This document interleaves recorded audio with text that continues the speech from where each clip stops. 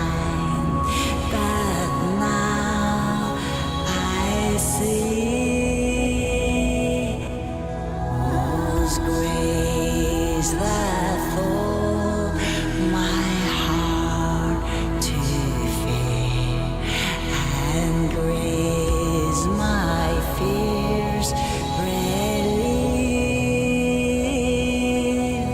How precious did that grace appear the hour I first believed.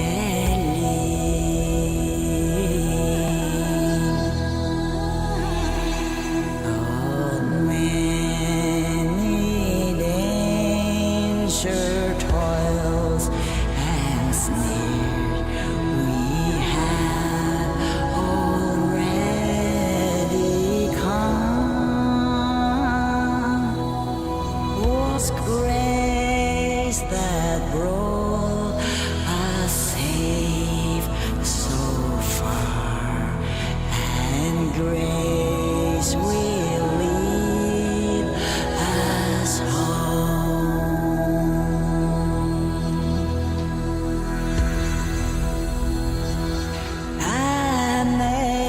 Amazing grace, amazing grace,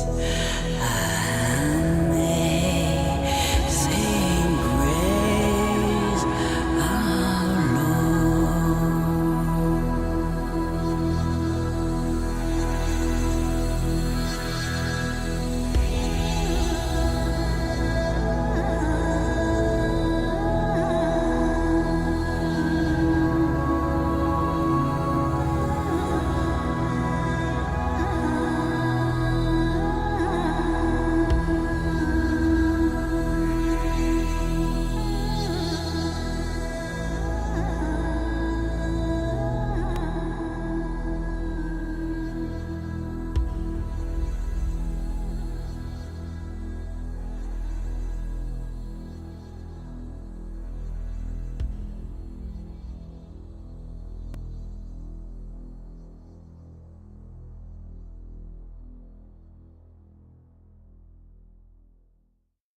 Where the wind can cut you like a knife, and nights are colder than the purser's wife, sir, do we dream of sunny skies of blue and sipping on some fancy foreign brew, sir? No, sir, no. We long to sail where greyer English skies prevail, and we would face the wind and snow and hail for just one pail of good old English ale, sir. Just one pail of good old English ale, sir. Did we choose to fight the foreign foe for England's glory? We must answer no, sir. An English ale house, that's where we would be, not dodging cannonballs upon the sea, sir. We're only risking life and limb because old England's too far to swim. But we would chance an iron arm or leg for just one keg of good old English ale, sir. Just one keg of good old English ale, sir. Many days and many lonely nights without one woman hoving into sight, sir. Now it won't be long till we see our wives and sweethearts lined up on the quay, sir, with their arms all open wide. But we will push them gently aside, for they will have to wait for us until we've had our fill of good old English ale, sir. Had our fill of good old English ale, sir.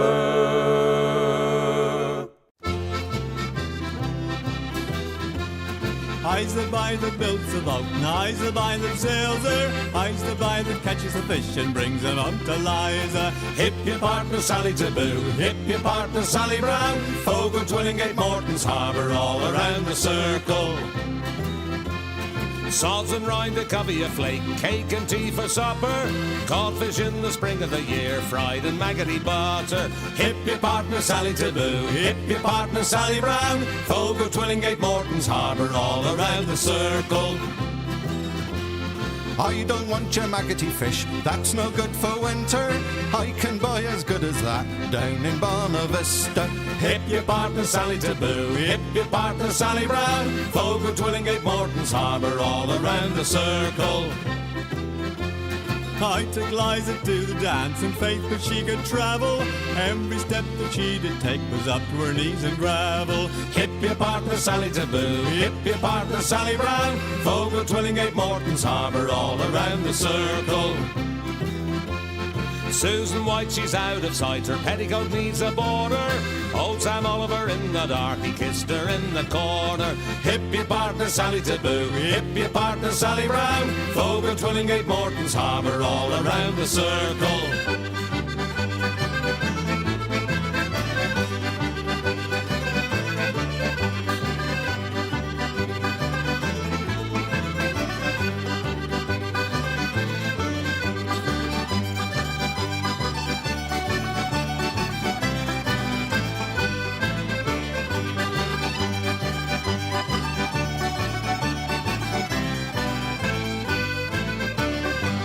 I's the boy that builds the boat, and I's the boy that sails her. I's the boy that catches the fish and brings them out to Liza. Hip your partner Sally Taboo, hip your partner Sally Brown. Folk of Twillingate, Morton's Harbour, all around the circle. Hip your partner Sally Taboo, hip your partner Sally Brown. Folk of Twillingate, Morton's Harbour, all around the circle.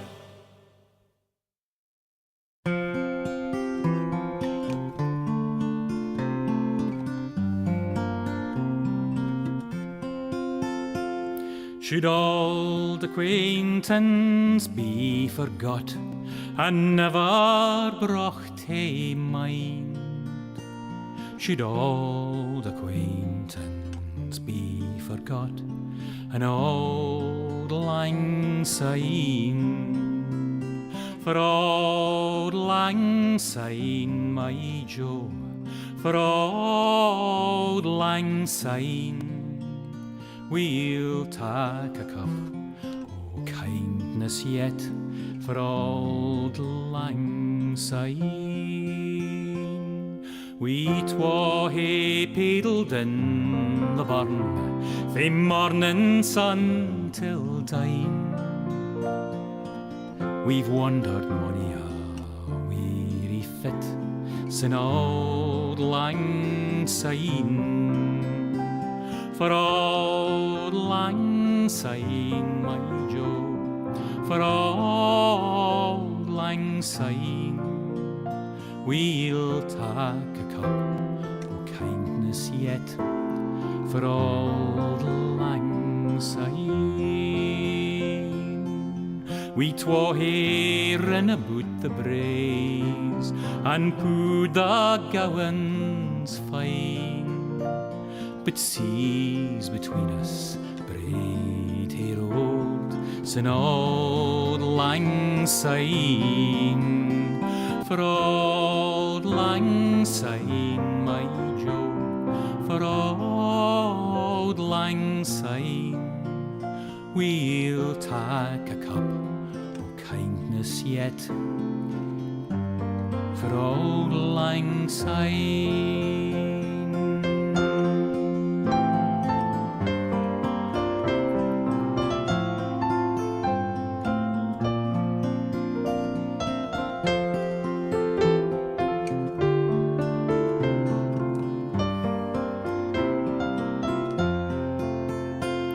And surely you'll be your pint stoup, as surely I'll be mine.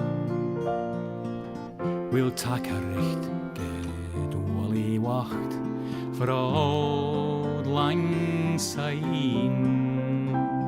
For old lang syne, my Joe, for old lang syne,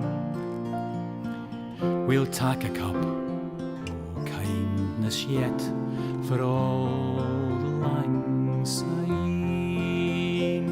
So here's a hand, my trusty fear, and gie's a hand o' thine. We'll tak a recht gedwally wacht for Auld Lang Syne, for Auld Lang Syne, my Joe, for Auld Lang Syne. We'll tak a cup o' kindness yet for Auld Lang Syne.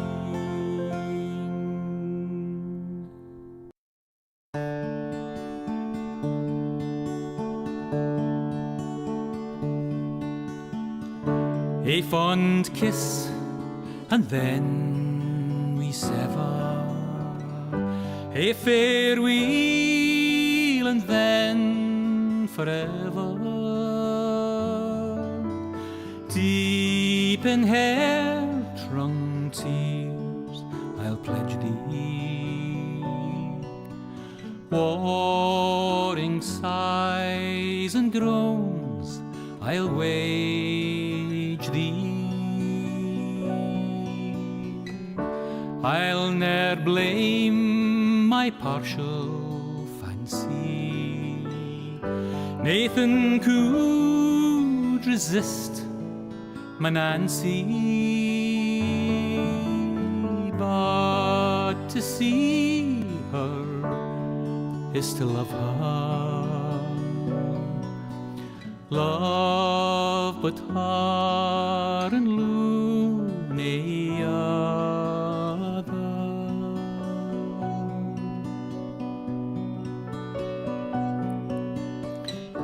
Who shall say that fortune grieves him, while the star of hope she leaves him?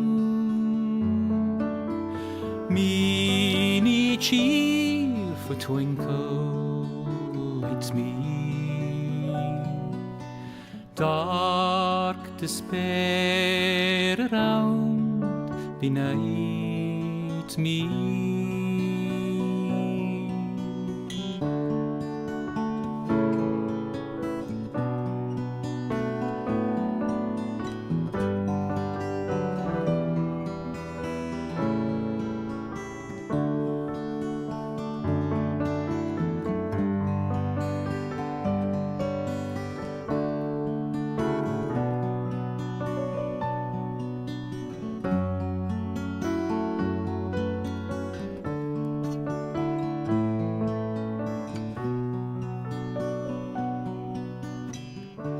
Had we never loved so kindly, had we never loved so blindly,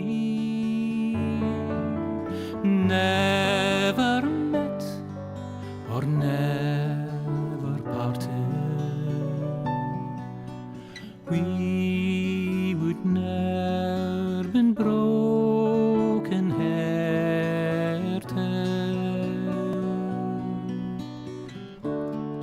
Fare thee weel, thou first and fairest. Fare thee weel, thou best and dearest. Thine be ilka joy and treasure, peace, enjoyment, love and pleasure. A fond kiss and then we sever, a farewell, alas, forever. Deep in hair-wrung tears I'll pledge thee, warring sighs and groans I'll wage thee.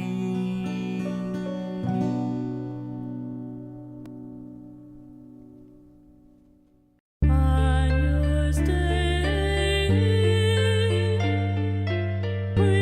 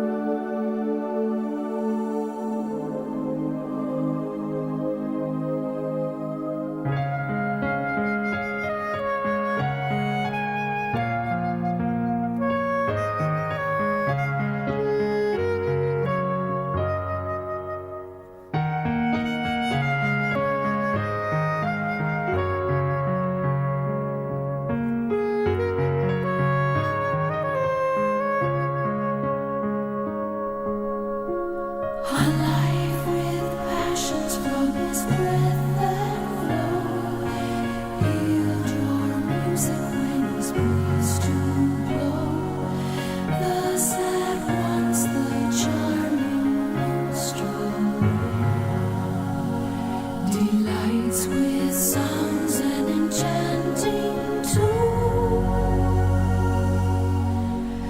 with sweet songs fill the air. Go happy by, and ever mindful be, to court my handsome troubadour for me.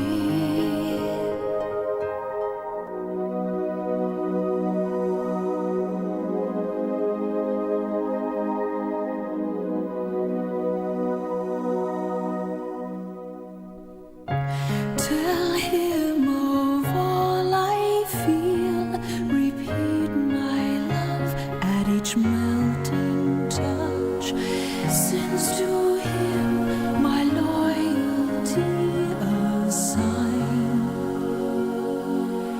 Take thou care to tune his heart, tune his heart to mine.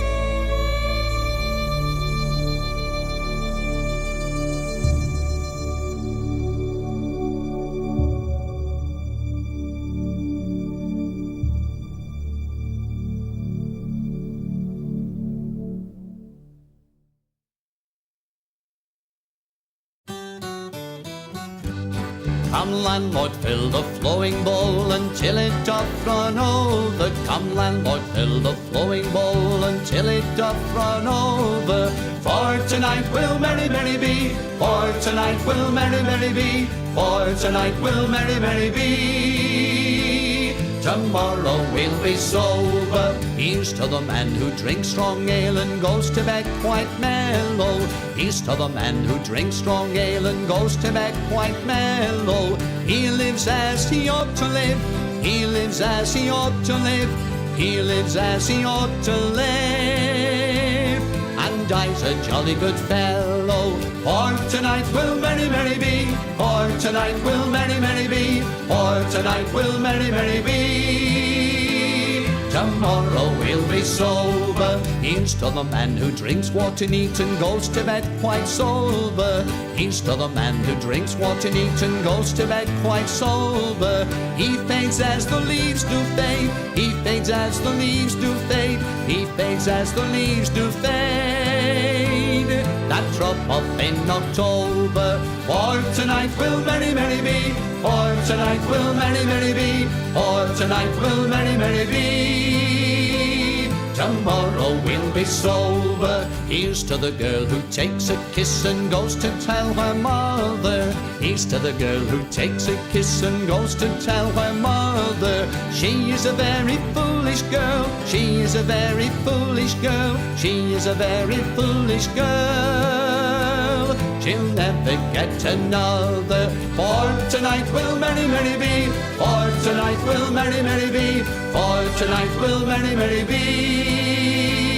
Tomorrow we'll be sober. Here's to the girl who takes a kiss and comes back for another. Here's to the girl who takes a kiss and comes back for another. She is a boon to all mankind. She is a boon to all mankind. She is a boon to all mankind.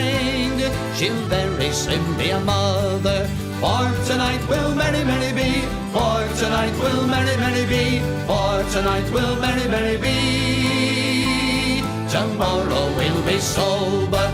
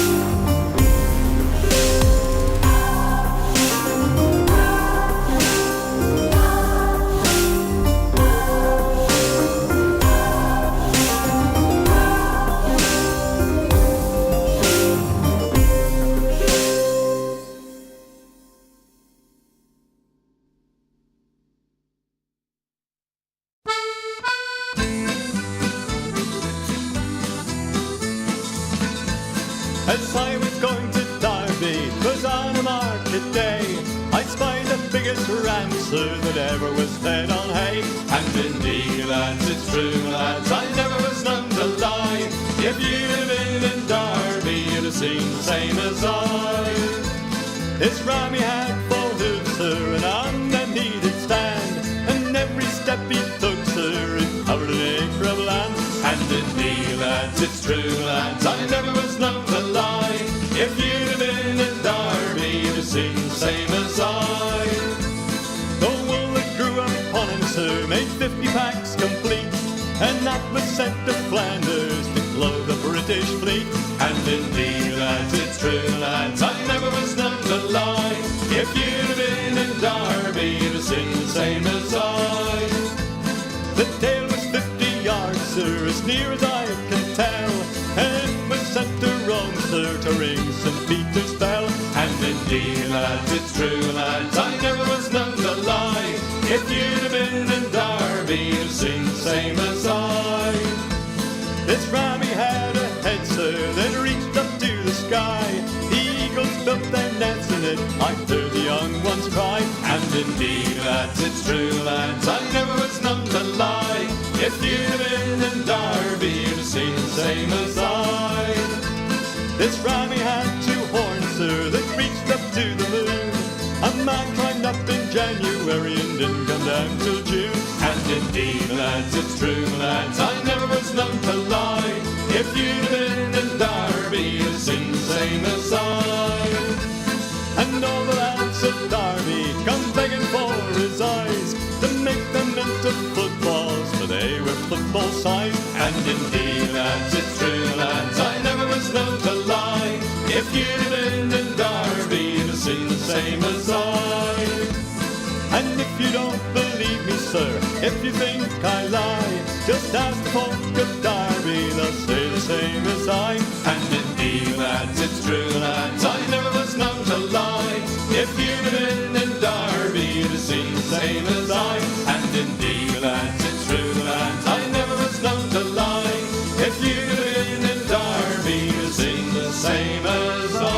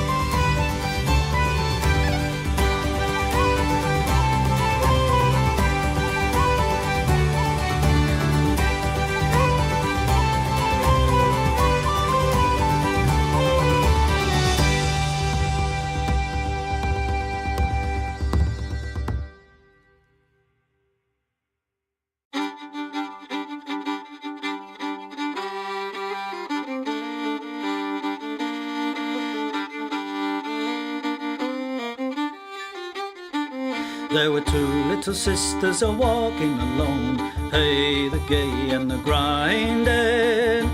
Two little sisters a-walking alone by the bonny, bonny bowls of London. And the eldest pushed her sister in, hey, the gay and the grinding. Pushed her sister into the stream by the bonny, bonny bowls of London. Oh, she pushed her in and she watched her down, hey, the gay and the grinding. Watched her body floating down by the bonny, bonny bowls of London. Oh, they laid her out on the bank to die, hey, the gay and the grinding. For with the fiddle came riding by the bonny, bonny bowls of London. And he made some strings from this yellow hair, hey, the gay and the grinding. Made some strings from this yellow hair by the bonny, bonny bowls of London. And he made fiddle pegs from a long finger bone, hey, the gay and the grinding. Made fiddle pegs from a long finger bone by the bonny, bonny bowls of London. And he made a fiddle out of her breastbone, hey, the gay and the grinding. Sound would pierce the heart of a stone by the bonny, bonny bowls of London. But the only tune that the fiddle would play was "Ho, the bowls of London." The only tune the fiddle would play was the bonny, bonny bowls of London.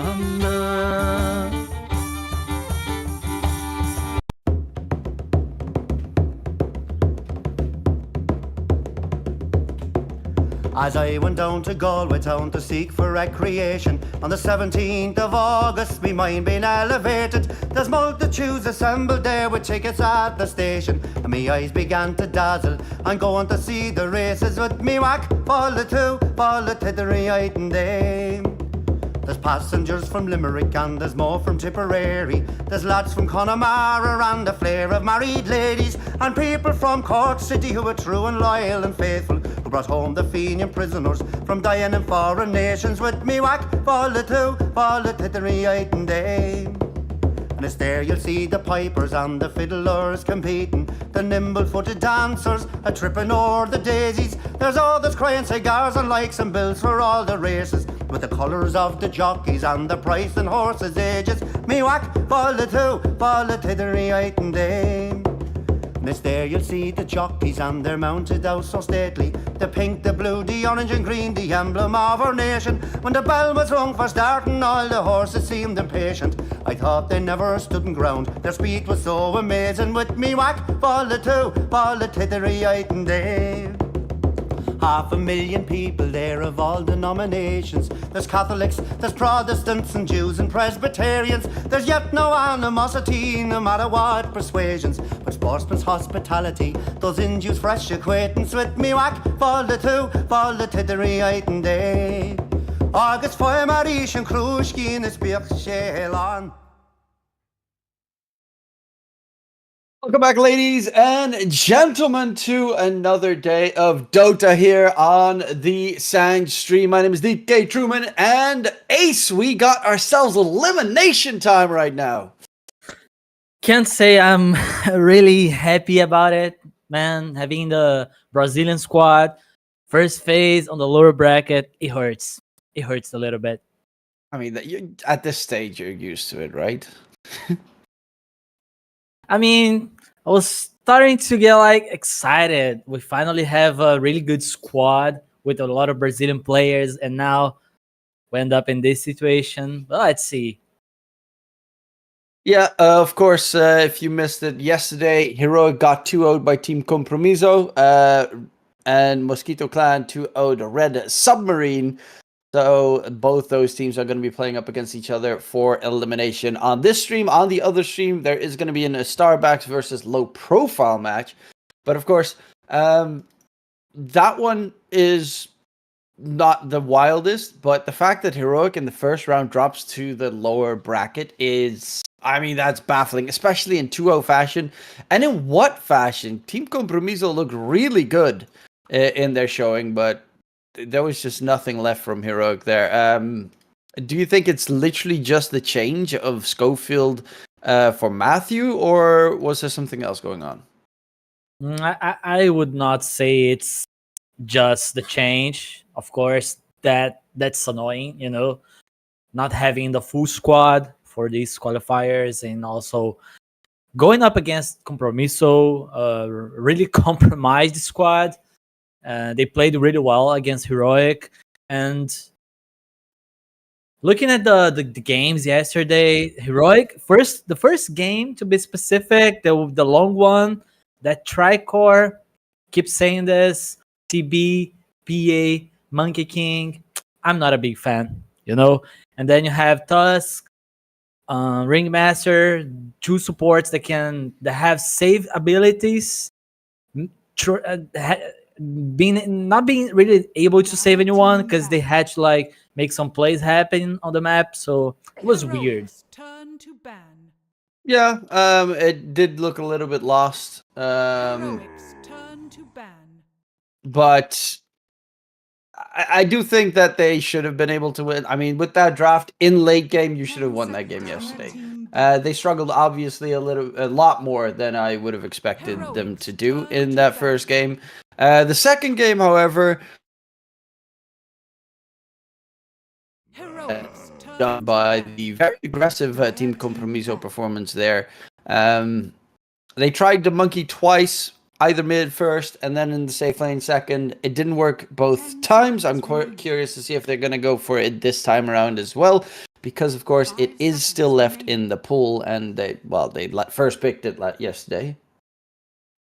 Maybe Red Submarines just they lost with this hero 2 games yesterday. Let's just not ban it. Let's just not pick it. Let's see if they try it again. Maybe it's best for us if they do. That is also a possible route you can go. It's still a very strong hero, though. Most of the especially because they flex it. Technically, I know Matthew also plays as Pulse 4, but I haven't seen that hero in Pulse 4 in a long time. Beastmaster first pick for Red Submarine. Yeah, they have Hermit as their offlaner. Anything that is micro-oriented, he loves to play. Visage is, I think, his best hero, but Beastmaster is also solid. Yeah, especially the current Beastmaster. Such a strong hero.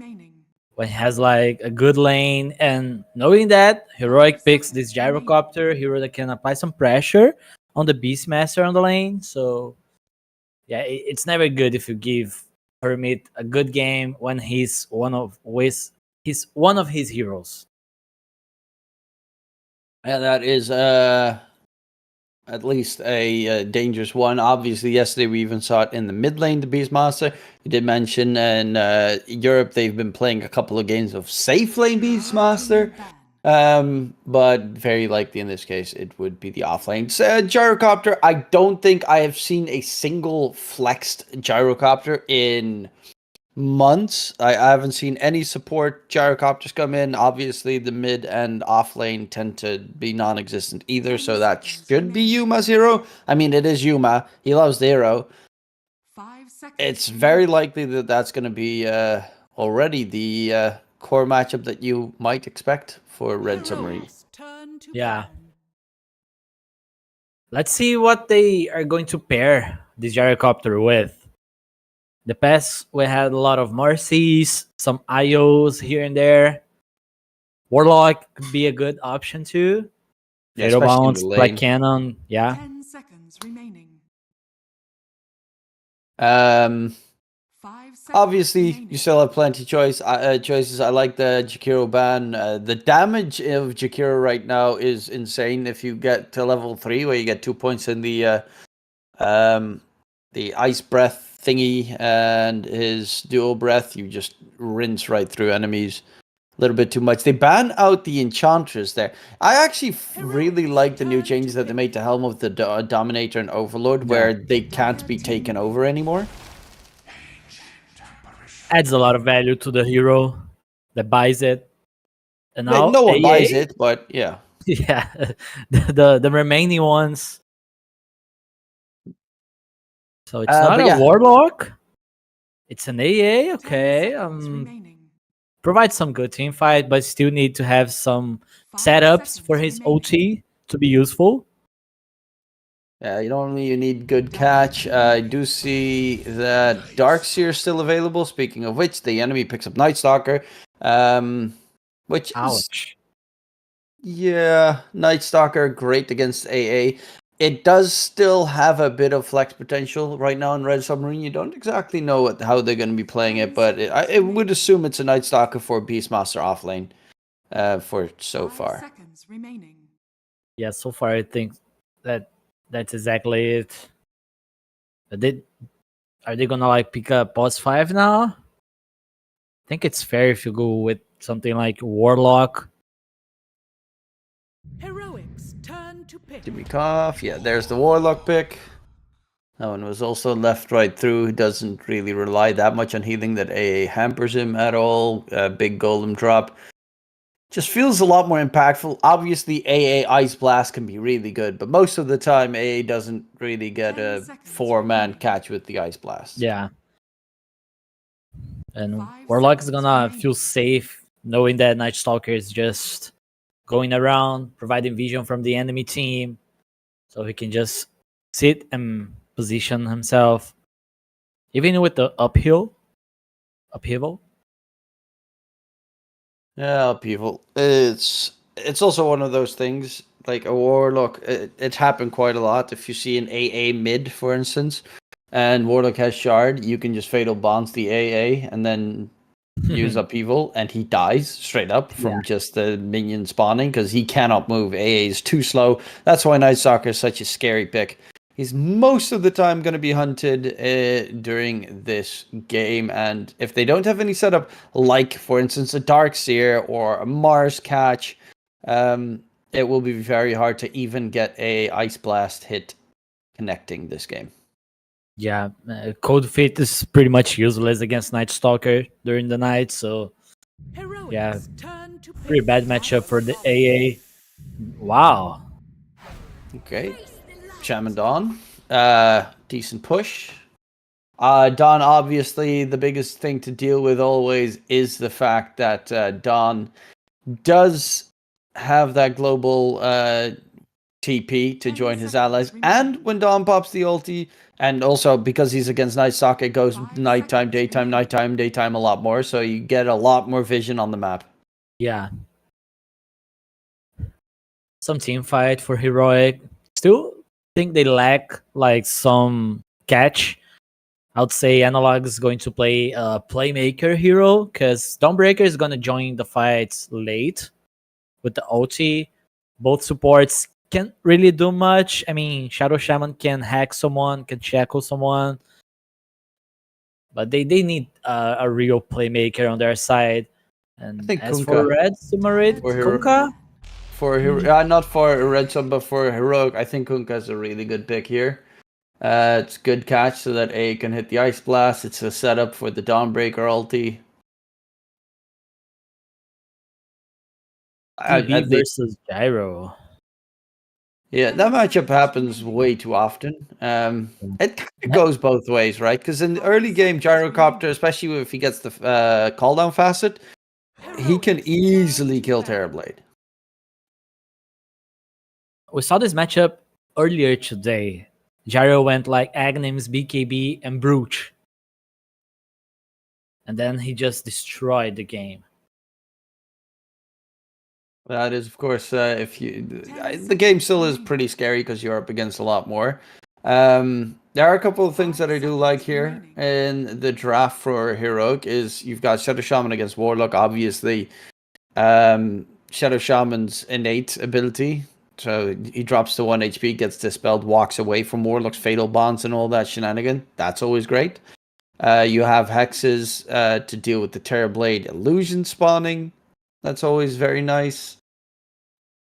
I'm really, so far, liking Heroic's picks. I do think that it's a little bit easier for Red Submarine, for the most part, to play.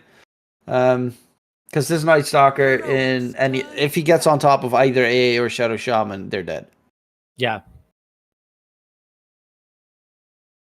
They're pretty much dead. So still buying the Conk idea after seeing the TB?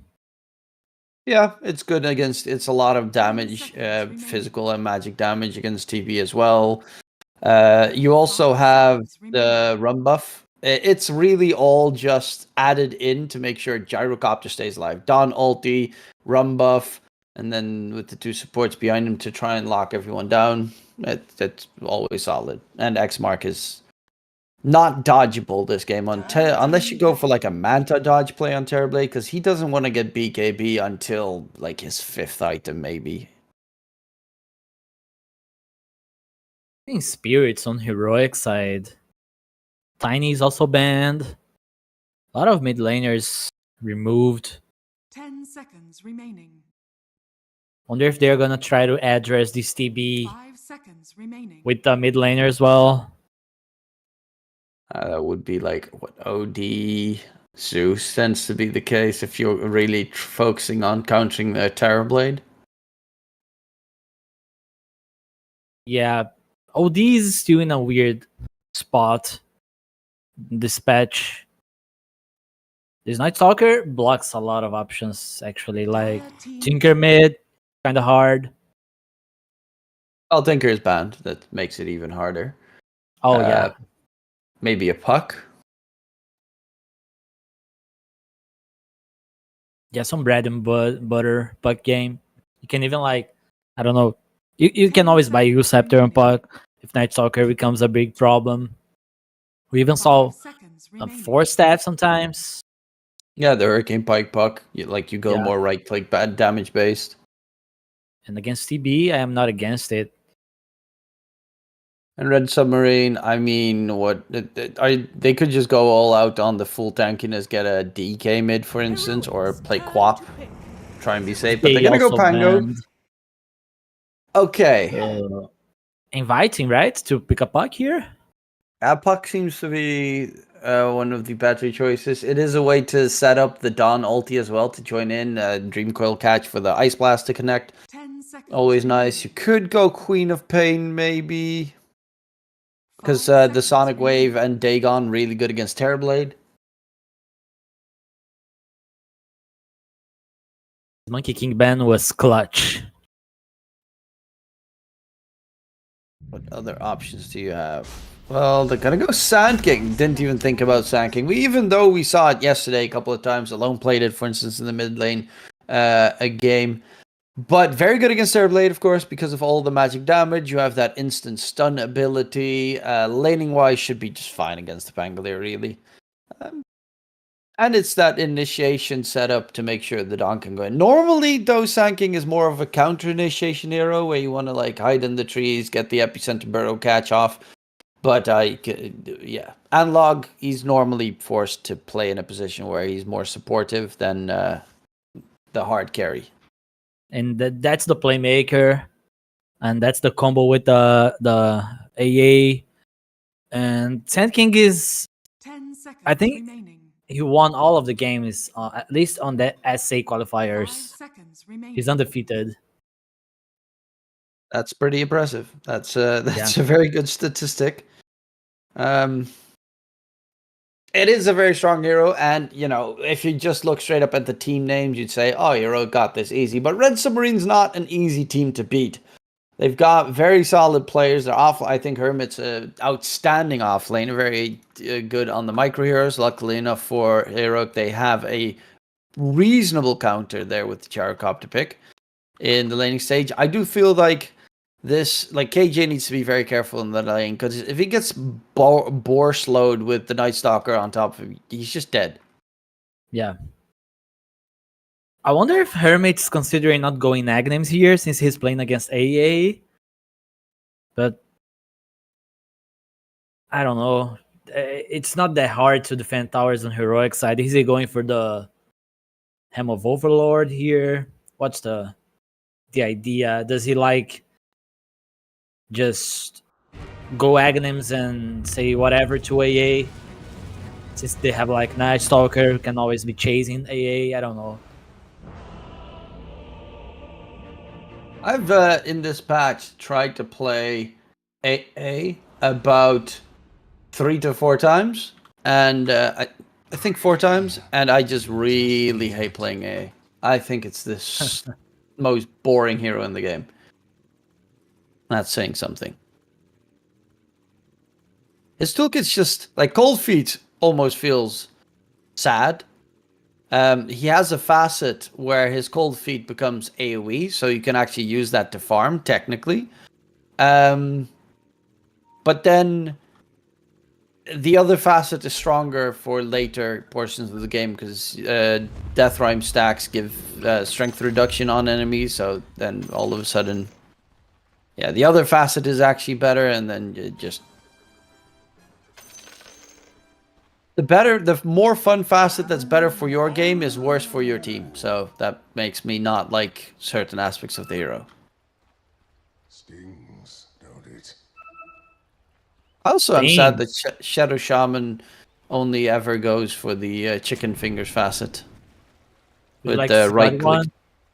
Yeah, it's cool. I like the other one. It's amazing. It does so much damage to buildings. But you can't ward trap people, and It's very selfish for your pro game. yeah, but that's true. I mean, in a pro, especially even in ranked games, you should always strive to go for the best choices.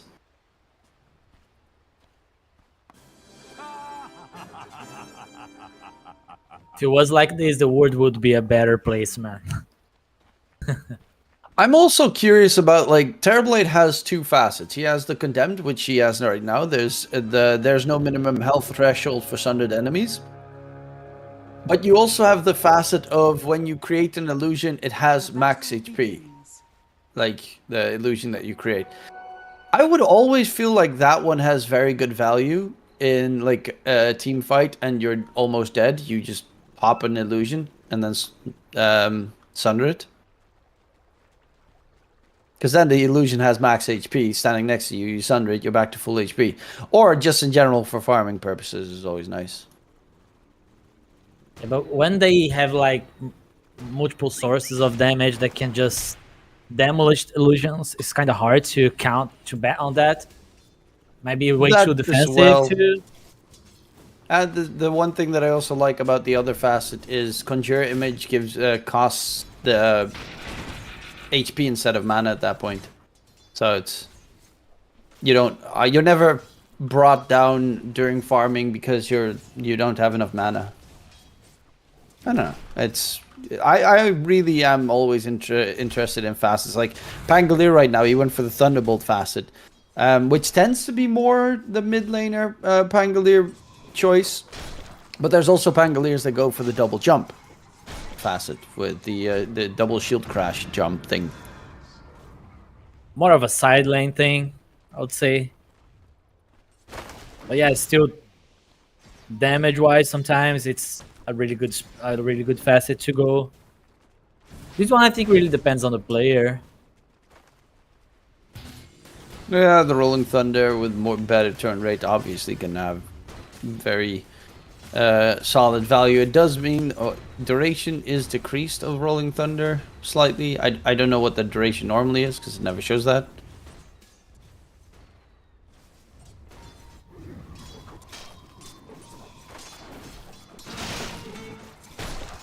But Analog is just being obnoxious in that tanking in mid. There's not much you can do if you're a melee against him. He just drops his Sandstorm, hides in the back.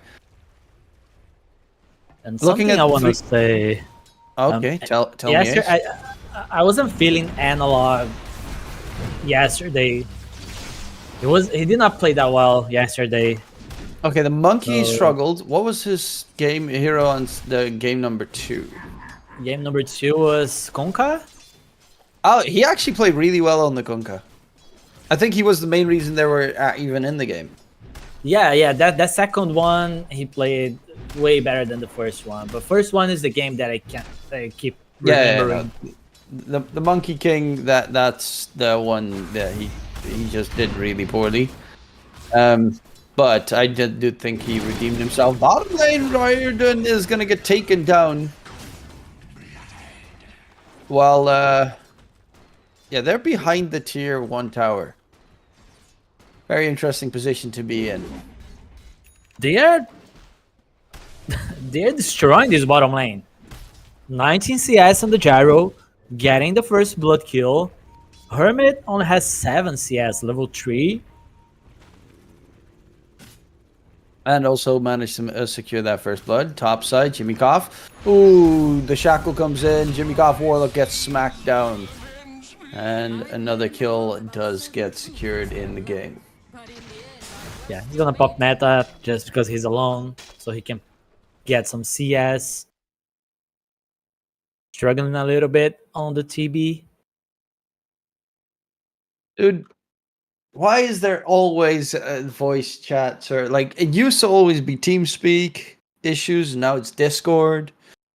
Bring back Skype. Well, Skype is still alive for one more month, Yeah. I think in May it's gone. Skype is gonna be gone. One more. It actually is making me a little bit sad because Skype was the OG. They just never did anything with it. Like they just okay, we have it, we're done. Could have been great. Now they have Teams. Teams sucks. I really despise Teams. I think it's I just don't like it. Back in the days, we used to find screams on Skype.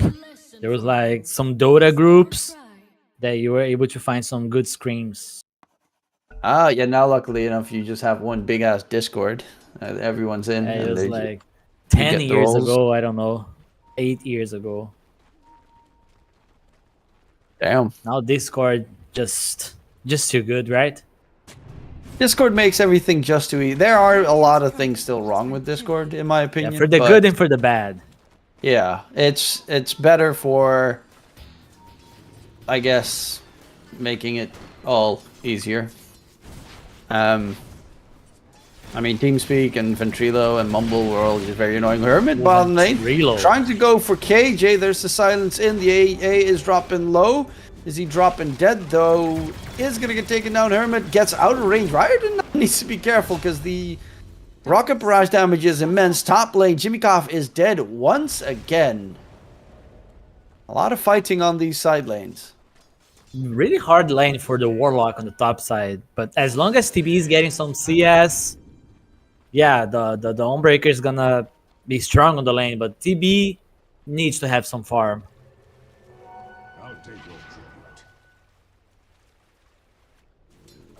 There is a little bit of an interesting option here. Obviously, Hermit's really good at playing micro heroes, but he is actually going Helm of the Dominator, not for drums. I haven't seen the Dominator in a very, very long time.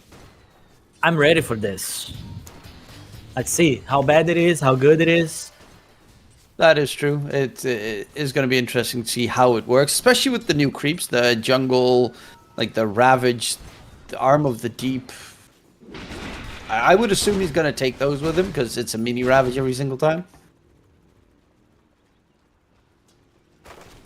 And it also gives you, I think, like cooldown reduction in the river or something strange.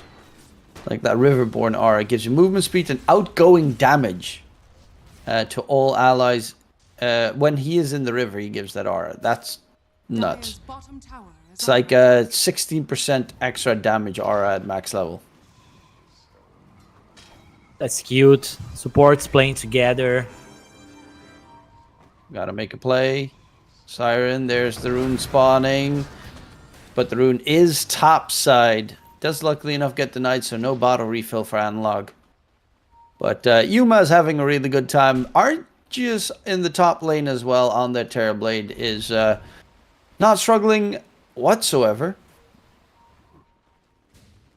The only one in a bit of trouble is Hermit. But he's keeping pace. Warlock tanked all the aggression on the top lane for him, so TB's kinda happy.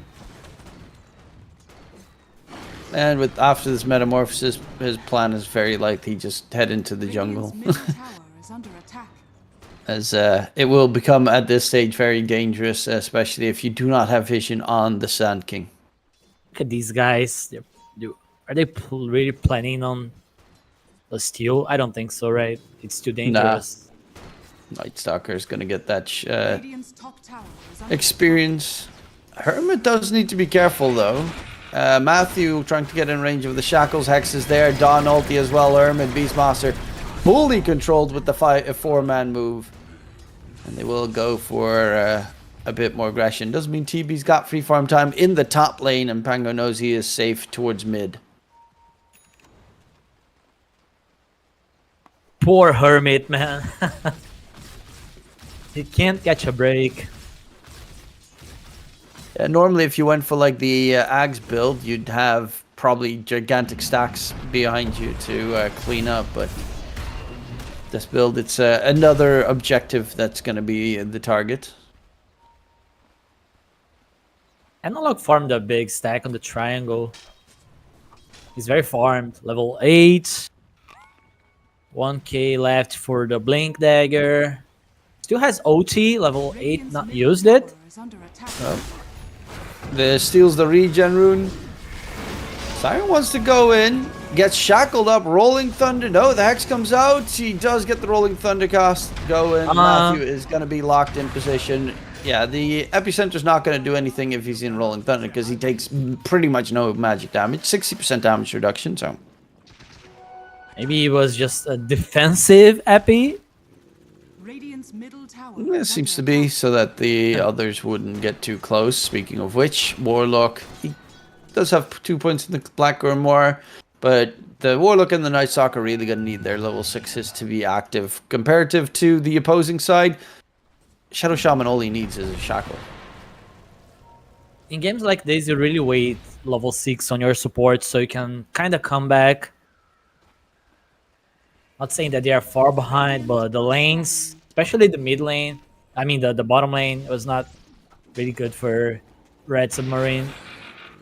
Oh, they are looking for a catch. Night Stalker found out. Siren forced back. And Yuma gonna clean up some creeps in the dire triangle. Luckily enough, there were no stacks to be able to yoink. Analog going in mid towards Jimmy Goff. We'll get the catch, and this is so much damage, but it's not even going to be more of a chase, even though Matthew is right next to Jimmy Goff. Yeah, the no throwing policy. Yeah, it's elimination. Like, you cannot lose this series, otherwise you are out. And considering SA has 2 invites to DreamLeague 26, if Heroic doesn't make it in one of those 2 invitation slots, that is a very big blow to the team. Because these are all, you get EPT points for playing DreamLeague and ESL tournaments. Those all get you to Riyadh Masters. That's like the second TI, so you can't miss that one. Depending on who you ask, a lot of people consider it the first TI. With the prize pool situation. Can't blame them these days. Oh, Rolling Thunder, Pump Fake, Call Down comes out in response. Siren does throw out the Rolling Thunder a little bit late, but does get the catch onto Analog. However, no one behind it to make a play, so Rolling Thunder is wasted. Will be just trying to disengage. Argy is trying to get some tower push in. Yuma does have to be a bit careful because of this Wild Wing Ripper that can drag him back. But they're not going to chase in deeper. They have a Roar. They've got the Golem. Yeah. Look at Jimmy Koff. Golem drop onto Gyrocop. Swashbuckler's there. Dawn ulti as well. Yuma is dead. Ice Blast in response. We'll get a 2-man catch. The Argius does have a Sunder. He gets the Sundercast onto Analog, who's dropping low. Fatal Bond's damage is enough. And they do not lose anyone yet. Jimmy Goff finally shatters in the end. A full team wipe, and Red Submarine gets the job done. They were tempting fate the entire time there. There was no epicenter. They knew there was no epicenter. Yeah, I don't really know why Yuma was just frontlining there trying to tank them. I think they really overestimated Solar Garden in there. Like, if they come, it can just solo Guardian and respond, but it was not enough. It wasn't even close. And now Hermit is ahead of Whisper in terms of farm. Whisper had a pretty good lane. Hermit had a terrible one. But Hermit, he's got Helm of Dominated Drums available. He's getting his boots delivered. Game is getting pretty hairy, pretty scary. As that entire net with advantage. How much was it? 3k? Yeah, around 3k. Yeah, all gone. And always fear the golem. Nightsock also has this level 6. Shaman on the run. There's going to be the slow. Rolling Thunder comes through. And, ooh, Syne's doing a terrific job with the Rolling Thunder. That was a perfect one. Dodging the edge of the cliff as well.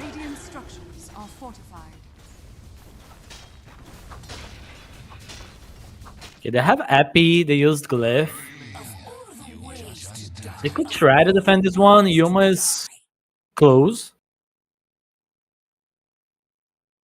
And they know there's yeah. no Rolling Thunder. I do think it's I mean, Yuma is close, yes. I guess Call Down is a big plus at this stage. Does he have the... No, he went for the Afterburner facet. Okay.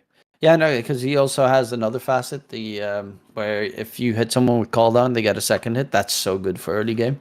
Yeah.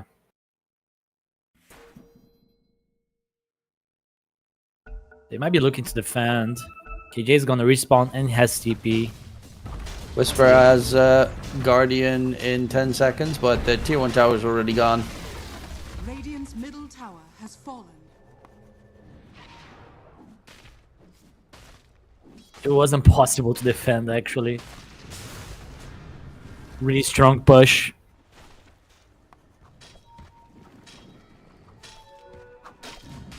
Oh, this is kind of funny. If you press the Warpine Raider from Hermit, it has the buff neutral creep stacked. Killing this stacked creep will provide bonus gold and experience to the stacker. Huh. It's got a permanent buff while it's a Helm of the Dom creep. Oh, attempt in from Ryden on the Night Stalker. Ice Blast is going to connect. KJ is going to stay alive. Siren gets controlled up, has no way out, and Ryden just baited his teammate in a horrible position. That was he was top net worth. Yeah, it was really weird. And they still have Epi. Yeah, they're way too deep. I mean, Hermit's on the other side of the map. Same with Argius. There was no way they were going to get any backup. Maybe if the Warlock was nearby, you could go for a Golem counter play, but too far away. Speaking of which, Whisper might just be too far gone here, as there is an entire army of creeps hunting down the Dawnbreaker. Take him down. Metamorphosis used. Should be the tier 1 tower. And looking for the experience shrine. And we'll be getting it. Really nice read, man. This rotation was really on point by Red Submarine. Because Heroic was considering moving Sand King to top lane to use Epi. But Red Submarine was just too fast. Yeah, they got the kill, get the Tormentor, the Shrine, and should be able to get their own Shrine soon enough. Where Terrorblade is going for Manta-style buildings. Yuma is closing in on his Ags. I'm looking for any interesting items. Siren Ags, obviously. Shiva's on Sand King. What's Whisper going? Oh, he's going Crimson Guard, Blade Mill. I'm curious if this might be a good game to get the Ags on Dawn. Maybe later on. They need to deal with the 5-man on Red Submarine side. I was very surprised. I played Rubik recently, and then I stole Dawn's ulti with Ags, and I instantly TP'd on the enemy. Oh, Ice Blast onto Hermit. They find the beast with a good smoke gang. Jimmy Cough gets the TP away. But yeah, I was very surprised that Dawn's ulti changed with Ags. So I used the Dawn ulti in the middle of a team fight, and then I was surrounded by enemies. I was like, oh, this is not what I expected it to be. Dire's top tower has fallen. It is pretty cool. I do like this one a little bit more. Now that you get like the AoE healing around continuously around you in the team fight. Oh, Matthew and KJ dropping, almost dropping dead. But it is going to be a shard for the Ancient Apparition. Ice Blast, freeze. With the Sand King, amazing. If you can get the Ice Blast connection on enemies. Which is always easy peasy lemon squeezy. Alright, and gets the TP back to base. What does he actually have? Okay, he's going Spirit Vessel. Unsurprising, you're playing against Dawn and Gyrocopter for the matter, who tends to be a satanic builder. And he was Sand King, same story. He has pretty good regen most of the time. Hermit, Ice Blast. Beastmaster in trouble. Will Golem in response, but he's already going to get taken down. Jimmy Goff trying to man fight up against Analog. Swashbuckle in. Shield crash. That Gets hurts. a kill. And the Rolling Thunder on towards KJ. Can he get the catch? Yes, he can. That really hurts. Sand King is so fragile this time of the game. And well, we can definitely see that with the Pango starting to do a lot of damage. Pango's done with the Ags.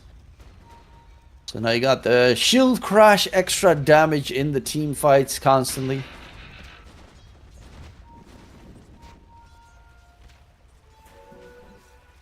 Physical damage. Analog really needs the plate mail.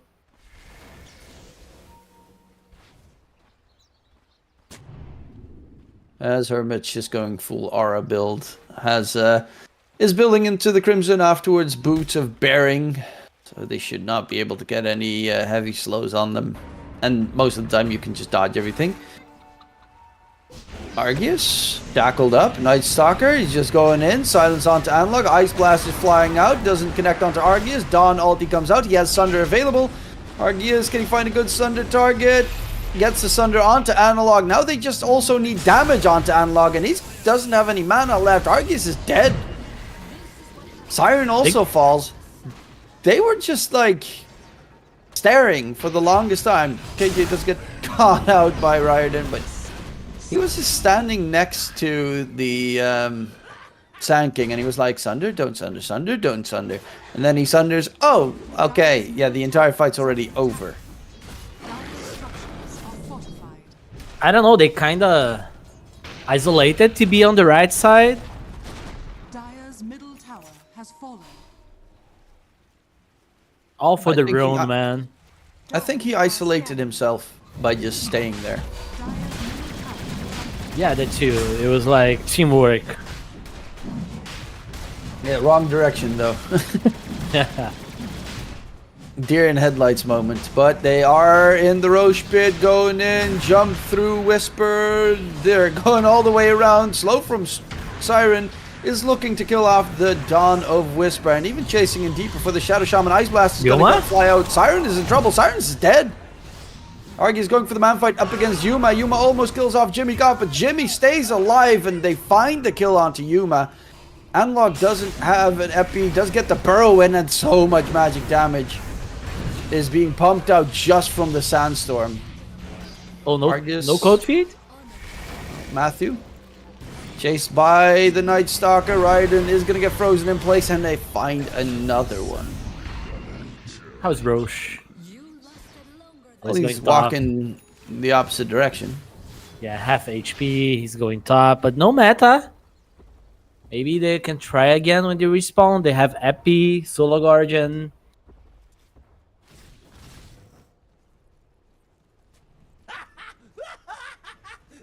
It was a weird fight. Yuma just going all in on the Warlock, but I guess it bought time for his team to finish Pangolier because TB was just hitting the gyro. And Pango's been caught a couple of times now. Especially, he just gets caught by the Ice Blast. And, like, they're not... Red Submarine right now, they're playing a different game. TB is never playing with the rest of his team. Honestly, none of them are playing together. You have Night Stalker chasing the backline, which makes sense. Pangolier tries to do the same, but gets caught. And it gets very rough in the pit, though. Night Stalker ulti being used. Yuma gets the Aegis, and they are just too slow. They have the Golem, but they couldn't get anything going in time. Not sure, not even worth it to use Dark Extension in there.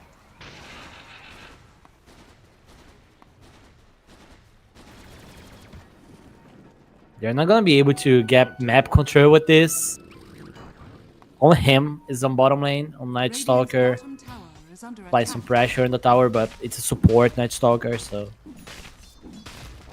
He's going for the BKB, but because of that Spirit Vessel first item, his farming speed is horrid.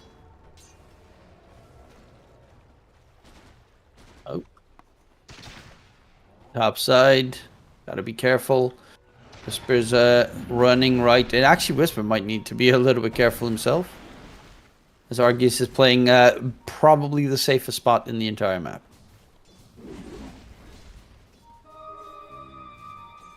Playing Vlad's on Whisper. Everything just to make sure that Yuma can go ham this game. Yeah. Dire's bottom tower is under attack. Even though he hasn't really been like the big impact dealer this game so far, it's mainly been analog on that Sand King, just making all the plays, dealing primarily all the damage. Bottom tower has fallen. I love to see. And by the way, KJ has a full Gleipnir. Dire's bottom tower is under attack. Yeah, this is why I despise Ancient Apparitions. Plus 5 AA, Gleipnir, first item. Okay. Tranquil Sure, Boots Gleipnir. Yeah, seems legit. No glimmers, no force staffs, no. Gleipnir. Are scanning. He has been hitting a lot of the Ice Blast, so Dire are it's scanning. understandable, but Radiant's top right then. Gonna be a very quick kill.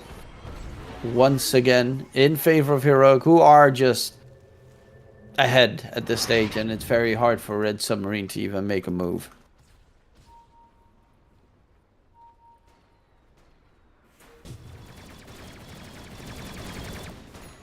So, how is Helm of the Overlord?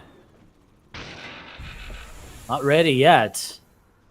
Yeah, no, he's skipping it so far. I don't really think you need Helm of the Overlord, because the Croaker creeps with Tendrils of the Deep are just better than Ancients. Dire's structures are fortified.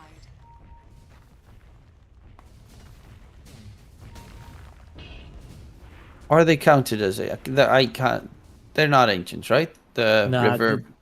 I don't think Dire's so. middle tower is under attack. It's not an ancient camp, right?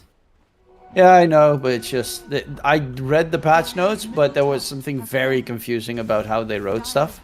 Like, I was reading about TI. They had the TI announcements yesterday, I think, of what's going to happen at TI this year. And they said back in the glory days of TI, or back in the beginning, TI had a 5-day LAN event for viewers. Gamescom. Yeah. And they made it sound like, yeah, that's what we're going to be doing. And then it was, we're going to have 4 days of TI Pro. Why do you even write the 5 days part? Ooh, Golem on point there from Jimmy Koff. Whisper takes a lot of damage. Can they kill off anyone here? Analog dropping down. There's Whisper with a heal attempt. Matthew Shackles holds down the Pangolier. Argus is going to get controlled up and shut down by Yuma. God, the Revenant's brooch damage. Right through that TB's HP. Matthew is destroying these fights, by the way. Oh, little catch there from Riordan. But indeed, good shackle on the Pangolier in the middle of that engagement makes it very rough to get anything done. Riordan is still being a very big nuisance on the Night Stalker, but his Dark Ascension's about to end. Gleipnir is about to come have a cooldown, so he better be careful. Dire's structures are fortified. This is a double buyback as well. Yuma Aegis is expiring in 20 seconds. Under attack. Jimmy Koff doesn't have Shard, unfortunately, so he can't get the upheaval spam of imps. However, Beastmaster is back up. Pangolier on the side. On the back line, Riot and Night Stalker were still lurking about in daytime without his ult. And then pauses the game. Interesting. And Gyro really went for dieback. the Brooch. Brooch.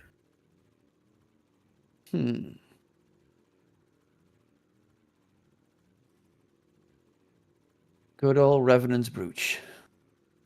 It's super good against TB, obviously, because he's got almost no magic resistance, doesn't really want to build a BKB, and is really reliant on all of his armor gain, but doesn't really matter if you're going to get smacked by magic damage.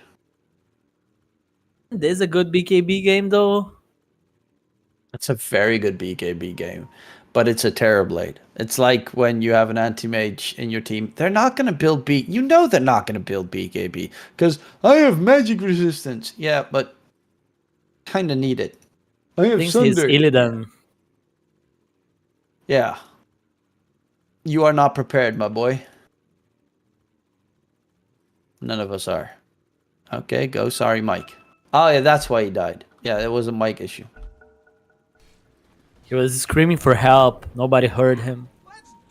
Yep, they should have been faster. There's no meta for another 40. And yeah, he's just going to focus on continuing his farm. There's an amplified damage in the river. Does pick it up. And immediately heading back towards some of the jungle camps. He also wants to get the Revenant's Brooch. Jimmy Koff, no chaotic offering available for another 50. Burrow misses from Analog. But they just dropped the Serpent Wards trying to get themselves a set of racks secured. And should be straightforwardly done. Metamorphs is used, but where is the catch? Where is the lockdown? It does not exist. Why? I don't know, man. This is gonna cost them. Yeah, they just wait it out and they can continue pushing high ground.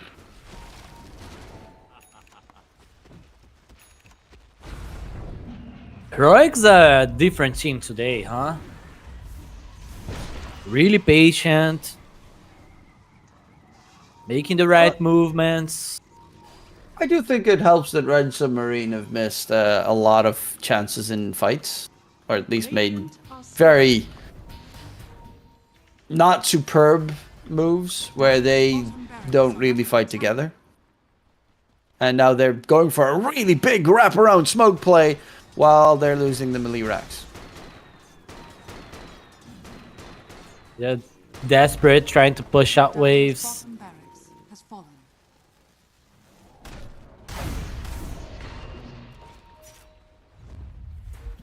Well, what's really stopping them? Bottom lane, the creeps are coming in, so you can cut the middle and top waves, but Gary's just pushing, get a catch onto Riot, and Night Stalker walks out of position. Once again, dead for another 50. And this is a very important piece for them. Not having Night Stalker makes the defense way harder.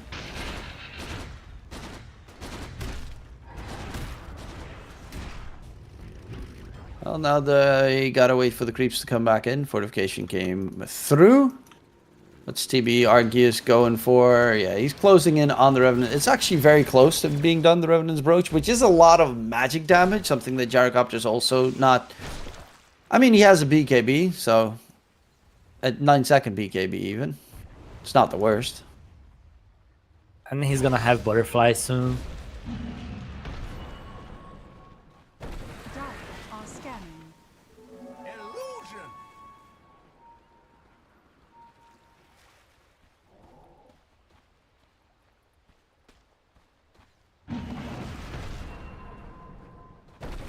So, elimination game. They might just chill a little bit, wait for Roche, camp their base, camp Red Submarine's base to see if they make any weird movements. Roar doesn't get cast in time. Whisper's got the Lotus. And Hermit can't get the Roar cast off because of that specific Lotus. They're gonna all just back off. Technically they can. It wouldn't even be the wildest choice if TB was there to get the kill. Yeah. But that's the problem with killing Dawn. If he has buyback, which Dawn does, you can always just buy back Solar Guardian. So it's always like, yes, you can get that kill, but it's not always a good idea to get that kill. Especially if you need to spend big spells. And that's why Whisper is running all the way in the front. Even has a Ghost Scepter available. Crimson Guard, very tanky, hard to kill. Hello to Shenanigans. There's the Blink. Hex coming out. Rolling Thunder onto Matthew. Golem as well added in. Matthew's going to get taken down.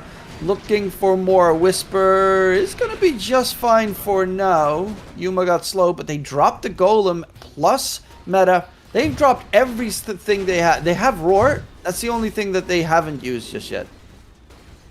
Yeah, they're playing Heroics game. They popped OT on Night Stalker, Golem, Meta, Rolling Thunder. Now, just wait out and go again.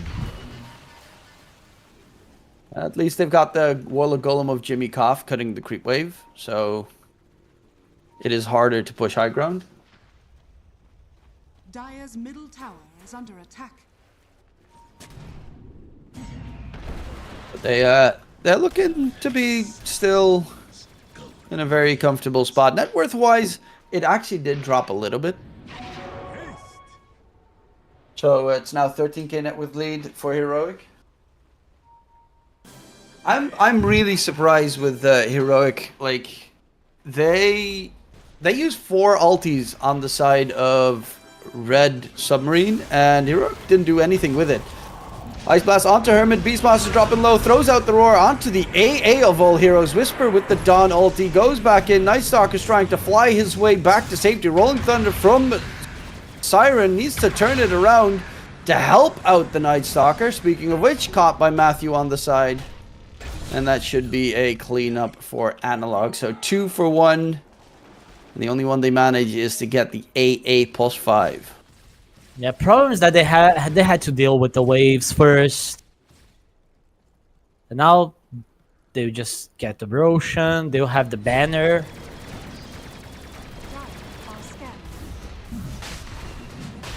LTB should just continue that split push shenanigan the entire time, going for the BKB next. You better farm fast.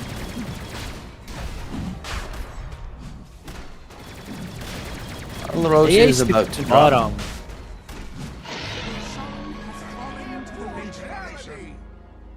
He might spot Argus walking on the river. Siren actually needs to be careful. Ooh, there's a bounty right there. But there's also an observer ward that spots out Pangolier heading past in that direction. Look at Jimmy Koff. Going for some, looks like very aggressive wards. Top tower is under attack. Radiant's bottom tower. Well, Raiden loses his life. Has a buyback, but doesn't have his ulti. And Jimmy Koff, yeah. Trying to get some split push shenanigans. Hoping for a TP towards bottom. They're not going to give him that opportunity. PKB about to be done. Yeah. Let's see if that changes anything.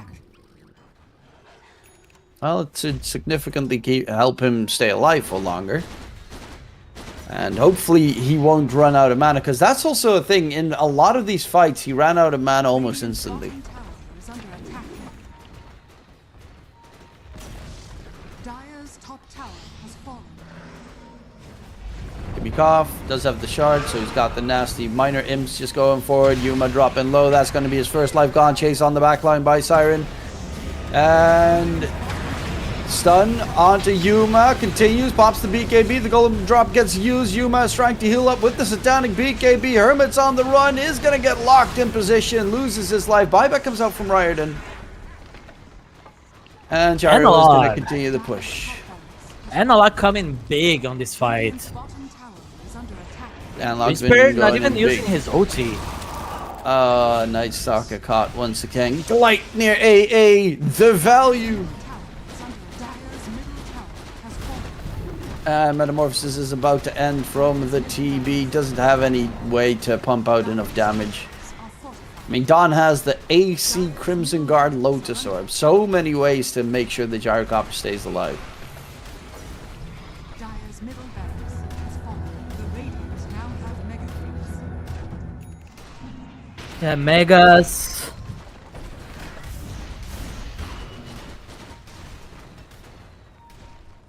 And the It might be continued push.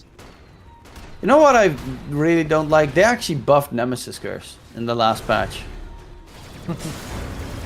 Oh, Arceus going for the man fight. Roar, spell reflected, Rolling Thunder as well. Do they have the lock onto the Gyrocopter? Satanic has ended, so he can't get any healing going. Shackles on Arceus. Terrorblade is dead. No Sunder play comes in to work. Siren still with the Ice Blast on him. Analog gets a triple kill, and G to the G gets hold as Heroic take game number 1. Game felt longer than it actually is. 35 minutes, but I felt like it was 40 to 15 minutes game.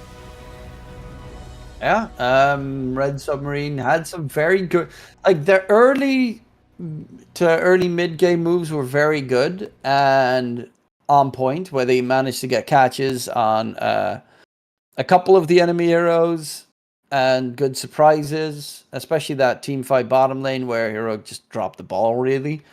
But then afterwards, yeah, Red Submarine looked lost in most of these fights. You have Terrorblade popping Metamorphosis, and then nothing happens. I think they really were lacking the blink on Beastmaster, because they had no way of getting a catch started in any of these fights. Yeah, I agree. They really needed, like, Bengo did not have a bad lane, so they should be using that. But Beastmaster having the worst lane of the game really made the game really hard for Red Submarine. He did the least amount of damage in his team, and that's saying something because he has a Night Stalker who died 14 times on his side as Pulse 4. So yeah, 8k damage, not anywhere close to enough to really see the value of it. Maybe the Drums of Slam build would have been better. I don't know. Hopefully they know what the issue was and they can fix it for game number 2, so we at least have a 3-map series, because yesterday we had 0 of those. But we are going to go towards a break, so we'll be right back after these messages.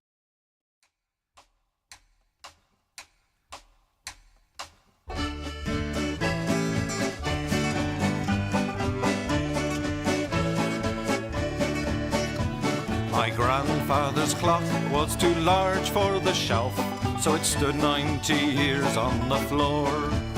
It was taller by half than the old man himself, though it weighed not a pennyweight more.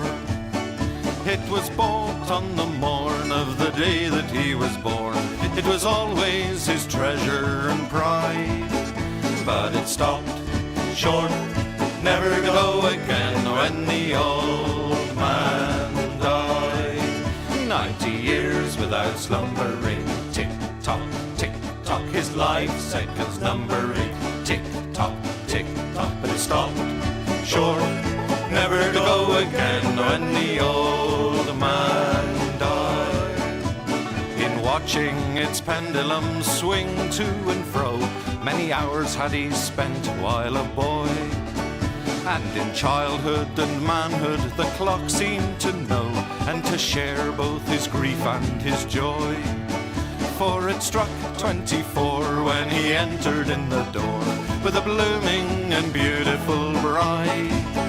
But it stopped short, never to go again when the old man died. 90 years without slumbering, tick-tock, tick-tock, his life seconds numbering, tick-tock, tick-tock, but it stopped short, never to go again when the old man died. My grandfather said that of those he could hire, not a servant so faithful he found.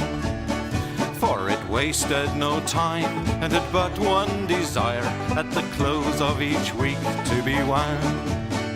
for it kept in its place, not a frown upon its face, and its hands never hung by his side. But it stopped short, never to go again when the old man died.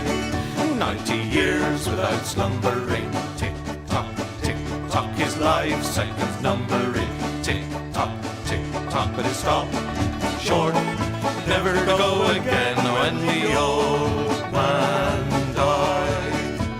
It rang an alarm in the dead of the night, an alarm that for years had been dumb, and we knew that his spirit was blooming for flight, that his hour of departure had come. Still the clock kept its time with a soft and muffled chime as we silently stood by his side.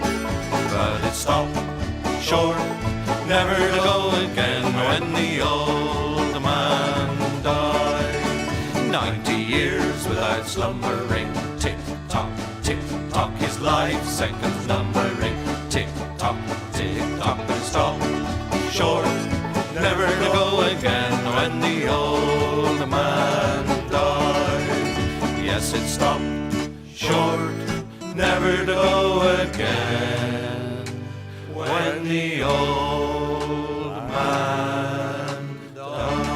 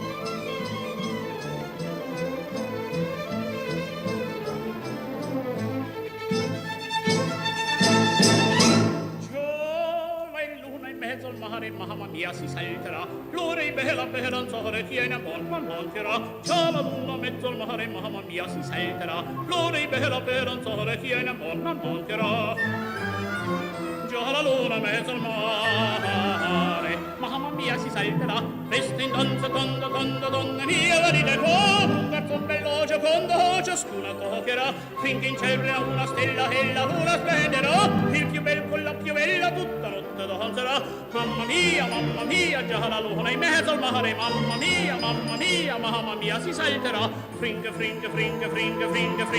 mia, si salterà, fringe, mamma mia, si salterà.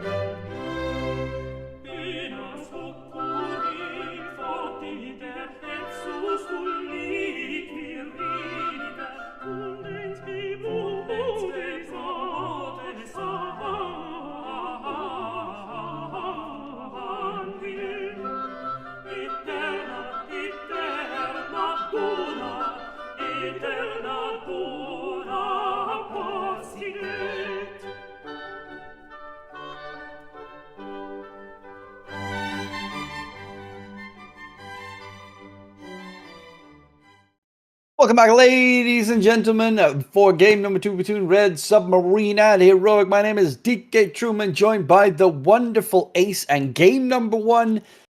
I mean, it was Heroic coming in reasonable. I would not necessarily say strong, because they had a pretty weak mid-game, as they made quite a couple of mistakes. But where do you think they stand? Do they have what it takes to make that entire low bracket run work?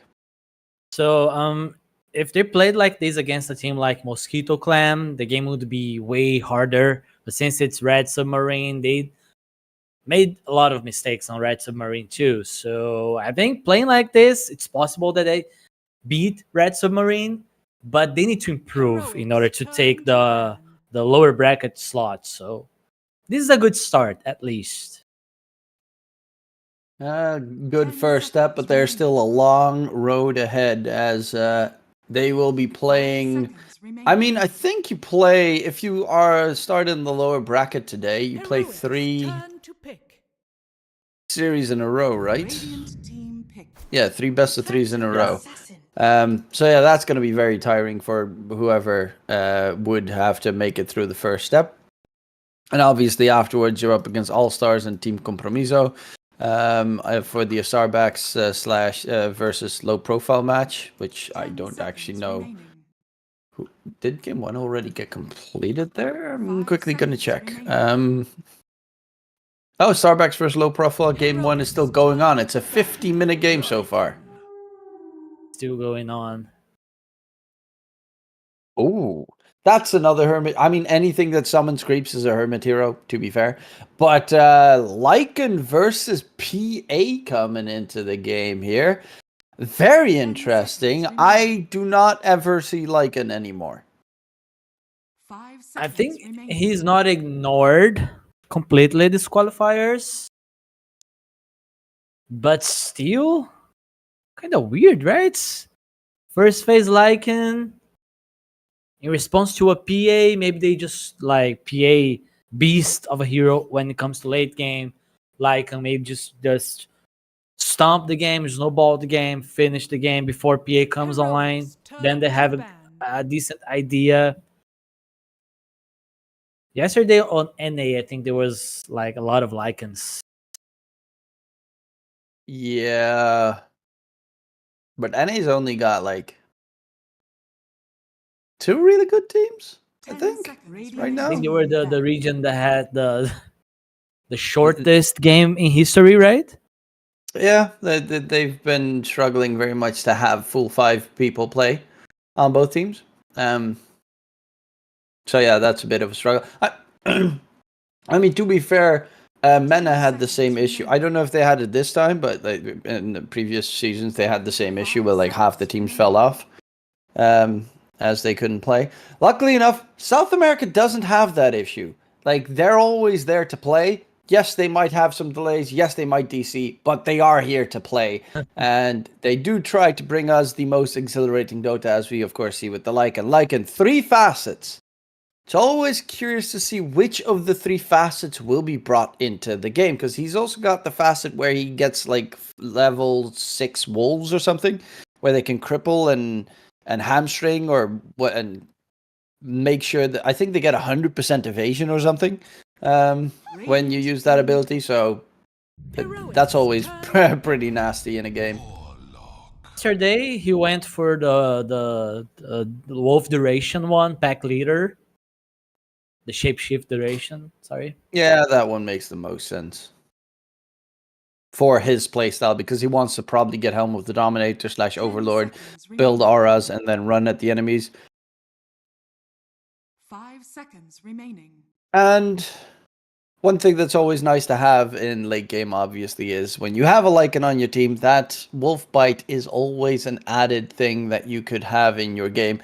Normally you would have it with a Tiny in your team, but Sven is another hero. Like, it's still available right now. Is a hero that springs to mind when you're thinking, okay, I need to wolf bite someone in late game. That is good against PA. Sven, God strength, lots of armor, hard to kill. There was that TI who had like Tiny, Monkey King, a lot of good targets to Wolfbite. I still think that the coolest thing about Chen is the Chen will like it. It doesn't ever happen in pro matches, but in pubs, where a Lycan wolf bites a Chen, so that the Chen gets the movement speed buff and all the damage buffs on the creeps as well. So you have like an army of ancients running at the enemies. Heroics, turn to pick. Okay, I like this. They're confident. Sand King again. I mean, he played it really well. I think last game, I think KJ played the best because I don't think he missed a single ice blast, which really well done. But second place, I would say, was Analog. He got so many great catches. Only like 2 misses on the burrows, but for the most part, huge epicenter burrow catches, diving in the sandstorm. Way too much damage to deal with. Now you're playing against Lycan, so sandstorm also really detrimental for the Lycan to deal with. Is it choose low if heroic pick Stage Hunter? I would say probably. I would rather they get like Mars then instead. Yeah, Mars is also good. 'Cause if you go Tide on heroic, then they're gonna Red Submarine gets Ursa, and Ursa's still very good against PA and Sanking and such. So, and also a hero that if he gets wolf bitten, you're in trouble. So you'd rather not have a hero that is one of the best tools to play against the PA on the enemy team, but also really good in that specific lane. I mean, not amazing, because obviously Tide doesn't care at all about Warlock. Lycan, right? I think they need to address this Lycan. They need to have like ways of killing Lycan this game. Maybe a long duration Ravage will do it. They only have Burst Strike, Frostbite for now. They still need more damage. Jeez. Okay, that should be their very likely mid hero. I don't really. Well, it might be safe lane, but I've seen a lot of DKs not go for the red dragon, but instead go for the frost dragon, the blue one. Yeah. So I assume for now that it's a mid DK and they still need to get a safe laner, but obviously that's still flexible. One thing about Crystal Maiden that is really good this game, if he gets a fast shard, amazing against Lycan. It's really good. Oh man, so Lycan's not buying pipe. So I think they should abuse the fact that they can just dish a lot of magic damage this game. So that's a Whisper Sand King and an Analog Voker.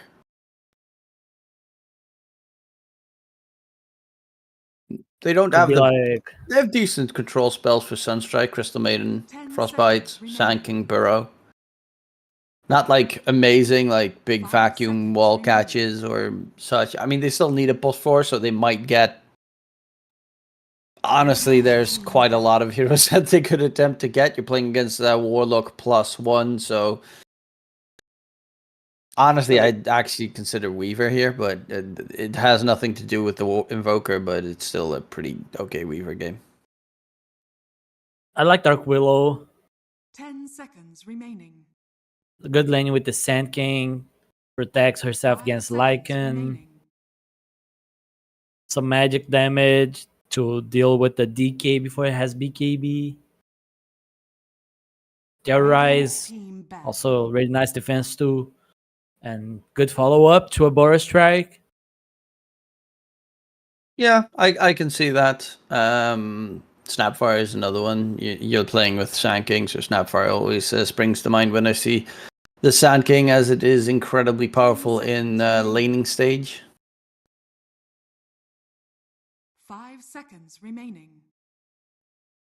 They're banning Morph lane on Heroic, so they really believe the DK is going mid. They can also switch things if needed. But what carry would break the game for Red Submarine?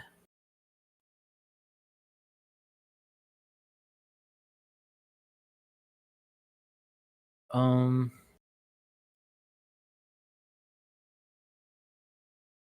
maybe a self-sufficient carry, because your offlaner is not like enabling you during team fights. It's like bringing all the attention to him when he goes in. But DK is just blink stun. I still think so far that Red Submarine, like Ursa, is still a very good choice for them. 5 seconds remaining. He doesn't really care that much about PA because if they enrage, you get a decent timing on Ags. PA honestly can't kill you for a very long time if you have enrage going on. They do have a Yule's builder, of course, with the Sand King and Focus Tornado is slightly annoying, but... Muerte? Oh, Muerta would be a good choice with the Sand King. yeah, a really good lane. And Lycan doesn't kill you. I think that Muerta is actually a very good heads-up call. Or Wind Range is also another one. Lycan can't really touch you unless he gets the Purge Creep or a Nullifier. Too worried about the damage. They have power shot damage. But not sure if that's enough to get cheap kills, but at least you got like one more setup for Sunstrike. 5 seconds remaining. Yeah, good Shackle Shot can do a lot. It's also you could have always been Huskard, for instance, that they go safe lane DK. Hell, they could have even gone safe lane Huskar for that matter, and it would have been very obnoxious to deal with. For the Sand King, but it's Red Submarine last bit. Kunkka, yeah, I think Kunkka is a solid choice. It's more sustain. They play the DK safe lane, it seems, with the Warlock. Looking at these drafts, where are you edging more towards? I really like Kunkka against Invoker. But yeah, I'm not feeling this Lycan, to be honest. I think it's just there. I think just Hermit playing his hero in an elimination game. I don't think it makes much sense on their draft. I think I would go with Heroic here. They have like great team fight. They just need to be careful against the BKB timings on Red Submarine, especially on Kunkka, because they would not be able to do anything against BKBs before PA joins the game. So this is the difficult part. But yeah, I think they have enough to like just slow down the game if needed. What about you? Yeah, I think so as well. Like with the Lycan, he's very likely gonna go for the more aura-oriented build. You add in a couple for the DK. I'm a little bit worried about the fact that they might be lacking damage if Lycan goes too much in the area of too supporty. But I would love for him to, for instance, this game get be more of a right-click Lycan. Get the Kunkka to be the supportive core. And he goes for, the Aghanim Scepter or whatnot. And you yourself get Harpoon, BKB, Nullifier or something, so that you can just hunt these. Because the only one on the dire side that will be a bit scary is going to be Yuma and the Sand King. Because if you get on Voker, he dies. If you get a Nullifier, Wind Range is easy pickings, and same with the Crystal Maiden. So the Lycan is very scary if you manage to make it work. Went for the Alpha Wolves facet though.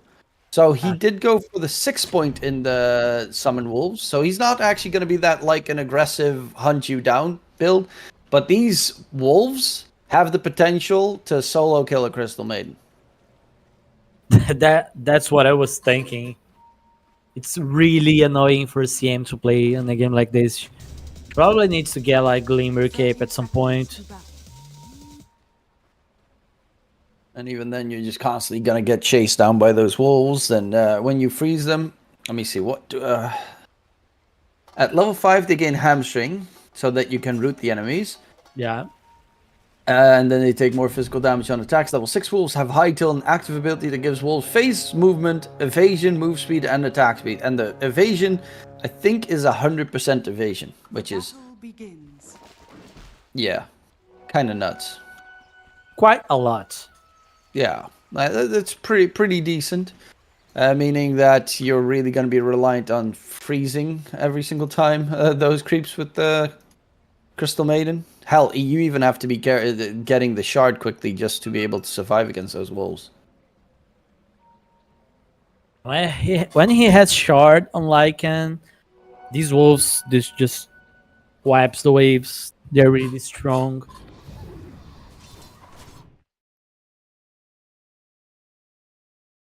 What is Lops?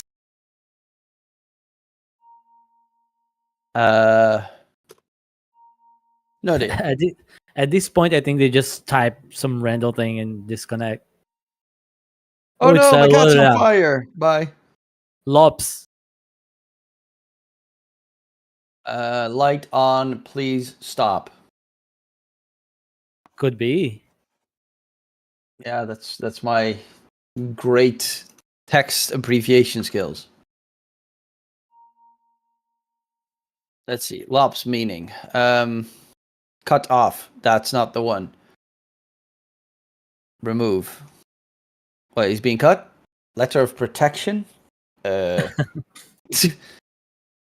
lop mean in slang? Okay, no, that is definitely not the correct word to use. I don't know. One thing that is strange, well, not strange, but in this patch, of course, you have Levokers, a decent amount of Voker mids. None of them go for any of the other facets. It's all Exhort, Sunstrike, Cataclysm, Gleipnir builds. There's no point in going for others. It's like the facet. Yeah, and that there needs to be some changes. Granted, last batch it was too much on the I'm a right-click Voker. That was also not really what I want to see from Vokers. But you need to find a little bit of a midway. Where, because if you lay, a lot of Vokers are like laning against Storm Spirit, and then they don't go Quaswex, and you're like, bro, this is like the matchup for you to go Quaswex. It's the ideal situation for you, and it's still not good enough. Oh, I think I got it. Oh, It's what is it? loss. Packet loss. But that makes a lot more sense than Lops. Wow, sometimes we're potatoes. But I'm Dutch, so we love potatoes, which I think are Peruvian. I don't really know. Or were tomatoes Peruvian? Actually, they might both be. I know Matthew is Peruvian. Isn't most in this game? Isn't most in South American Dota? Yeah. Actually, I think Hermit's Argentinian. Yeah, he is Argentinian. Whisper is Bolivian.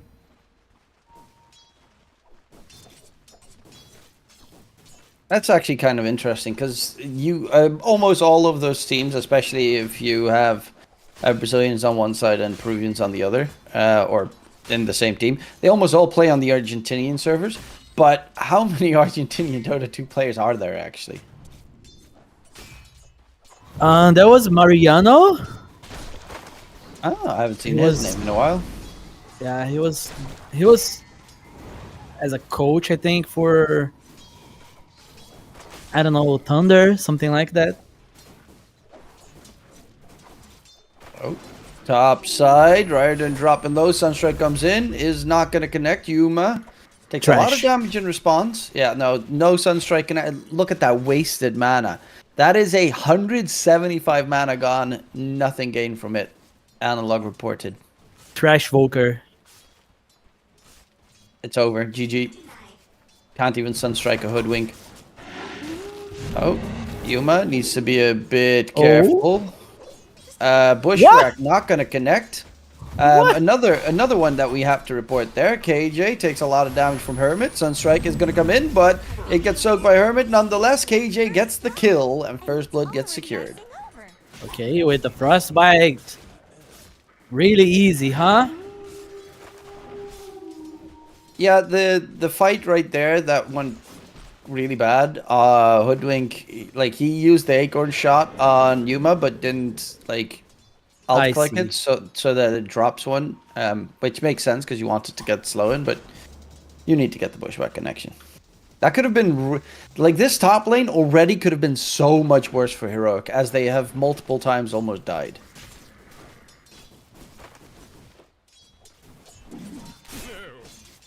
And the Lycan Wolves are not to be underestimated. Look at Konka denies. Let's look. Yes, 11 denies. Voker is... I mean, Quas Exort is really bad at laning.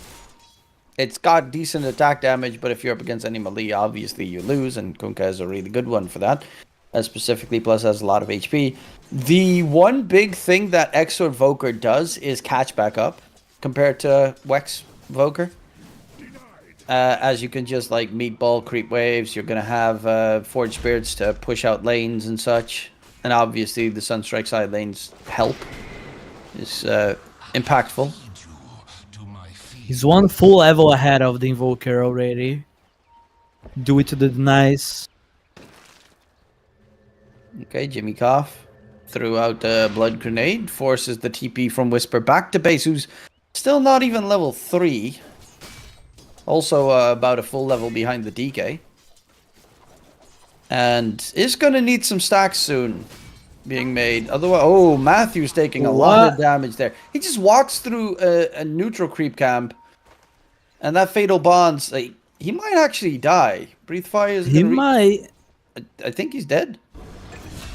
Yeah, he just straight up dies to Fatal Bonds. He had full HP, walks through that creep camp, gets Fatal Bonds. When he walks through the creep camp, he's already half HP. Yeah, he was trying to, like, hold the wave for Whisper. And he had, like, Wind Run to tank the creep attacks, but Fatal Bounce can't really dodge that. It's a pretty good spell. It's a pretty good spell, especially the laning stage. If you get a good catch, Sunstrike comes in, top side, rather than dropping low, tries to get himself back, loses his life. KJ is the one that gets the kill in response once again. It's 2-0 on the CM already.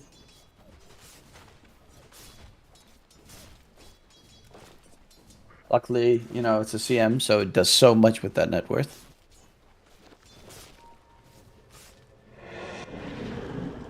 Actually, all three lanes are going... Hermit's slightly behind in the top lane, but for the most part, all three lanes going really well for Red Submarine. Already 1,000 gold ahead. Konka is 6 already. Evoker just hit 5. Can you see Hoodwink is already in there? Jimkov already in there with the Warlock too. Analog is in danger. Yeah, they have the Observer behind. Going in, Bushwhack connection, Analog X-Mark, Ghost Ship, Analog drag back, Ghost Ship connects, kill gets secured. And they turn this towards the tier 1 tower in mid. Big rotations being made. They did, however, manage to get the kill topside onto Hermit. As Yuma is doing a good job at the farming department so far. But yeah, they have a catapult creep wave in mid, so the tier 1 tower is going to drop. And that Voker cannot be here anymore. Yeah, this is really bad for Analog's game. He's relying on Sunstrike kills now, 100%. Well, it might help that he's going for Hermit topside. Yuma's actually taking a lot down from the tower, but still had a good heal to go for. And Siren will just slowly but surely kill off KJ with the help of the wolves. Picks up a 3-kill streak for his troubles. Luckily, Yuma's doing a good job because they need him to go ham this game. Yeah, like really early Battle Fury. Maybe Battle Fury I don't know, BKB?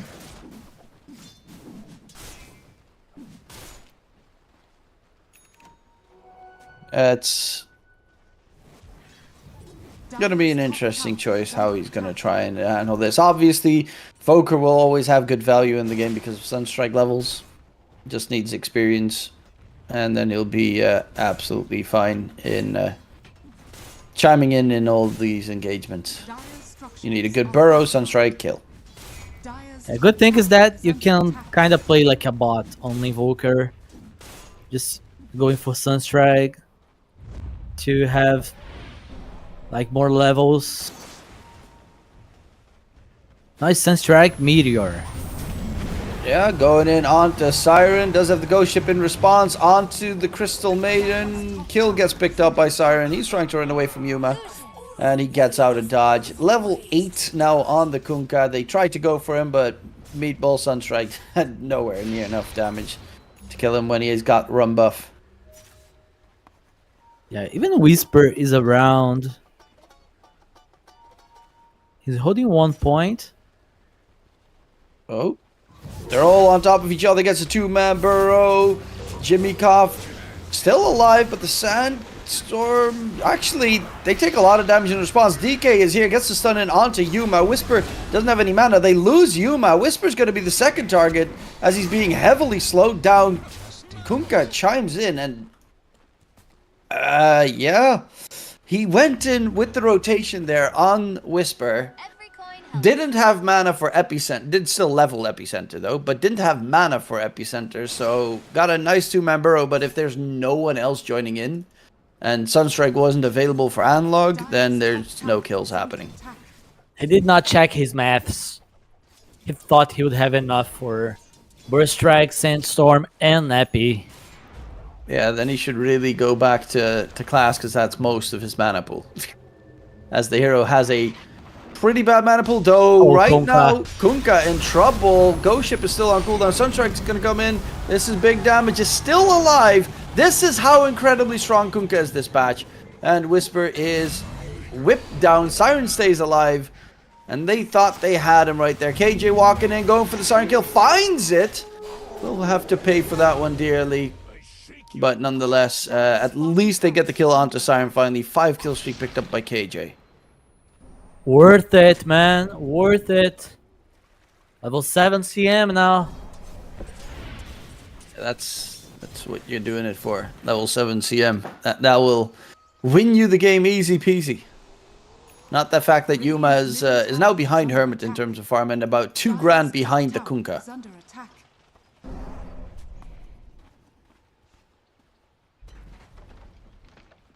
Dire's bottom tower is under attack. They only have the bottom tower, and bottom tower is not healthy on heroic side.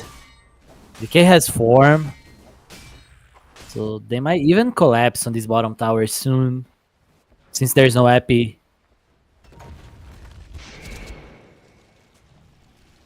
Dire are scanning. Siren is going for the Axe next, has the Blade Mill already. What's Hermit going for? Yeah, he's just going for aura builds. Already has the Vlads, next is drums, then afterwards pipe. Full aura gaming. Radiant's bottom tower is under attack.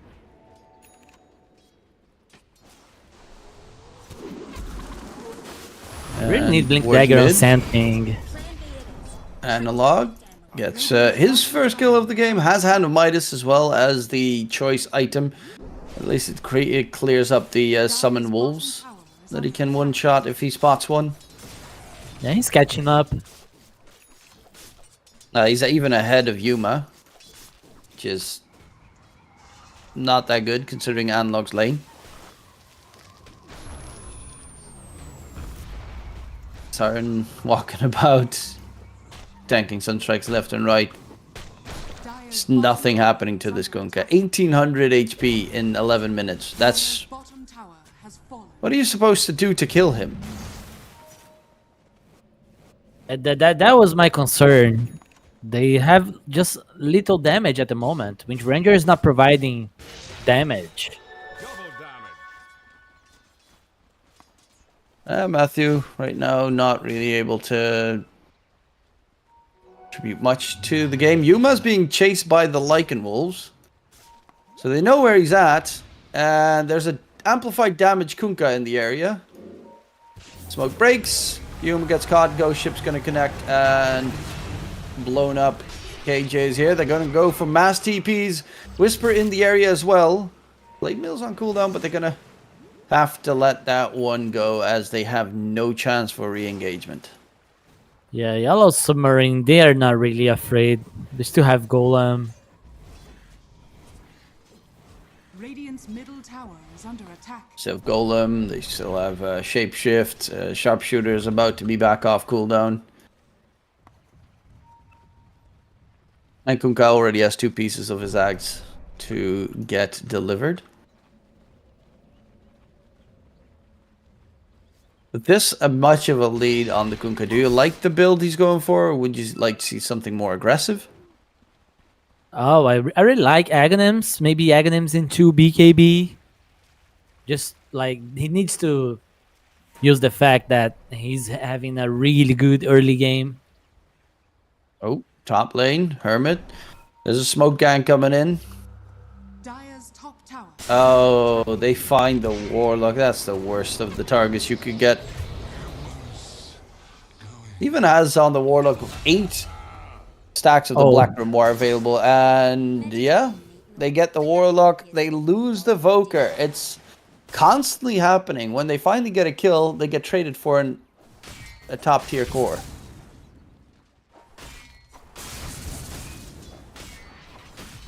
KJ is trying to be sneaky and steal the experience shrine. Hermit spots out KJ. Crystal Maiden ulti actually doing quite a lot here. Hermit needs to be careful because the experience shrine is going to get stolen by KJ, and Hermit cannot do anything about it. Really smart move, man. Onto Hermit. Hermit's dead. KJ gets the tip there and the got the TP going, but is in the end going to get taken. But that's huge. They get the kill onto Hermit, plus they get the Shrine of Wisdom. That's a big play. He really deserved to just not die there. Yeah, that's good CM gaming. The extra armor that you get, of course, how much is it these days? 20? Freezing Field. You don't? I don't see any armor. Don't you get... I thought you always got armor on free when you use Freezing Field. Is this a facet? No, the facet is our physical shield from Crystal Nova, and the other facet, I think, is the mana regen facet. Huh. It's attack slow now. Only 80. Oh, okay. Used to be armor. Attack slow. I mean, that's also not that bad.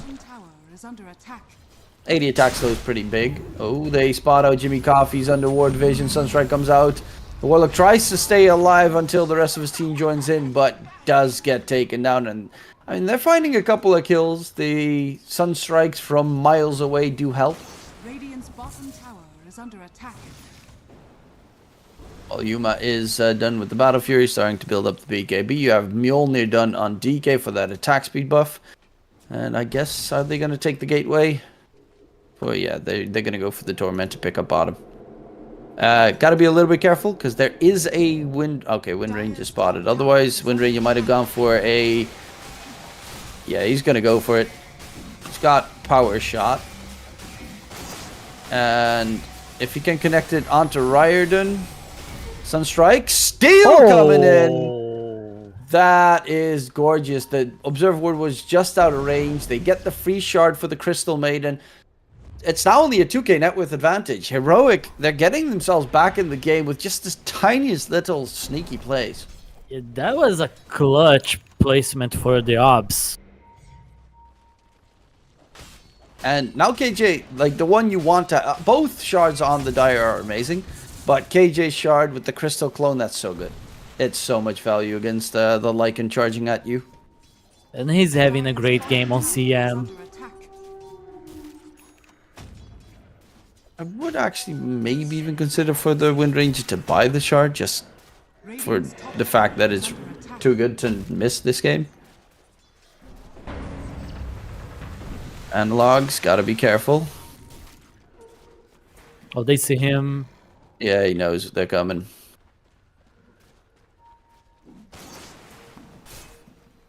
He's got bots, he's got Harmonious, so he's pretty much got all the farming tools he needs. I'm curious to see if he's gonna go for the Rod of Atos first or just straight up Ags Rush. Which one would you prefer? I don't know. He needs ways of just surviving on these fights when it comes to fighting, because he's not gonna be able to just AFK Sunstrike whole game. If he has Atos, I still think he dies. I don't think he wants to fight. Like, in general, the hero just doesn't want to fight.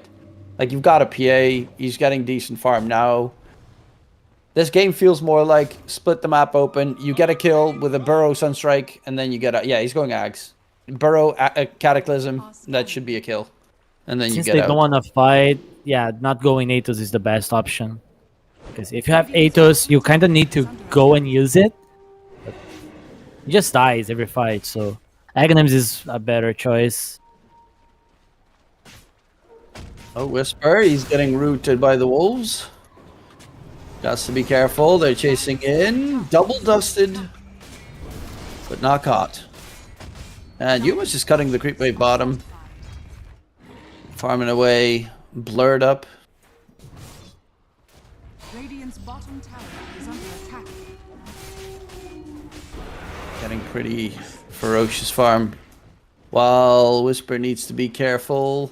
How far is the Cataclysm? Okay, it's 1300 gold away from that mark. Whisper's also going for Zags. For big epicenter team fight shenanigans. And net worth wise, they're pretty much dead even.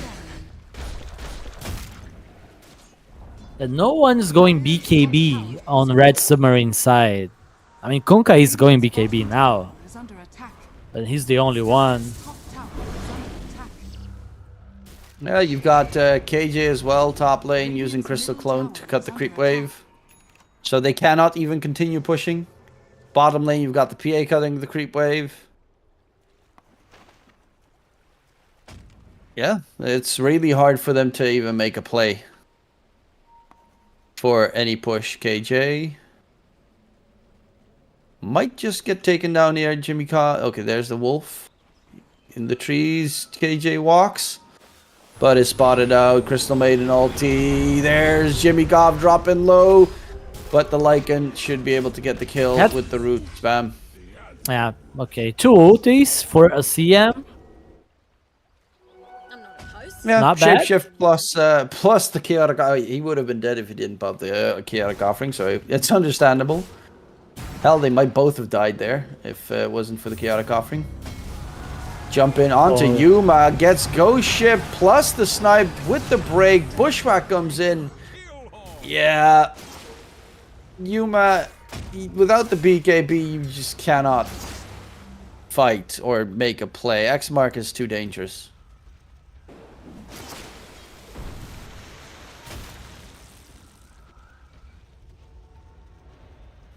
He needs to just stay hidden, cut the creep wave, stay hidden once again. Dire's bottom tower is under attack. Yeah, he's gonna have BKB soon on the PA. He needs more levels to deal more damage. But with the BKB, they're gonna be in good shape to defend this properly. Oh, Whisper, gotta be careful. So Lycan really went for the pipe. Yeah, he's all in on auras. Hopefully for his team, that's going to be enough to catch them and take them over to victory. Smoke up from Heroic.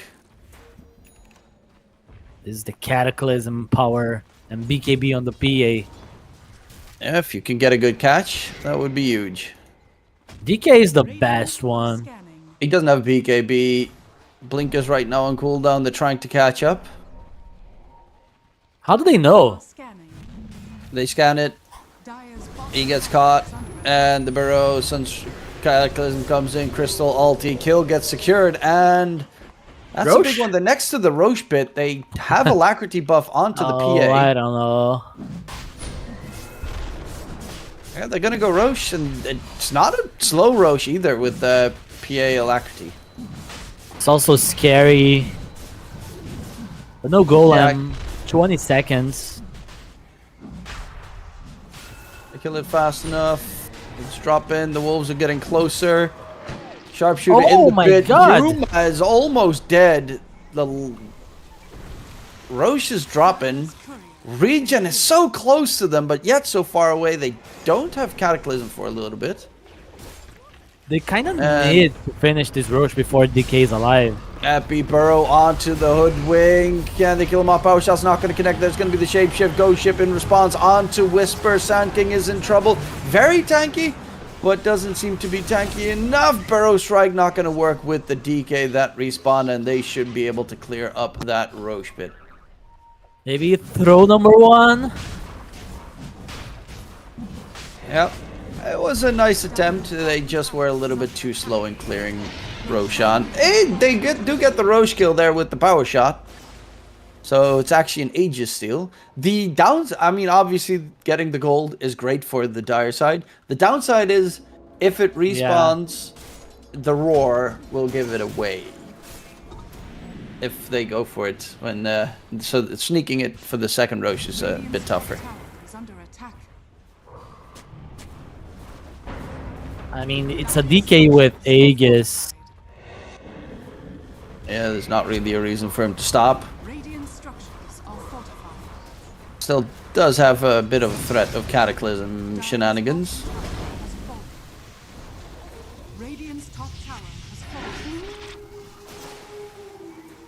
And Yuma's just continuing the farming while everyone is distracted in towards the dire base.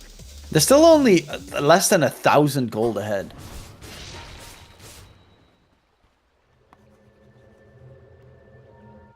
Analog is still ahead of Yuma. That's impressive.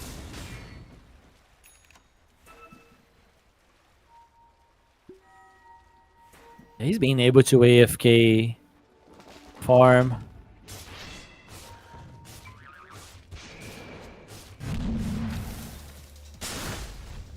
Whisper gotta get back. He doesn't have a BKB, so very careful against the Kunkka X Mark. Has been caught already a couple of times by that combo. They're gonna TP in, looking for a fight. Voker bots back to base. But yeah, they're gonna bail out. Get scanned. But they're out of reach. And a good read from Red Submarine. Oh, topside. The Lycan and DK are nowhere nearby, so these three need to be very careful of any chase happening. They, I think, spotted the courier of Warlock flying out. Maybe. I think they need a dust on the Wind Ranger. Only CM has it. Is Glimmer on Warlock? Might be a problem.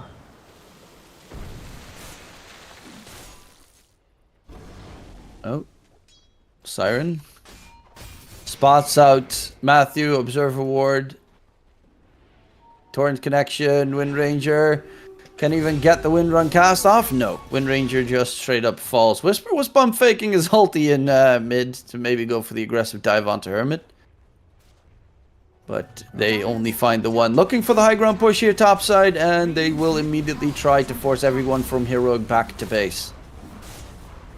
No glyph. They're not doing it just yet. They're content in just continuing to farm. No Sand King. They don't feel like it's a viable move. Epicenter Burrow coming in onto DK. There's the Cataclysm as well. A lot of damage. But is it enough? Whisper's dropping low. The DK is just pumping out so much. Jimmykov finally does get taken down. Yuma needs to disengage. His BKB is ended, but he gets dragged right back. Jump to the side. Will finally fall to Raiden. And the high ground push commences. It was a really good Epi Burrow. It just feels like Cataclysm was too slow. It did not connect on everyone. Still, I think they don't have enough damage. They cannot rely on PA. Invoker has more net worth than PA, as you said. So if you don't have your carry dealing the damage needed, I think you're done. Yeah, then the game becomes a lot harder if your safe lane PA just doesn't have any damage to pump out. Kills a Warlock, that's it. That's the only one he managed to kill. Kunkka 3k HP, DK 3k HP. Lycan, well, 2k, but he's got a ton of RS.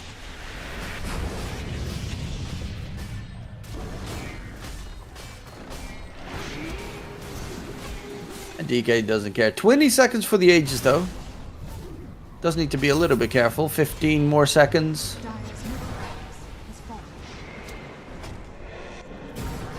Very close to dropping. Boy. Yuma wants to get the jump here. Has the BKB available. King Jungle's Cataclysm comes out. Huge catch with the Crystal Clone. They find Hermit. KJ will lose his life. Matthew's going to be the second one in trouble. Whisper, Epicenter, burrow in on the DK. Crit him down. Kunkka needs to be a little bit careful here as they're finding him, slowing him down. Do they have another burrow or interrupt? Yes, they do. Tornado connects and the Kunkka is no more. So they lose 2 sets of racks, but they might be able to get almost a full team wipe there. Riordan, a TP attempt. Is the freeze enough? No, not fast enough. But a big team fight in response there. And it all comes off of the back of KJ with the Blink Crystal Clone Crystal Nova play to freeze them in place and get that Cataclysm going. Yeah, now with the Cataclysm connecting, thing is different, right? MPA is getting close to hit 6. But they still need a couple more of these to come back into this game. It's only a 3k difference, but it doesn't feel like it's only 3k. 2 lanes of Rex already. MPA's level 20 is going to be pretty impactful, though. Analog is actually not the highest experience just yet. Curious. Okay, he's going Scythe of Ice next to get some more control. I was thinking, you know, maybe get that Gleipnir, bigger AoE Cataclysm, or get the Shard. It's also really good. The Sunstrike creates a Forge Spirit if you get a connection, and that's a lot of minus armor in the team fight. Once those, like, you get extra 5-6 Forge Spirits just right-clicking at people. Who's Chasey done on the Lycan? And yeah, he needs the BKB next. Because without, same with the DK really. Once he's got the BKB, feels a lot more comfortable to take these fights. Because you get frozen in place or burrowed, Cataclysm comes out, ouch. Luckily enough, they do have a Force Staff on Hoodwink and a Hurricane Pike on DK, so it's a bit less problematic, but it's still not easy. KJ. PAA, I mean, DK has BKB now. Oh, this is dangerous. KJ gets back into the pit. Will get taken down because of it, though. Crystal made an ulti for half a second. Burrow's going to connect. Cataclysm is coming in onto Argies as well. Can Yuma get the right clicks going? But Yuma is just being destroyed. X-Mark, BKB's ended. And Siren chasing for blood. 3 deaths on the dire side, and that looks like Heroic are just going to have to forego game number 2, even though net worth is still very close, but they just Red Submarine. They might not be better at farming, but they are looking really good at the fighting part this game. Yeah, this is mega secure. No glyph. I think let's just go game 3. Yeah, I think the biggest problem for them was just all these auras. You have a Solo Crest on Warlock plus a Glimmer, then you have the Hoodwink with the Force Staff, now E-Blade. So they have too many ways to save. And with all the auras coming in, there's just no damage from the PA. Even that last fight, bottom, like, they were chasing after the Crystal Maiden, and Yuma blinks onto his Crystal Maiden while they're chasing him. I was like, that's like the worst placed thing that you could do at that stage. Just immediately show yourself. Yeah, I think for game 3, you should be banning DK on heroic side. Red Submarine banned DK on the game 1. Game 2, they picked it. They showed their strength with the hero. I think they might consider banning it on heroic side for the next one. I don't necessarily would say it's the. I would say probably ban the Kunkka. I think the DK was really solid, but it's a DK. They gave him a free lane. Obviously, he's strong, but I definitely saw cracks on the DK. But this Kunkka from Siren was just. I think in this patch, the mid DK, the Kunkka is just too much. Like, Voker had no game at the beginning. He just got ran out of the lane, a full level ahead in, 4 or 5 minutes. And I don't really see anyone so far actively winning against the Kunkka to be that effective. So I think that, for me, is the scariest hero to deal with. But nonetheless, like, Heroic, they're cutting it very close. Now we're going to, for us, our first third map, and we'll be back with that match after the break.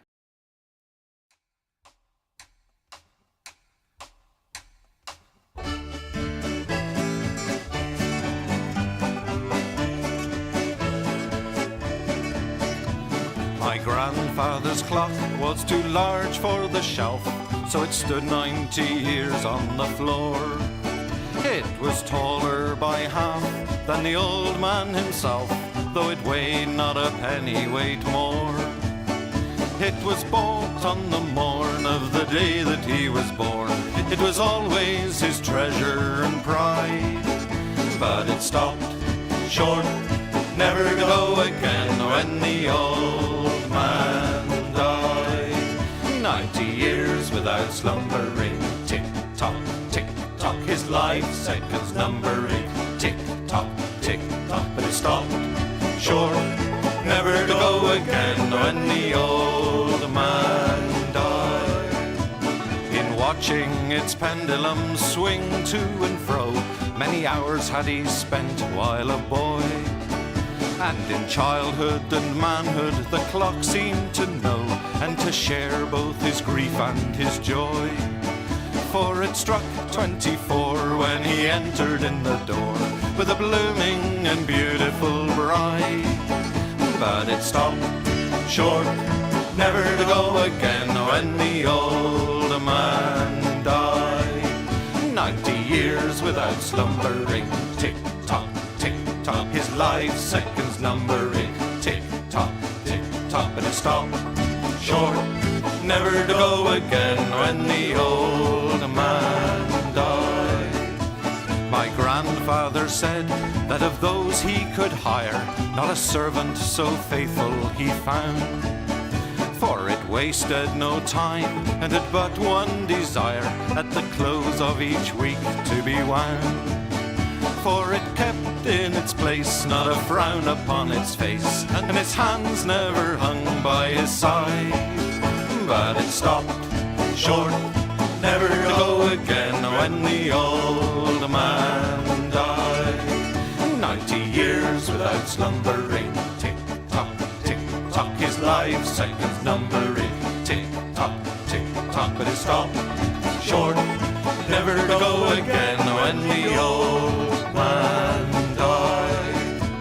It rang an alarm in the dead of the night, an alarm that for years had been dumb. And we knew that his spirit was pluming for flight, that his hour of departure had come. Still the clock kept its time with a soft and muffled chime, as we silently stood by his side. But it stopped short, never to go again when the old man died.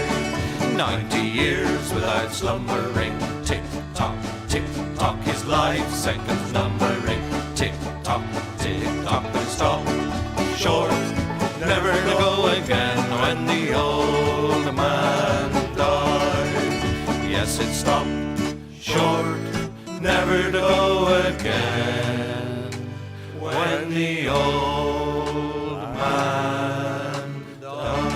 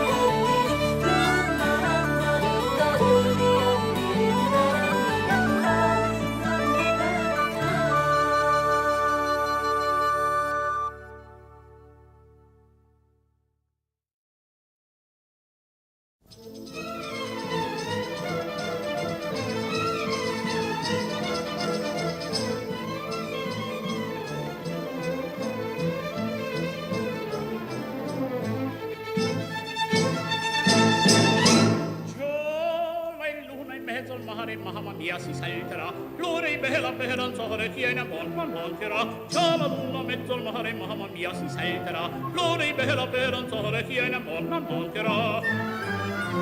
Già la luna, mezzo il mare, mamma mia, si salterà. Resta in danza, quando, donna mia, venite qua. Un gatto bello, giocondo, ciascuna toccherà. Finché in cielo una stella e la luna splenderà. Il più bel con la più bella, tutta notte danzerà. Mamma mia, già la luna in mezzo al mare. Mamma mia, si salterà. Fringe, fringe, fringe, fringe, fringe, fringe, mamma mia, si salterà. Fringe, fringe, fringe, fringe, fringe, fringe, mamma mia, si salterà.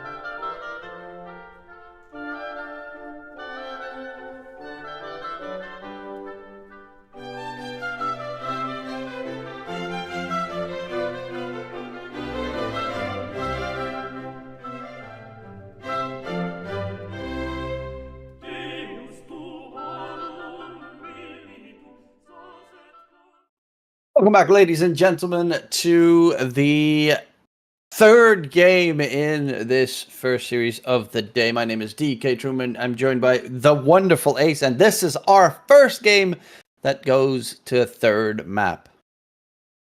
This one, right?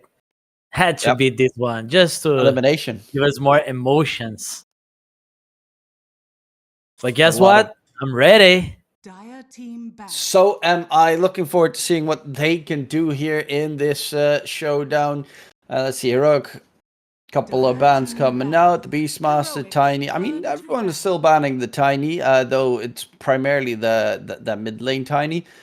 But against Red Submarine, against Hermit, like what? You can ban all the micro heroes out there. I do like the fact you mentioned it previously, the DK ban. That makes a lot of sense. But Kunkka, for instance, is still left in the plan. They're going to go for another PA pick. They really want to make it work. Heroics turn to battle. Yeah, versus the Lycan once again. Last game, they just that lane from PA could have gone so much worse against the Lycan. It was a bit of a struggle. I wouldn't be surprised if they go for another Crystal Maiden pick though for KJ, as he played it super well. But it's not gonna be if you don't have Sunstrikes helping you on the side lane. The Lycan might be able to overwhelm the PA, as we saw. Yeah. I still think he should go for the CM. It felt really good against the Lycan overall. 10 seconds remaining. Let's see. It really depends. Without the Sunstrike, that lane would be different, of course. And he missed some. So maybe Warlock would be a good choice. They banned it. Never mind. And Jakiro was still left in, so that should be most likely the 5. Could be 4, obviously, as it still has some decent flex, but very strong lane dominating support. And later in the game, of course, sets up so many good stuns. Even has the chance to go for the Aghanim Scepter build to get that huge ass macropire. 5 seconds remaining. I mean, if it's not CM, could be something like Ringmaster, but I think I still prefer the CM. I don't know. I actually think I prefer Ringmaster just for the save later as well. Like CM, he did a really good job at KJ. Honestly, he was the main reason that they were still in the game for the most part with his catches, like the blink freeze catch that he did in mid. I do think that, especially because you're up against a Lycan, you just throw the Wheel of Wonder there, and if you hit him with the whip, send him to focus on one target, it is really good value. They're securing Sand King now.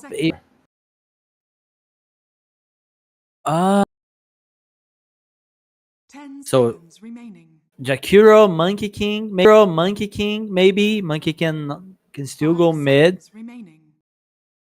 Considering he has a Hoodwink, like Hoodwink provides good protection if they need to play the lane like safe, not playing for kills. So I would say something like, now I think I like Tidehunter. Since they have the damage on the support. Yeah, if it's Tide would be a good pick. Yeah, you can try to skip some waves against Monkey. They don't really have a way to kill Tide either. Or Bristleback for that matter. And Bristleback can die in the early parts of the laning stage. Later, he should be just fine most of the time. But another hero doesn't care at all about Lycan. It depends on what build you're going to go for. But in this case, I would assume he's going to go for the Viscous Nasal Goo facet, where you just snot all over the place. They get armor reduced. Lycan doesn't care too much about it, but the other ones are not fast heroes. Okay, so Bristleback. One lane that they are not allowed to lose is this Bristleback lane. Yeah, no. With the armor reduction from Bristol Hoodwink, they should definitely have a pretty okay time. It's not necessarily a guaranteed free win lane, though. Yeah, Monkey I mean, is still very annoying, and it depends on if it's Snapfire 5 or Jakiro 5. Snapfire 5, if he goes for the little shredder, Bristleback can very quickly die at level 3. I would not say they need to get kills on Heroic side. They just cannot feed on this lane. 5 seconds remaining. It's definitely a game where you need to get stacks, like triangle stacks, make it happen. Sand King, PA, Bristle, all 3 really are dependent on stacks. You get some stacks going. You wait for the Sand King to be able to rotate through your lane. And they're banning the CM. So what is KJ playing? 10 seconds remaining. Ringmaster is still available. I don't like AA actually. I still like Ringmaster. You can catch the Monkey King in the trees pretty easily. And in general, you've got the save against Mortimer, or at least decent save against Mortimer's Kisses or Wukong's Command. And it's still one of the stronger lane dominating supports. It's not the greatest against Lycan because, of course, you can't really hit the daggers on the Lycan because the Wolves tank most of them if he plays it correctly. But if you go for more points in the whip, whatever the first spell is called, then you do get pretty solid AoE to push him away. 10 seconds remaining. 5 seconds remaining. Dire team pick. Phoenix against Snapfire, okay, and against Shakiro, double okay. And like I think the idea here is to pick a hero that is not going to feed against the Lycan and against the Monkey. And as a pos 5 here, there are not many options. Like Ringmaster would be okay, I think, too. I was thinking they would pick the hero when you mentioned it, but yeah, I can see it working with the Phoenix, but he needs to be able to use Egg. Choose your hero. Yeah, a big he's not part going to of be the able hero. to use Egg this entire game. Like it's instantly dead against Snapfire.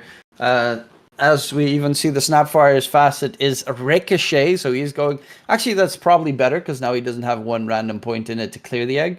But with the ricochet facet, Snapfire does a lot, and I mean a lot of damage in lane. Add in the Morphling against a Bristleback plus Hoodwink lane. Morphling shouldn't die. Nah. Monkey is up in mid against Sand King. That could go either way, to be fair. And then Phoenix PA versus Lycan and Snapfire. I'll let you play to just save the PA if needed. Just secure farm for your PA. Do some stacks if you're able to.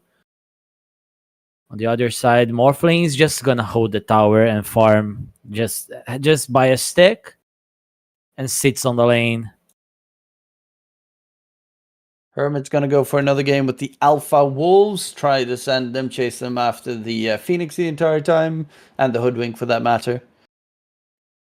So he's again building RS, which is very logical. You have a Monkey King plus a Morphling as your two other cores. You just want to keep it all going. He has a very high win rate on the Sand King. 16 to 4 in his last 20 games. That's not shabby to show right before the game starts. I'm currently on an 11 win streak on Winter Wyvern. 11? I just noticed yesterday. How do you have 11 Winter Wyvern games? Bro, Winter Wyvern is my second most played hero. My highest win streak on the hero is 16 in a row. Madman. I love Wyvern. I played it a lot when you still had Necrobook. So every game there was a Beastmaster or Lycan on the enemy team, summon Lycan book creeps, and then instantly curse them and they die, and you're like, that was fun. I still love Wyvern. And in this patch, everyone is playing PA, so it's Cold Embrace Curse, Cold Embrace Curse, Cold Embrace Curse. Every single team fight. It works really well on pubs. Yeah, obviously Pro Match is a different story because they're constantly hunting for the Wyvern. Even in pubs, they're hunting for me. But you just need to be very, very far away from the fight that no one can even consider you being there and then blink.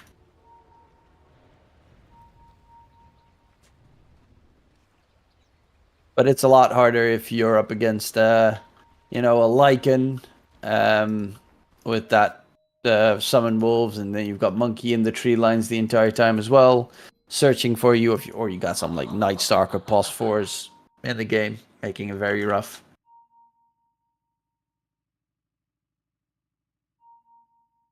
I'm really curious to see how this mid lane goes. The mid lane yeah, it can really go both ways, right? Monkey King is technically the best melee hero in the game against anyone else, but Sand King does so much magic damage. Sand King doesn't really need to try to kill Monkey King. He can always farm on the jungle if he feels pressured. But Monkey King is going to try something here. Maybe with a rotation from Snapfire, something like that. Yeah, both sides have really good ganking support. So obviously the Hoodwink and Snapfire as the +4s can do tons of work. Snapfire instead did not go for the Lil Shredder facet, but went for the full bore, which I think is because he's up against the Phoenix. And obviously the mischance against PAA is also not fabulous. Actually, no, that works well with Buckshot, I think it's called. With the glancing shot, if you have the other facet. I don't know exactly how it works. I've read it so many times, but it's weird. But yeah, if you go for full bore, you just get 1 point in Little Shredder later, and that 1 point is to clear the Phoenix Egg. Yeah, Otherwise, only one. you're using it. And otherwise, you're going to accidentally use it every single time, and it's going to be on cooldown. Phoenix Egg comes down, and your team is probably still going to kill the egg because they do have Jakiro and Morphling, who are both incredibly good heroes for clearing the egg. Hell, even Monkey King and Lycan is okay. Maybe it's a big bait. You press, everyone goes to click the egg, and then epicenter everyone.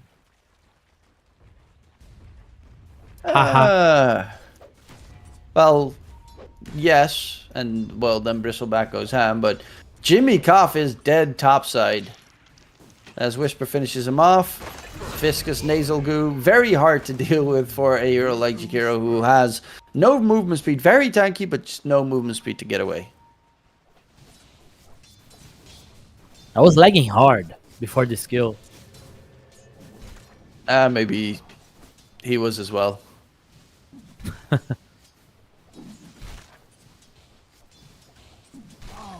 And hopefully our production doesn't lag anymore.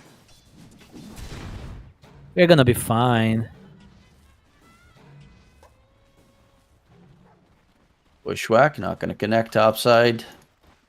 Jimmy Cough needs to be careful in that top lane. Well, Visca's Nasal Goo catches and he is going to be taken down once again. But Yuma's actually doing really well in the bottom lane. Actually a lot better than last game, where he even had the Sunstrike help. Yeah, it's all about hitting the time. He's on the PA. He died before BKB that game. I keep remembering the Roche attempt. Oh man. Okay, Jay gets the healing loads. It's also better in the lane, Phoenix. Crystal Maiden obviously is really good, but Phoenix of course has that burn for the attack speed slow against the wolves. And like, against pretty much anyone, so it is really very solid to try a man fight if you do. Well, if they're able to go aggro on this lane, it's amazing.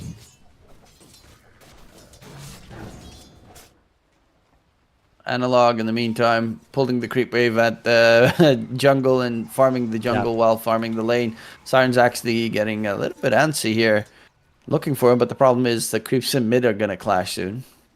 So I really like what he's doing. Position. You don't really need to fight against the Monkey King on this lane. Well, you do also need to make sure that you do get in range and some farm. I mean, experience at this point is probably the more important factor if they have some stacks which aren't being currently made.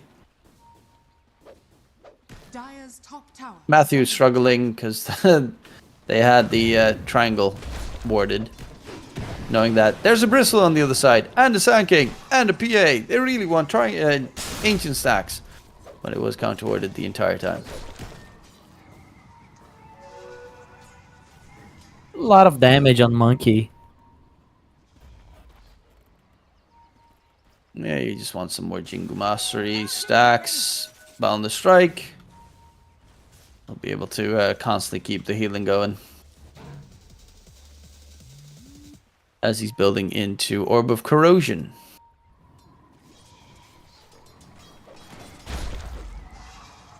Bottom lane, TP in from the Hoodwink. Matthews here. Riordan needs to get away. And is going to get Bushwhack stunned. Snapfire drops. Soon. You're still trying to annoy them a little bit longer, but eventually he does get taken down. Riordan, the name, I just... Every single time I see that name, I get confused, because I know there's an author, Rick Riordan, that did the Percy Jackson books. Percy Jackson, Lightning Thief. And the author of that's Rick Riordan, so every single time I'm like, Riordan? Maybe he's a fan. Might be. I'm actually curious to see. What is his other name? Iffy. Okay, Iffy is his Wikipedia name.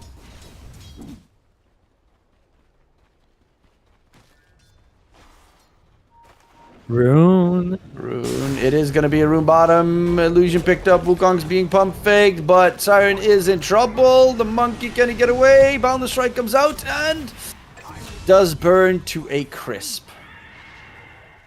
Did go for the Wukong's Faithful facet instead of the Primal Spring jump all over the place facet. Yeah, for a mid laner, I really like this one. You keep having impact on team fights. Then I'm always wondering why yesterday we saw Yuma with the other facet. The, what was it called?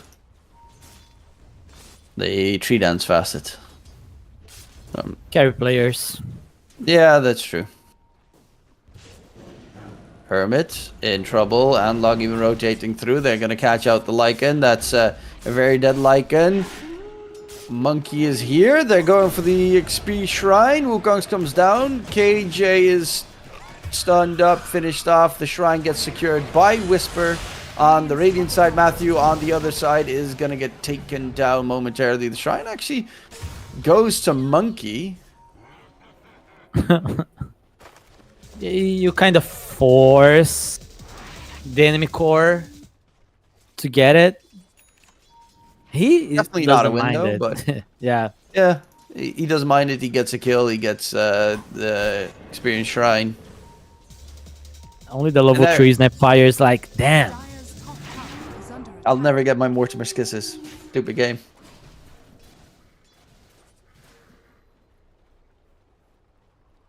And Morph is bottom, but Bristleback is having a hell of a time at the top lane. Jimmy Goff. Gotta be a bit careful there. Jumped in by Yuma. The first crit comes out, but there's Whisper in the top side. They get the catch onto Yuma. PA's dropping low. Is he gonna tick down? The Wolves are chasing after the PA. Will have to sidestep to try and stay alive. They lose Jimmy Koff as well, and Argius being the third one dead. Hermit's on the run, doesn't have Shapeshift available. Whisper is feeling indestructible right now, running after Hermit, and make that 4 kills. 4 heroic. The Monkey King did not have a chance to join. Didn't have Wukong's command either, so it wouldn't even have been that effective if he tried to help out. Yeah, we got a game. Morphling rotates bottom. He allows Bristleback to farm a lot in the top lane, and then he dies bottom to the Bristleback. That's pretty big for Whisper right now. This time around is getting a better shot at showing what he's made of. A little bit unfortunate that Hoodwink got the deny on the neutral creeps, so no free gold for Siren. But Yuma top net worth, Whisper second. Stacks being cleared by Analog, so he can catch back up in terms of farm. Not too shabby for heroic start of game 3. Yeah, they really need the Sand King online. It's not always that Bristleback's gonna TP and get a good kill for you.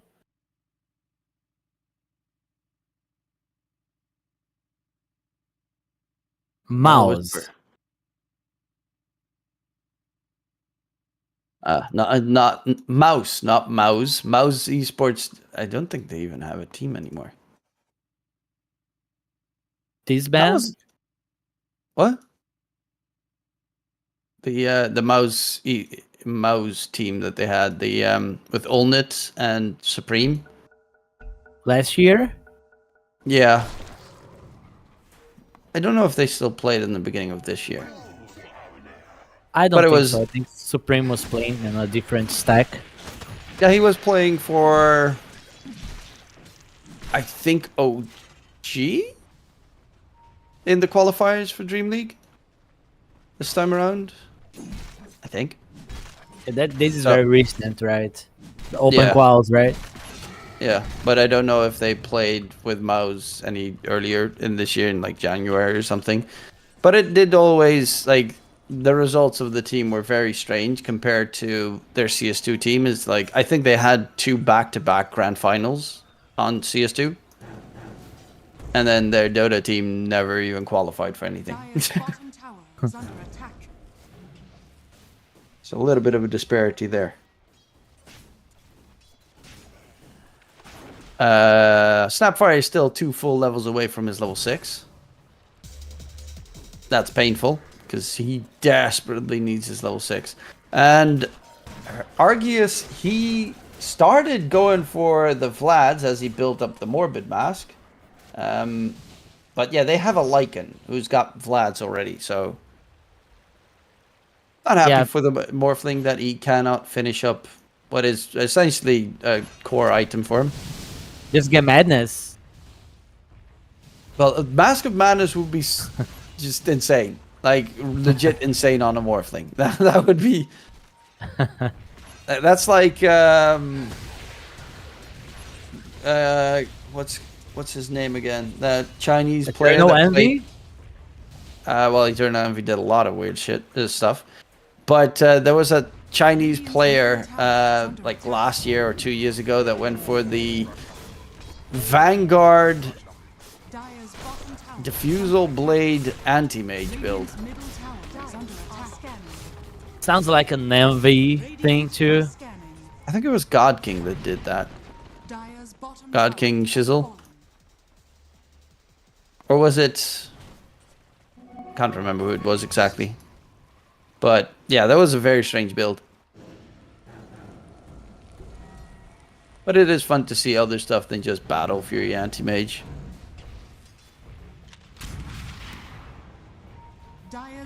Whisper in towards mid. Rotating through to deal some tower damage. While Siren is going for the Maelstrom. Oh, he's actually going for the Mage Slayer this game. Super important item to have on someone, actually. The Mage Slayer against Really Bristle. important. 40% damage reduction on all spells from Sand King and Bristle is... it really destroys Bristle.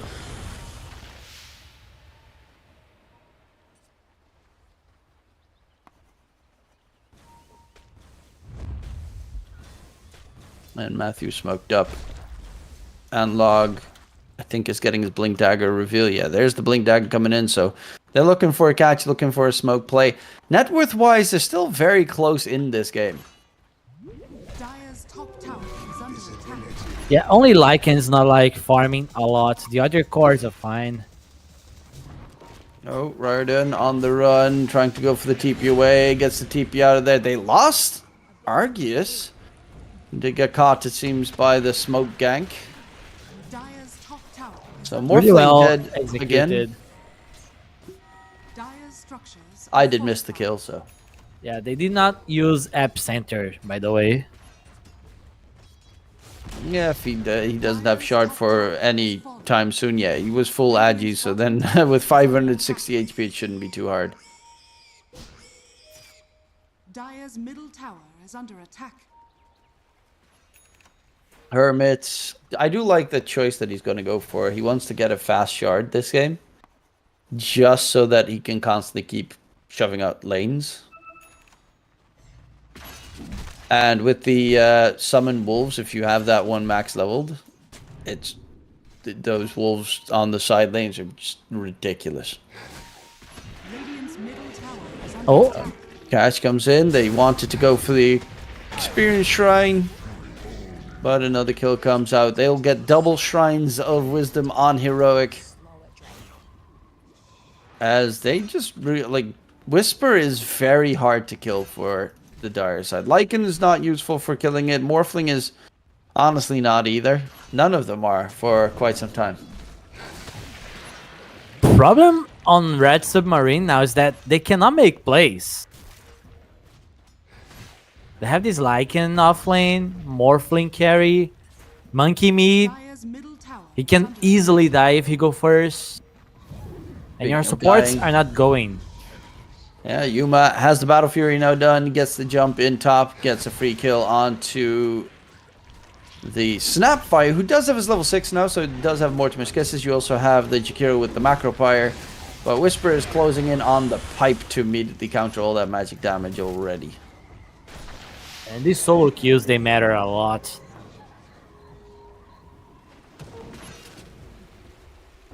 Yuma going for BKB, yeah. I mean, what do you do at this stage? Is it literally just spread the entire map and try to keep getting farm? They need to hit whatever their timing is. Let me check. Monkey King. He's going for a Maelstrom? Mage Slayer should be, I think. Yeah. I don't think he's gonna be able to do much with this item. They need to use kisses, that's for sure. They smoke head top, but Tormentor gets picked up. And won't... maybe if they take the gateway, they could get a catch. But they're not going to get baited to the other side. They were hoping that they'd take the gateway because they just cleared Tormentor and they saw the Morphling top.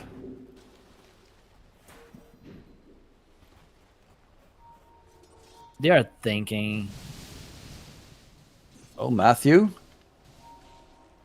Maybe a good bushwhack. Gets the bushwhack, but in response is gonna... Did still do a lot of damage to the Morphling, which is very scary. He really went for that play. I mean, if he caught Argius without shifting to strength, that would have been a kill. Yeah, an easy one. Dire's middle tower is under attack. Dire's middle tower has fallen. Radiant's top tower has fallen. Dire's bottom tower is under attack. Radiant's middle tower has been denied. Radiant's top tower is under attack. Siren's got the Mage Slayer. Radiant are scared. Now finished up, so a lot of healing or damage reduction essentially. Burrow missed by Analog, but Jimmy Goff should still be in trouble.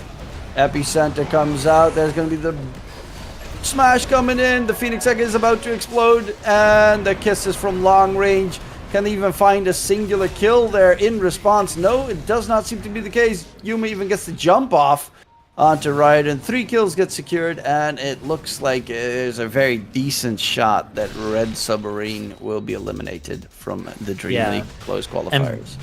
And big regen rune on Analog. Yep, back into the Roach Pit as well for the Aegis. They can't kill anything on Red Submarine. They just used like 2 OTs. Nothing happened. Okay, this still feels very sad on the Snapfire. We did go for the other facet, but still went for max level Lil Shredder. So yeah, it's a bit of a mixed bag there. As in a team fight, Phoenix Egg gets dropped, you'll probably still have to use the full Lil Shredder for it. But 9k lead after 18 minutes. And it's really just try and keep the side lanes pushed out. Jump in on Yuma. Does have the Aegis. Cookie Stun comes out. But the PA doesn't really care, as he has the Aegis, and in response, Morphling is dead. I don't really know what the game plan was there. Gimme Cough. Another one bites the dust. You can't just go AFK farm against a team like Heroic, especially when Analog's playing an active hero. You also can't really jump a PA with a Aegis with a Snapfire Morphling. Oh, Siren bottom lane. At least the Mage Slayer does keep him alive a bit longer, but there's just too little damage to get rid of the bristle. Radiant's bottom tower is under attack. Dire's top tower is under attack. Okay, Jay. Okay. Radiant's middle tower is under attack. Let's see, Argius, he's got Manta, is going for the BKB next. PA is closing in on Basher. But these items, like for instance, Analog's going for the Shivas. He's getting decently fast farmed on that Shivas. That's going to be so instrumental against this Dire team, who is really healing dependent. Jimmy Koff in trouble, being chased by Yuma. Loses his life, dominating streak comes up. There's the bushwhack catch on the Snapfire. And make that a second for Yuma. A lot better this time around than in game number 2. As the enemies are just nowhere near as tanky as they were in the previous game with that Kunkka and DK. They die so easily. Are fortified. Dire's middle tower is under attack. Epicenter, Burrow catch. Argius dead. Death number 4.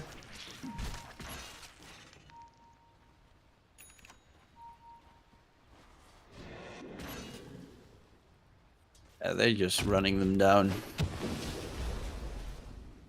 This is a hide and seek game. Yeah, if you show yourself, you're dead. All 3 cores on Heroic haven't died a single time this game. Jimmy Koff in mid, jump, chased by Yuma. Still has the Aegis for another 2 minutes. And just for good measure, gets that last hit crit. Yuma might lose that Aegis. Bushwhack. Harassment. Bottom tower is under attack. KJ has a Helm of the Dominator to steal the wolf. Wow. Dire's top tower is under attack. That's Is an this a interesting play? choice. No, not really. What am I Dire's missing? middle tower is under attack.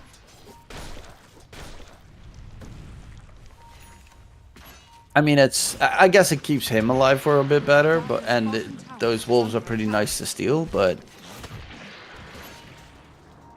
yeah, that's normally not really the. I'd rather even see a Dagon over the Helm of the Dominator most of the time. Old Bash.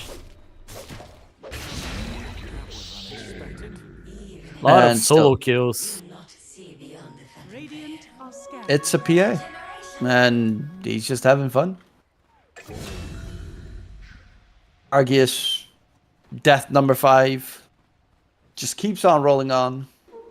Dire's bottom tower is under attack. Only reason you don't call GG on this game is because it's the last one. Yeah, it's Dire's elimination. middle tower is under attack. Even though there is a very, very limited chance that they are going to be able to come back, there's always a chance. As both side lanes, they get a kill. Whisper is going to continue to push. And they have pretty pesky split push shenanigans. Oh, actually, no, it is the play, it seems. Or, it's weird. So, KJ uses Helm of the Dominator to take over the Lycan lane wolf creep.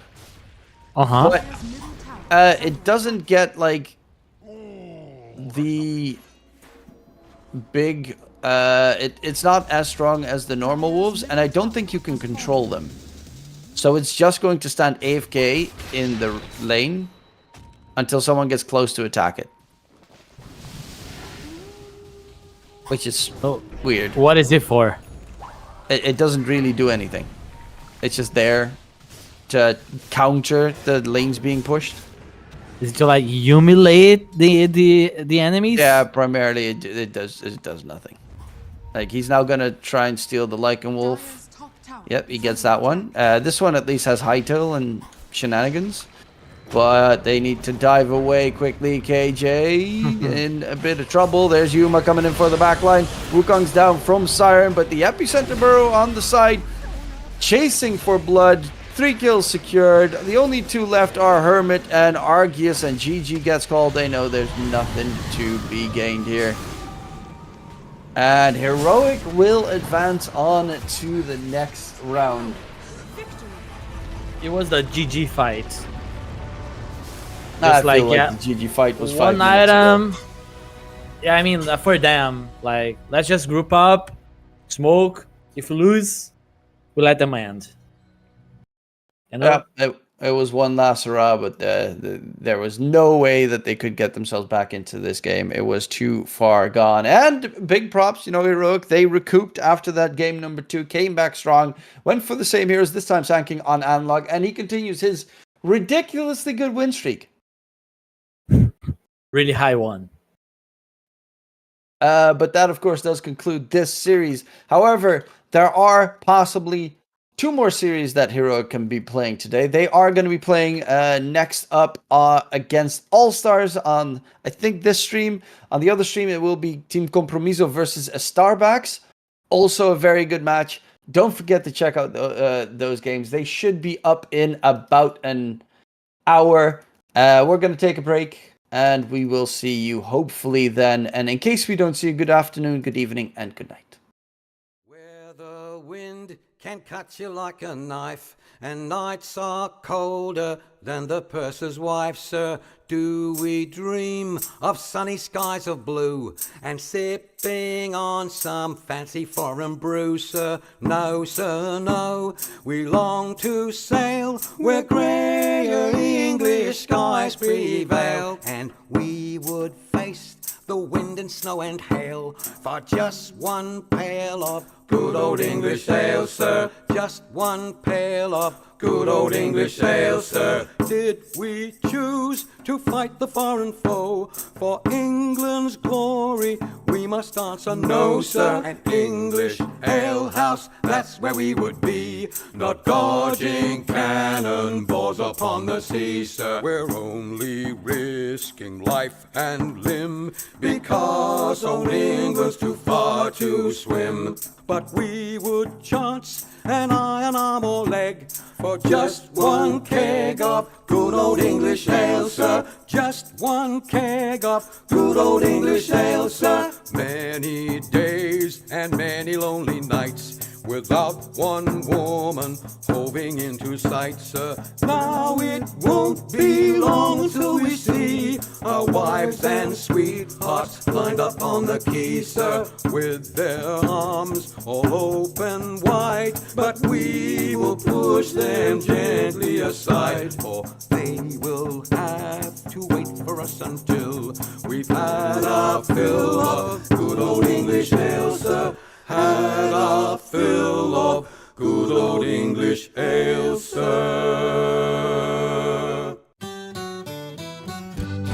Come landlord, fill the flowing bowl until it doth run over. Come landlord, fill the flowing bowl until it doth run over. For tonight will merry, merry be. For tonight will merry, merry be. For tonight will merry, merry be. Tomorrow we'll be sober. Here's to the man who drinks strong ale and goes to bed quite mellow. Here's to the man who drinks strong ale and goes to bed quite mellow. He lives as he ought to live. He lives as he ought to live. He lives as he ought to live. And dies a jolly good fellow. For tonight will merry, merry be. For tonight will merry, merry be. For tonight will merry, merry be. Tomorrow we'll be sober. Here's to the man who drinks water neat and goes to bed quite sober. Here's to the man who drinks water neat and goes to bed quite sober. He fades as the leaves do fade. He fades as the leaves do fade. He fades as the leaves do fade. That drop off in October. For tonight will merry, merry be. For tonight will merry, merry be. For tonight will merry, merry be. Tomorrow we'll be sober. Here's to the girl who takes a kiss and goes to tell her mother. Here's to the girl who takes a kiss and goes to tell her mother. She is a very foolish girl. She is a very foolish girl. She is a very foolish girl. She'll never get another. For tonight will merry, merry be. For tonight will merry, merry be. For tonight will merry, merry be. tomorrow we'll be sober. Here's to the girl who takes a kiss and comes back for another. Here's to the girl who takes a kiss and comes back for another. She is a boon to all mankind. She is a boon to all mankind. She is a boon to all mankind. She'll very soon be a mother. For tonight will merry, merry be. For tonight will merry, merry be. For tonight will merry, merry be. Tomorrow we'll be sober.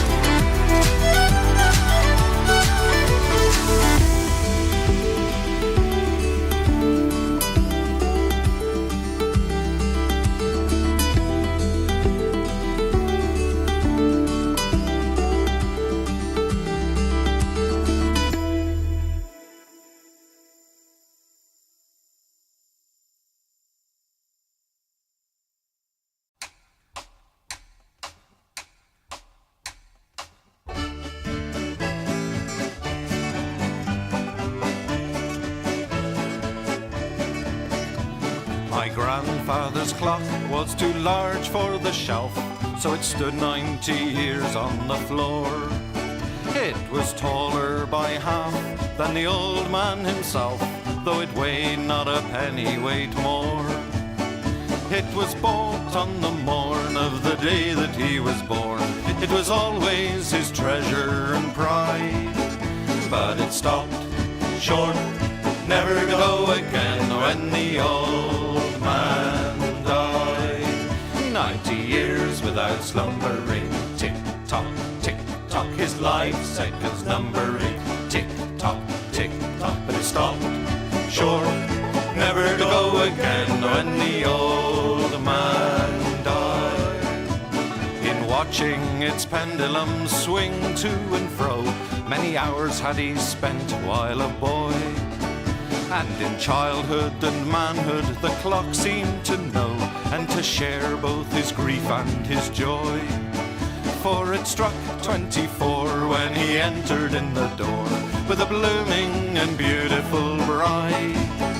But it stopped short, never to go again when the old man died. 90 years without slumbering, tick-tock, tick-tock, his life seconds numbering, tick-tock, tick-tock, but it stopped short, never to go again when the old man died. My grandfather said that of those he could hire, not a servant so faithful he found.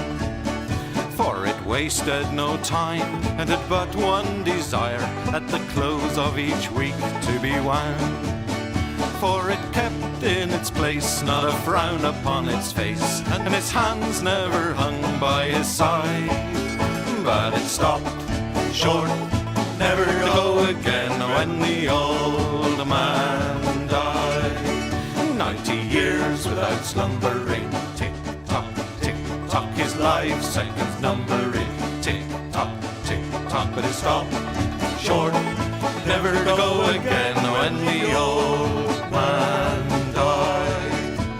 It rang an alarm in the dead of the night, an alarm that for years had been dumb, and we knew that his spirit was pluming for flight, that his hour of departure had come. Still the clock kept its time with a soft and muffled chime, as we silently stood by his side. But it stopped short, never to go again when the old man died. 90 years without slumbering, tick-tock, tick-tock, his life seconds numbering, tick-tock, tick-tock, but it stopped short, never to go again when the old man died. Yes, it stopped short, never to go again when the old man died.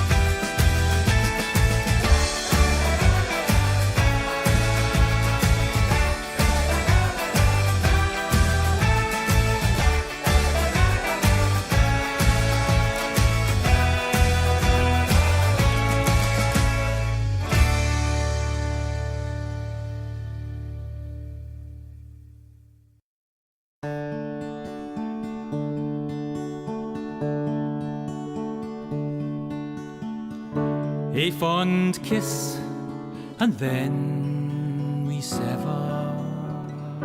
A farewell, and then forever. Deep in hair-wrung tears, I'll pledge thee.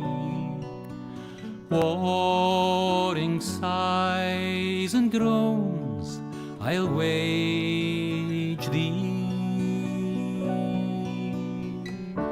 I'll ne'er blame my partial fancy. Nathan could resist my Nancy, but to see her is to love her. Love but her and loony other.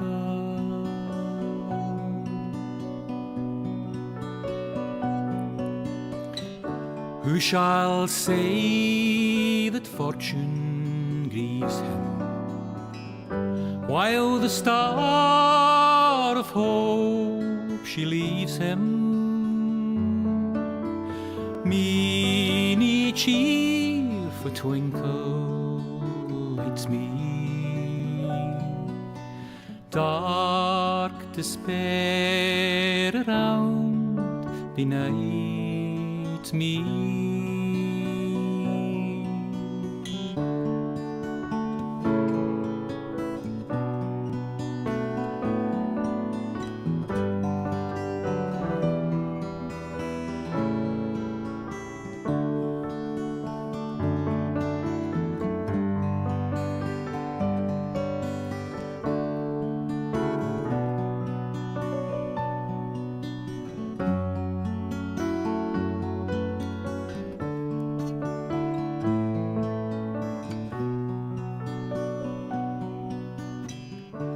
Had we never loved so kindly, had we never loved so blindly,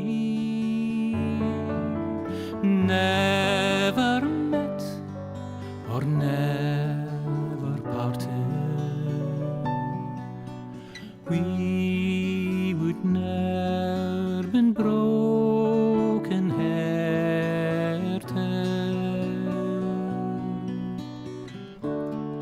Fare thee weel, thou first and fairest. Fare thee weel, thou best and dearest. Thine be ilke joy and treasure, peace, enjoyment, love and pleasure. A fond kiss, and then we sever. A farewell, alas, forever. Deep in hair-wrung tears, I'll pledge thee. Warring sighs and groans, I'll wage thee.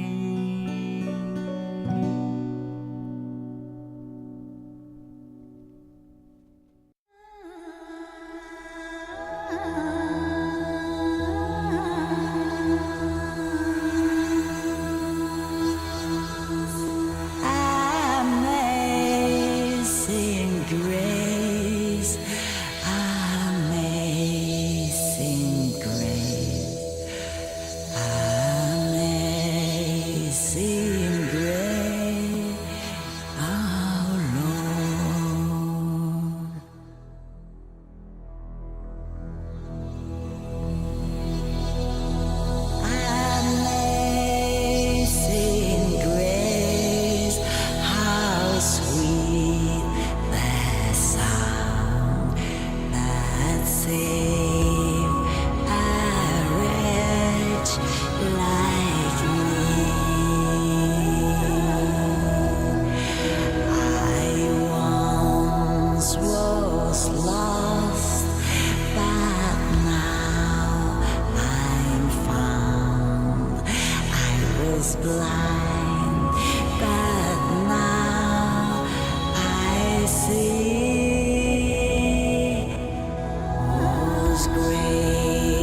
hath all my heart to fear, and grace my fears relieve. How precious thee that grace appear, the hour I first believed.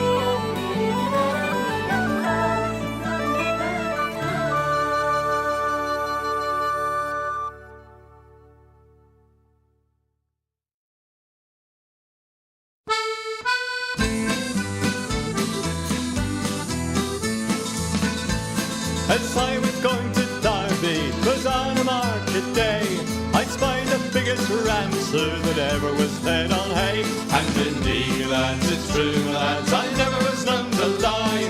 If you'd have been in Derby, you'd have seen the same as I. His rammy had 4 hooves, sir, and on them he did stand, and every step he took, sir, it covered an acre of land. And indeed, lads, it's true, lads, I never was known to lie. If you'd have been in Derby, you'd have seen the same as I. The wool that grew upon him, sir, made 50 packs complete, and that was sent to Flanders to clothe the British fleet. And indeed, lads, it's true, lads, I never was known to lie. If you'd have been in Derby, you'd have seen the same as I. The tail was 50 yards, sir, as near as I can tell, and it was sent to Rome, sir, to ring St. Peter's bell. And indeed, lads, it's true, lads, I never was known to lie.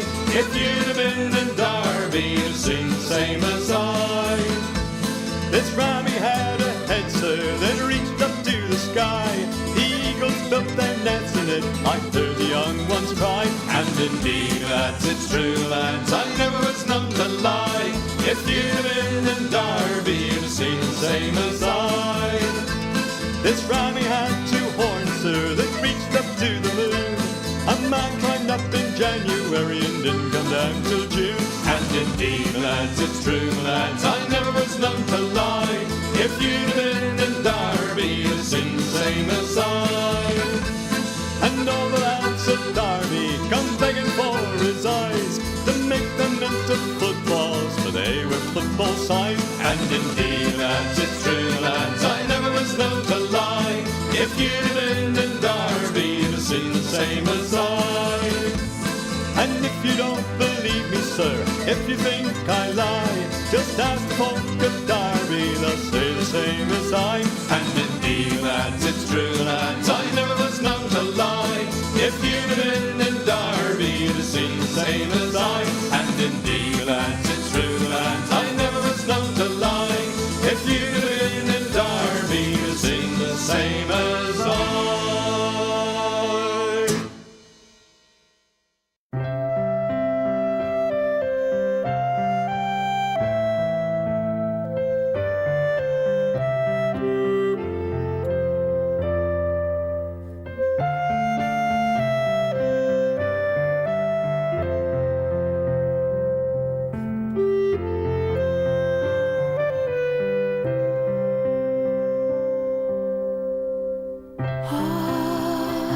Harmonious pipe, how I envy thee thy bliss, when pressed to Stephen's lips, with a gentle kiss,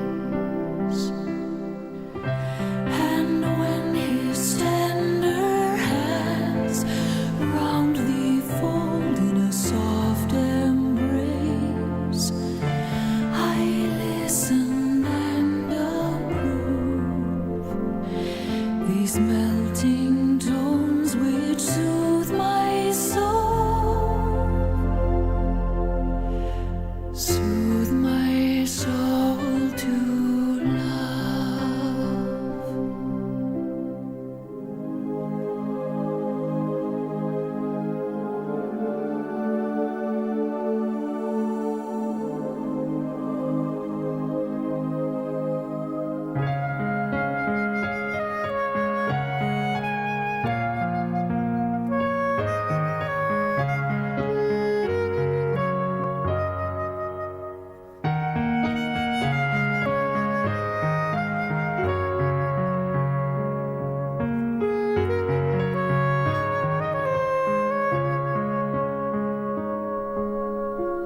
Alive with passions from his breath that flow, he'll draw music when he's pleased to blow.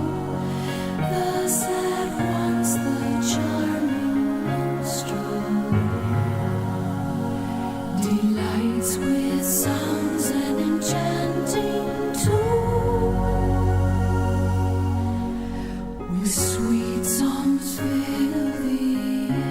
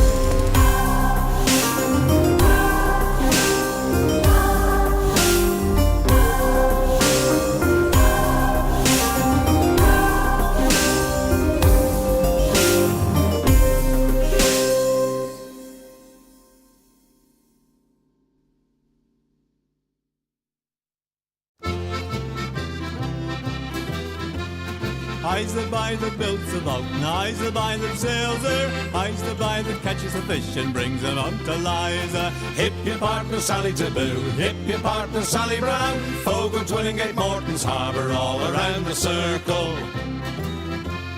Sods and rind to cover your flake, cake and tea for supper. Codfish in the spring of the year, fried in maggoty butter. Hip your partner Sally Taboo, hip your partner Sally Brown. Fogo, Twillingate, Morton's Harbour, all around the circle. I don't want your maggoty fish, that's no good for winter. I can buy as good as that down in Bonavista. Hip your partner Sally Taboo, hip your partner Sally Brown. Fogo, Twillingate, Morton's Harbour, all around the circle.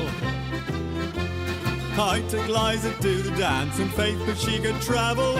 Every step that she did take was up to her knees in gravel. Hip your partner Sally Taboo, hip your partner Sally Brown. Fogo, Twillingate, Morton's Harbour, all around the circle. Susan White, she's out of sight, her petticoat needs a border. Old Sam Oliver in the dark, he kissed her in the corner. Hip your partner Sally Taboo, hip your partner Sally Brown. Fogo, Twillingate, Morton's Harbour, all around the circle.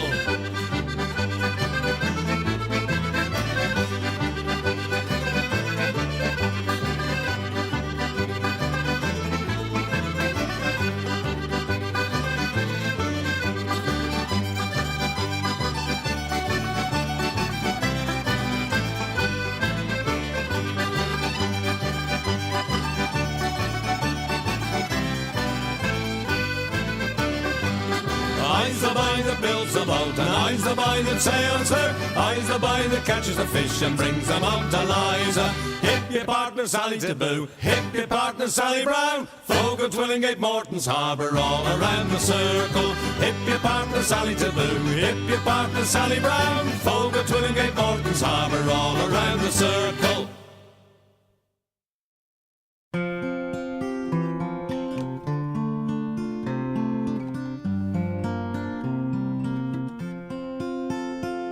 Should old acquaintance be forgot and never brought to mind?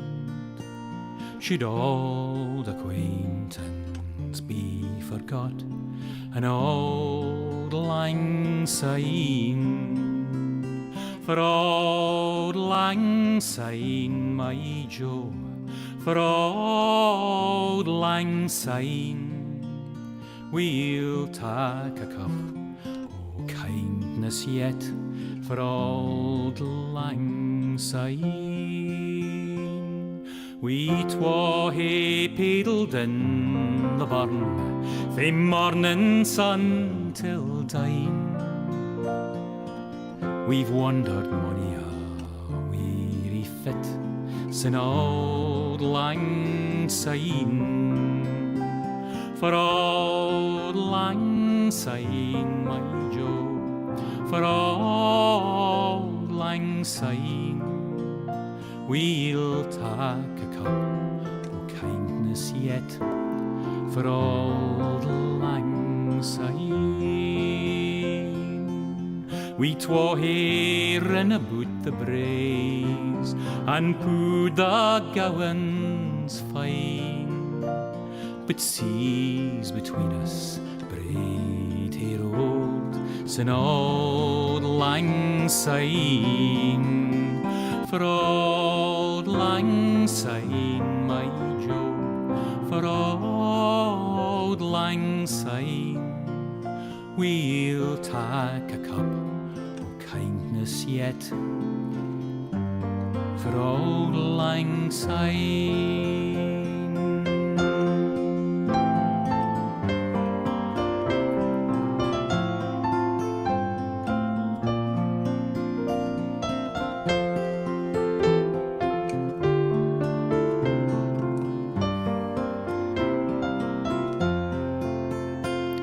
And surely you'll be your pint stoup, as surely I'll be mine.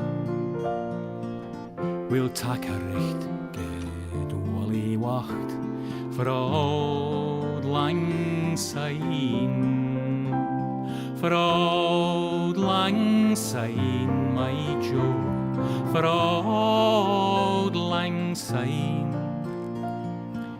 We'll tak a cup o' kindness yet for Auld Lang Syne. So here's a hand, my trusty fear, and gie's a hand o' thine.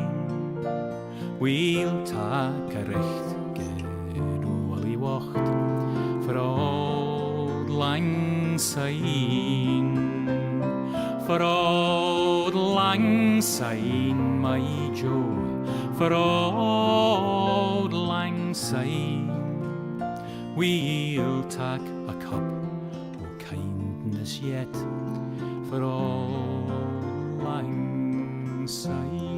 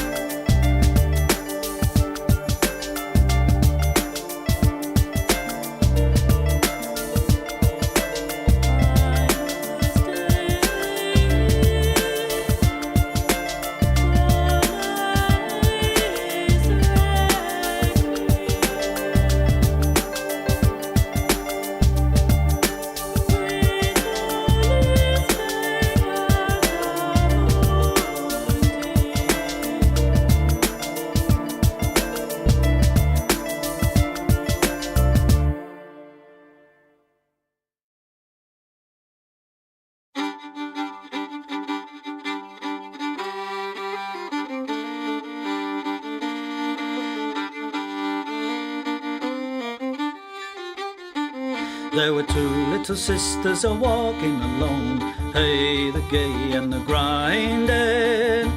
Two little sisters a walking alone by the bonny, bonny bowls of London. And the eldest pushed her sister in, hey, the gay and the grinding.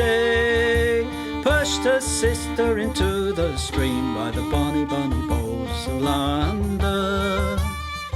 Oh, she pushed her in and she watched her down, hey, the gay and the grinding. Watched her body floating down by the bonny, bonny bowls of London. Oh, they laid her out on the bank to die, hey, the gay and the grinding. For with the fiddle came riding by the bonny, bonny bowls of London. And he made some strings from this yellow hair, hey, the gay and the grinding. Made some strings from this yellow hair by the bonny, bonny bowls of London. And he made fiddle pegs from a long finger bone, hey, the gay and the grinding. Made fiddle pegs from a long finger bone by the bonny, bonny bowls of London. And he made a fiddle out of her breastbone, hey, the gay and the grinding. Sound would pierce is the heart of a stone by the bonny, bonny bows of London. But the only tune that the fiddle would play was Ho, the bows of London. The only tune the fiddle would play was the bonny, bonny bows of London.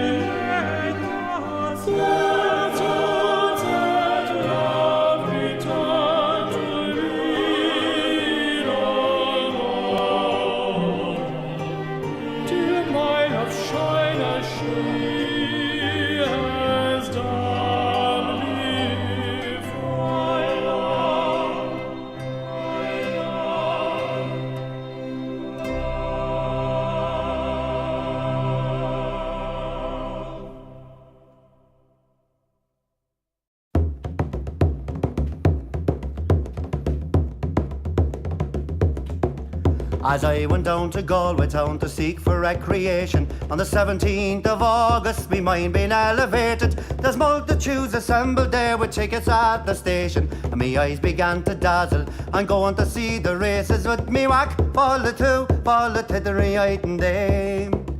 There's passengers from Limerick and there's more from Tipperary. There's lads from Connemara and a flare of married ladies, and people from Cork City who are true and loyal and faithful, who brought home the Fenian prisoners from dying in foreign nations. With me whack, fall the tittery-eyed and dame. And it's there you'll see the pipers and the fiddlers competing, the nimble-footed dancers a tripping o'er the daisies. There's others crying cigars and likes and bills for all the races, with the colours of the jockeys and the price and horses' ages. Me whack, fall the tittery-eyed and dame. And it's there you'll see the jockeys and they're mounted out so stately, the pink, the blue, the orange and green, the emblem of our nation. When the bell was rung for starting, all the horses seemed impatient. I thought they never stood in ground, their speed was so amazing. With me whack, fall the tittery-eyed and dame. 500,000 people there of all denominations. There's Catholics, there's Protestants and Jews and Presbyterians. There's yet no animosity, no matter what persuasions, but sportsman's hospitality, those induce fresh acquaintance. With me whack, fall the tittery-eyed and day. Agus foy marish and crushki in the speak shelan.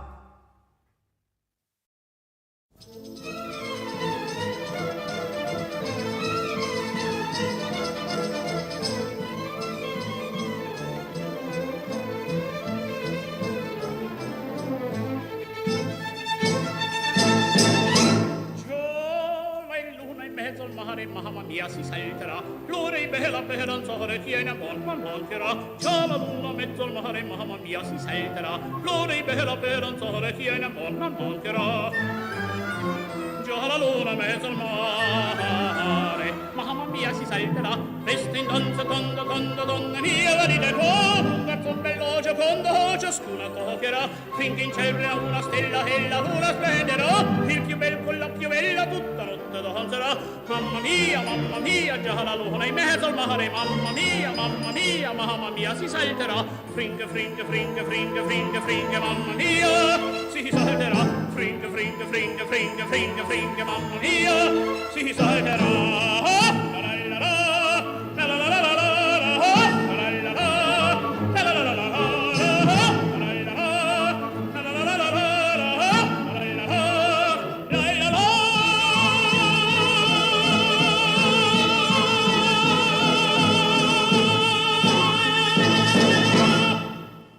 Where the wind can cut you like a knife, and nights are colder than the purser's wife, sir, do we dream of sunny skies of blue and sipping on some fancy foreign brew, sir? No, sir, no, we long to sail where greyer English skies prevail, and we would face the wind and snow and hail for just one pail of good old English ale, sir. Just one pail of good old English ale, sir. Did we choose to fight the foreign foe for England's glory? We must answer no, sir. An English ale house, that's where we would be, not dodging cannonballs upon the sea, sir. We're only risking life and limb because old England's too far to swim. But we would chance an iron arm or leg for just one keg of good old English ale, sir. Just one keg of good old English ale, sir. Many days and many lonely nights without one woman hoving into sight, sir. Now it won't be long till we see our wives and sweethearts lined up on the quay, sir, with their arms all open wide. But we will push them gently aside, for they will have to wait for us until we've had our fill of good old English ale, sir. Had our fill of good old English ale, sir. Come land landlord, fill the flowing bowl until it doth run over. Come, landlord, fill the flowing bowl until it doth run over. For tonight will merry, merry be. For tonight will merry, merry be. For tonight will merry, merry be. Tomorrow we'll be sober. Here's to the man who drinks strong ale and goes to bed quite mellow. Here's to the man who drinks strong ale and goes to bed quite mellow. He lives as he ought to live. He lives as he ought to live. He lives as he ought to live. And dies a jolly good fellow. For tonight will merry, merry be. For tonight will merry, merry be. For tonight will merry, merry be. Tomorrow we'll be sober. Here's to the man who drinks water neat and goes to bed quite sober.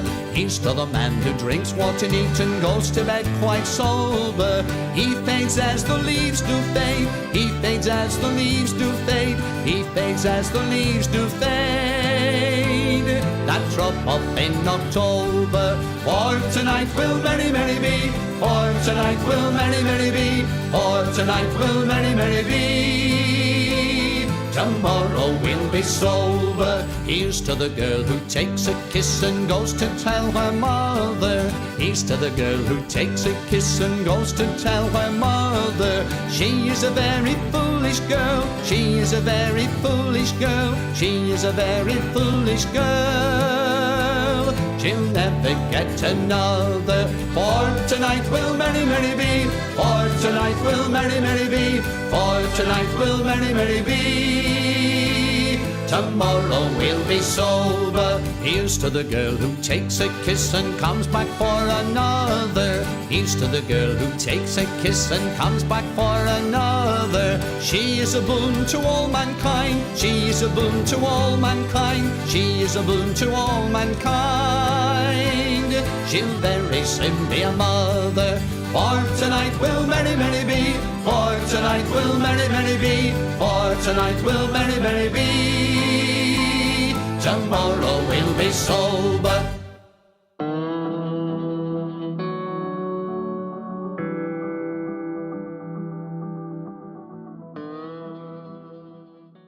Welcome back, ladies and gentlemen. We're ready for some more South American elimination Dota as we've got another run of Heroic, this time taking on All-Stars. And Ace, I mean, after what we saw yesterday from All-Stars against what we saw earlier from Heroic, I do think that they're going to have to step it up. I agree. And these two teams, they're the ones that made it to Game 3.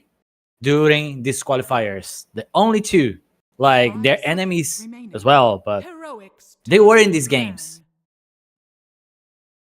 Yeah, also, of course, yesterday lost to Perito Panzon, which is the old M80 roster. That's why they dropped to the lower bracket. But it was a 3-map series needed to make that happen. And of course, Heroic earlier today played a 2-1 win against Red Submarine.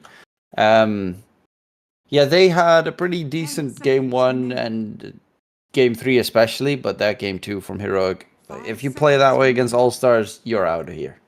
Yeah, that's for sure. And yeah, you can say All-Stars, they lost 2-0 to Perito, but the game they won, it was really good. It was really, really good. And they were playing with the Winter Wyvern. Oh, my boy. Girl, sorry. My girl. Heroic's turn to pick. Well, let's see. The AA comes in, so that's probably not going to be the Winter Wyvern in this game, as it gets heavily countered by AA. But we saw, was it KJ? No, it was their opponents, right? Red Submarine? Jimmy Koff, I think, with the AA earlier today. Or was it? No, it was KJ. It was KJ, yeah. He had Gleipnir. a lot of great Ice Blast. Obviously, TB on the other side now, because he does care, of course, about the Ice Blast, but not really that much, considering you can always Sunder to heal. 10 seconds remaining. 5 seconds. Interesting, Yuma getting his hero on the first phase. Oh, he's played PA both games previously. Yeah, so, and Gyrocopter the first one. So actually, all 4 games so far, they first picked the safe lane. Unless Whisper plays it off lane. Actually, he played it yesterday off lane. It was Whisper, yeah. Very poorly, I might add, but he did play it. I mean, first 10 minutes, he did really well. He got his timings, but they were not able to use it. Like early Orchid, pretty much useless that game. Yeah, it went Orchid, Dragonlance, and then Scythe of Ice, which is a very strange build on Terrorblade, first of all, and then offlane Terrorblade, so no auras, nothing. His team was just sitting duck the entire time. And in this case, if it is an offlane TB, you gotta get a pipe against AA. Otherwise, your team is just done for.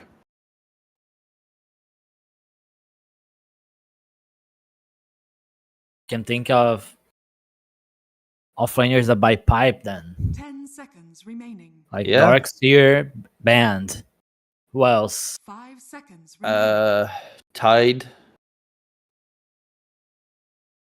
Honestly, quite a lot. Underlord, maybe. I mean, heroes that are playable. I mean, Underlord, yeah. If you give it the correct game, it can shine. But I mean, the SA does have some weird Underlord randomly picked moments. Though Sand King has been showing up pretty heavily, there's going to be very likely Analog's hero, as he has been looking incredibly solid on it. And honestly, I would pick it every single game at this stage if I was hero, because they have looked the best when he's playing the Sand King. And if I am All-Stars, I'm banning this hero every single game. Yeah, though they did let it through. Obviously, AA is pretty okay against Sand King because the Ice Blast makes the hero feel like paper mache. So that's always a plus. But yeah, Sand King doesn't really have any very bad matchups mid. So you're always going to be comfortable. Yeah, maybe Huskars are probably a very bad matchup. But then, yeah, you know, you get Wind Ranger, you don't care about Huskar.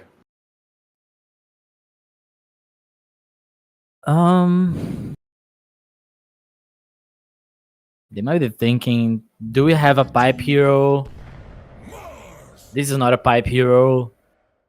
Not really, no. It does work well with the AA, obviously, with the Arena Ice Blast.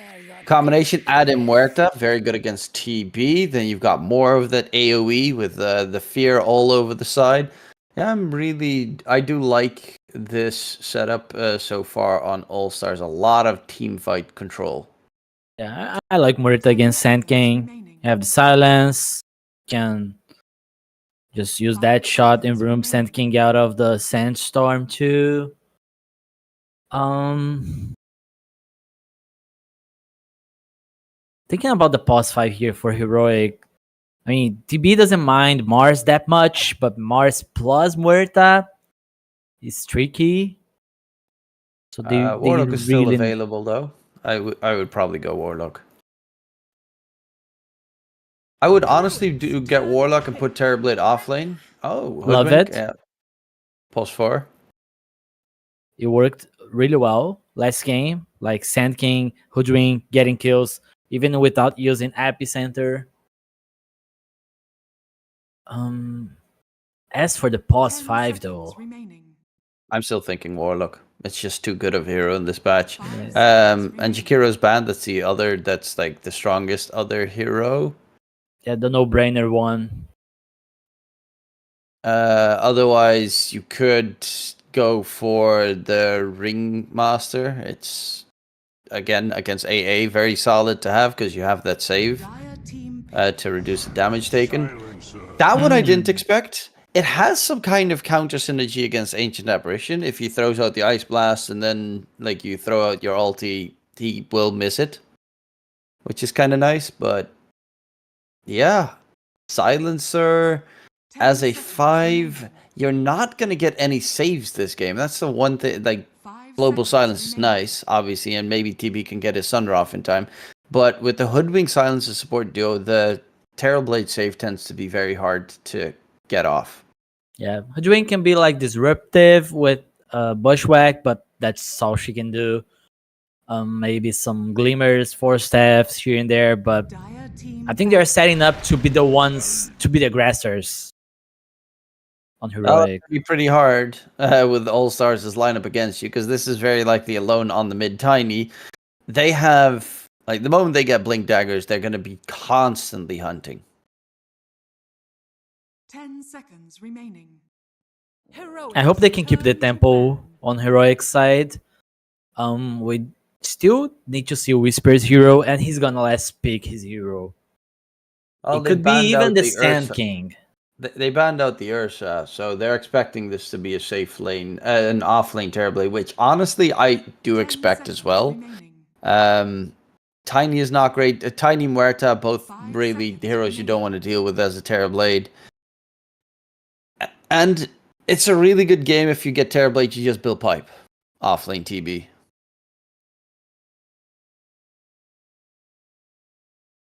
Yeah, I can see it working. Then what are you going to get for the safe lane? Ursa would have been very nice, obviously. Did get just banned out. You could get Life Stealer. AA Ice Blast is annoying, but you can always invest the moment you get Ice Blasted. It's really good against Mars and Tiny. Turn to ban. Yeah, I was thinking about Life Stealer too.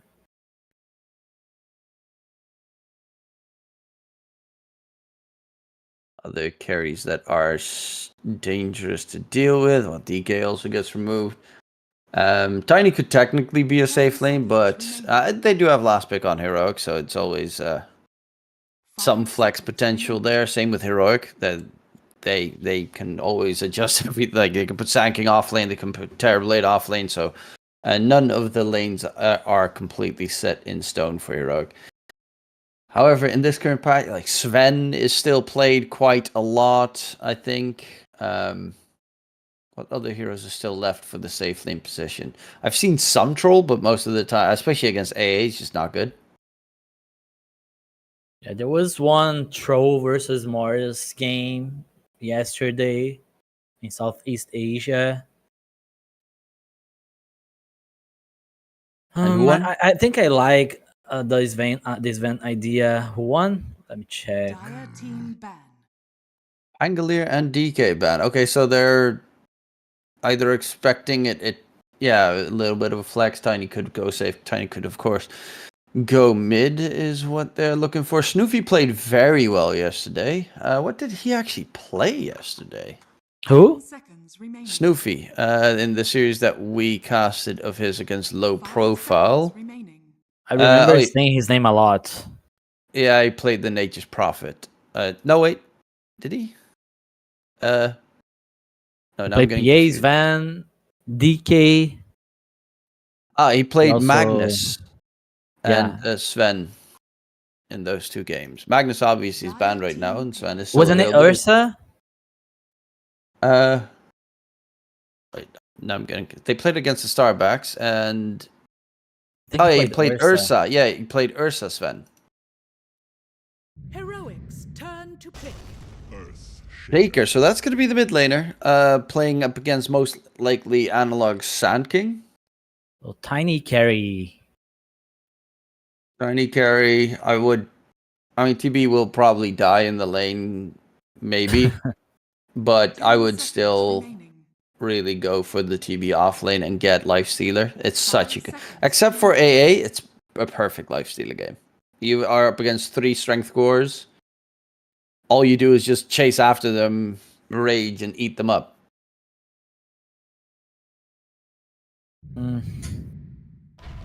Templar assassin. PA. Select your heroes. They have a very big problem of getting rid of the refraction charges. That is true.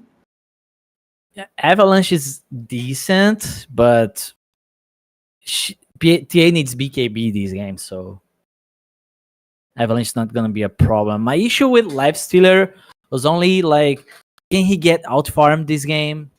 Flames get poorly played. if he's like trying to recover as a life stealer, it feels terrible. Maybe they felt like we need a hero that can pace, that can like keep farming if the game is hard. I mean, that's what you got. Like, you have a Hoodwink, you have a Sand King, a Terrorblade. The lanes should always be able to get put. This is a game where the heroic should be able to extend the game, as Tiny is the only one that is a building hitter really on the opposing side. So I don't. They have a very good timing on All Stars, but I'm curious to see how this goes. I do feel their heroes are now with the TA. Refraction keeps them alive a little bit better, but it feels like such a squish fest. TA, Silence, a Hoodwink, TB, like they're all one Echo Slam or just hell, even an Ice Blast away from dying. Yeah, Whisper will have to buy pipe this game. When Heroic hits their timings, they're pretty strong. Problem is, like before a BKB, before like even the pipe, Alone can do a lot on the map. Yeah, I think Alone's going to be a key factor here for All Stars, but I kind of like All Stars' draft a little bit more. I think TA is a very strong hero currently in this batch. If they, I've seen a lot of teams first pick it, even some teams first phase ban it for that exact reason. However, it just does to me. I like the big team fight a little bit more. Tiny can be active. 15 minutes in the game, Tiny is already ready to roll. Tiny is ready to just crush names. And TB offlane is great, but you need to be able to play this game for long. For this game, I do like the TB off lane. Yesterday they had like a tricore, like 3 carries, and the TB off lane was all over the place. But now they have a playmaker on analog. They have a hero on Yuma that can join early fights with traps. If he gets like an early dazzle, he can join if the fight's good. I will need to restart my Dota, and hopefully that works, because I only have the view of one of the players. Did I join the lobby correct? I think I did. So I don't have, like, on my personal vision, I don't have Dire at all. So that's kind of Maybe weird. you misclicked the hotkey to only show fog for Dire. Well, I don't even have the thing at the top right. But we'll see. Hopefully it gets fixed. Otherwise, I'm only going to see Radiant, and I'm constantly going to see exactly. Well, I'll figure out what hero it is or player. Yeah, it has been fixed. It's a game bug. So there we go. Monty is taking a lot of damage and is about to be first blooded. Kill goes to Matthew. Whisper could have gotten that one, so a bit sad TB there, but does mean first blood already secured for the side of Heroic. Yeah, getting the first blood there for Whisper would be really important, because no meta, so having the bracer right off the bat is really helpful. And mid lane, Earthshaker should have an okay time against the Sand King. King of the Nice. Yep, and also a lot of damage later down the line with the aftershock and all the creeps flying all over the place. Matthew needs to be careful, because AA does do a lot of nasty ass in the beginning of the game. Has really good attack range. It's 100 more attack range than the Hoodwink. Yeah, trading against these heroes is really annoying. And what's up with the bounty rune on the top river? The bounty rune on the top river? Yeah, new strat? Or what? I guess completely forgot about it. There's an observer ward that has good vision of the area, though, so Alone knows it. I guess once the bottle is delivered, he can get a refill and then also get the water rune spawning. Oh, strats. The next level play. So how's bottom? TA, struggled on the first wave. But yeah, Muerta and Mars playing really aggro. Silencer cannot do much, unfortunately. Yeah, it shows enough that TA level 1 goes for refraction. A lot of time you go for like meld level 1 to get very aggressive in lane and just bully them out in the first wave, but if he attempts that, he's just going to get dead shotted out of position and then a God's Rebuke slow and you're dead. So, safe lane Tiny, he of course has the insurmountable facet, which makes sense. Do you then just go max level 3 grab? Or do you still go for like toss damage? Or I think you go 3 grab. Sometimes you Okay. only have like 1 toss point. Maybe you use 2 just to get the range. If you are really willing to rotate around.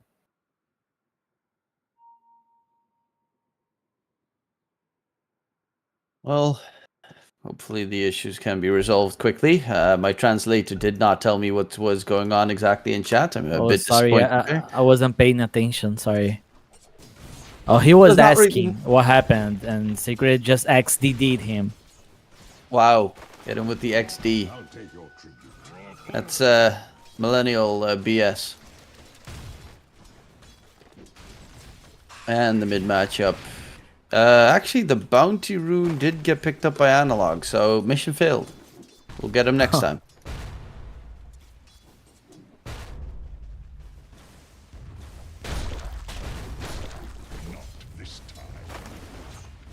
So far, Sacred's actually having a really good time in that bottom lane against Yuma, but with a couple of levels on that TA. And the fact that it's a TA can always catch back up in the jungle. The flash farm.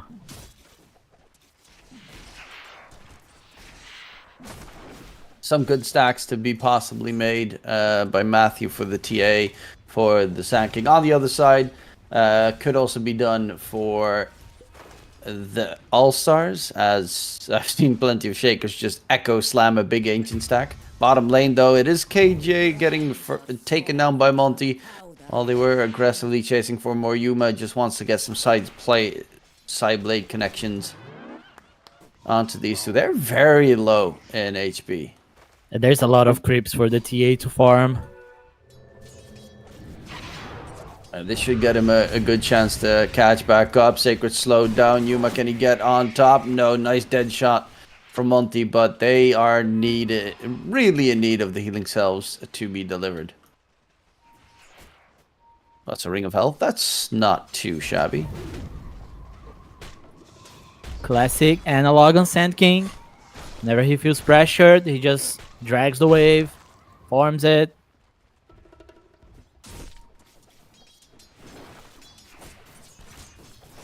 And yeah, indeed. Just I'm gonna multitask, take the neutral creeps together with the jungle camps, and should be able to catch back up. Or at least keep pace in terms of farm. Whisper gets a kill into 909. Held in place. Snoofy has 2 points in the avalanche.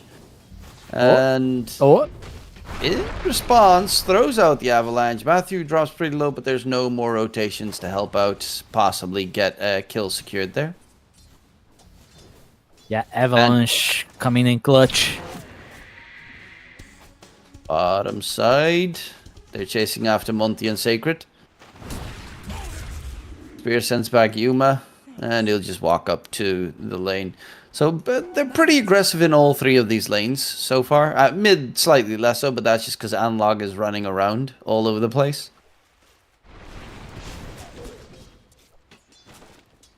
Yeah, side lanes are applying a lot of pressure, so the supports cannot really leave. Oh, Matthew. Yeah, and kill coming in onto Matthew this time around. Whisper without the Metamorphosis not able to help. Has double Bracer this time around, realizing I'm up against an AA. Need more HP. Otherwise, if you don't bulk up, as also against the Tiny, is going to be a very big problem going forward. Okay. Sacred's Every really time. struggling bottom. Yeah, every time we look bottom, Sacred is about to die. And Yuma walking further underneath the tower. I don't know about this. Level 3 TA? There's Watch no out for AH. TPs. Sacred's dropping low. In the trees. He's going to get slowed down. Yuma takes him down. Actually, KJ takes him down. There's going to be a TP in Dyer? from 999 going for KJ. KJ dropping low. Yuma is going to be another possible target. They don't have mana on the Muerta. So that's a big plus. But Yuma will be able to walk it off. Alright, so AA was the only one who cared about Sacred. Shaker could TP. Yeah. But he just wants to get good farm, fast blink. And then be big. Speaking of TP goes towards top where Snoofy is in the area. Alone wants to get a big Echo Slam catch, but they don't have any good enough control. Tiny, no mana for the Avalanche. Just got the Avalanche available right now. And Alone TP's top to just straight up walk back to mid. Wasted TP. At least he's in time for the rune, but unlucky. It's bottom. Yeah, Analog gets an amplified damage rune. Not bad. Has Epicenter available as well, so can even make a pretty pesky play with that if someone oversteps their mark. He took the rune, he killed the ward, and he killed the sentry ward. Radiant structures are fortified. But is looking for Sacred bottom, and Sacred is in a lot of trouble. Epicenter comes out. Can the Burrow connect? No, nice spear from Sacred. He'll be just fine. Analog is going deeper, so that's the experience shrine that he's looking for. As he's going to get slowed down, Burrow gets him out of harm's way. There is a sentry ward. Sand King's going to stay alive, but Moro, it's a 4-man move to grab the experience shrine, and they'll be able to pick it up as Alone is too far away to interrupt the take. Walks up. There are some creeps. Has Echo Slam, but it's getting a bit dicey here. And Yuma's doing quite a lot of damage. Bushwhack nice hits connection. just barely from Matthew. Alone is nice blocking with the tree there. In the side will be taken down in the end by Matthew. And from behind is coming Sacred. Level 4 is... They just use his spells, but he's actually going to be caught as well. And they're so hyper-aggressive, but it's not going to get punished. At least Monty will find a kill. And Tiny even TPing towards bottom. Yeah, but he's so late for the body. Yeah, and now TB gets a free chance to farm topside while Snoofy has to run. Yeah, I think that was the idea there. Like, Tiny doesn't want to go bottom, give the lane to Whisper. But at the same time, you see your Shaker just roaming around, not finding anything on the map, and even dying. And Analog is now about 500 gold ahead of his opponent in that mid lane position.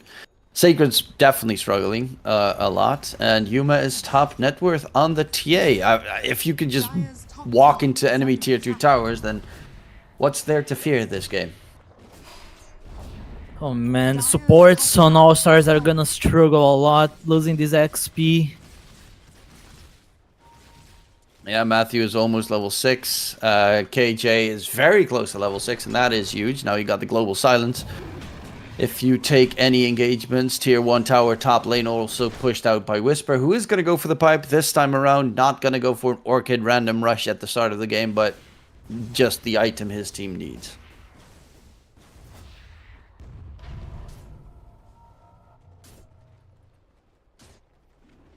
Oh, surprisingly enough, Whisper does have the other facet chosen. Not the HP Sunder Swap facet, but he's got the Soul Fragment. Where if you use Conjure Image, you use HP instead, and your illusions have max HP when you summon them. So, interesting. Imagine dying to AA Blast because of this. Oh, again, Matthew just perfect catch onto Alone. Global Silence could choose. They don't want a counterplay, but there's... I guess they were afraid of the Echo Slam. Oh, that he might just get the cast off. And Snoopy Yuma top. almost low. killed Sacred.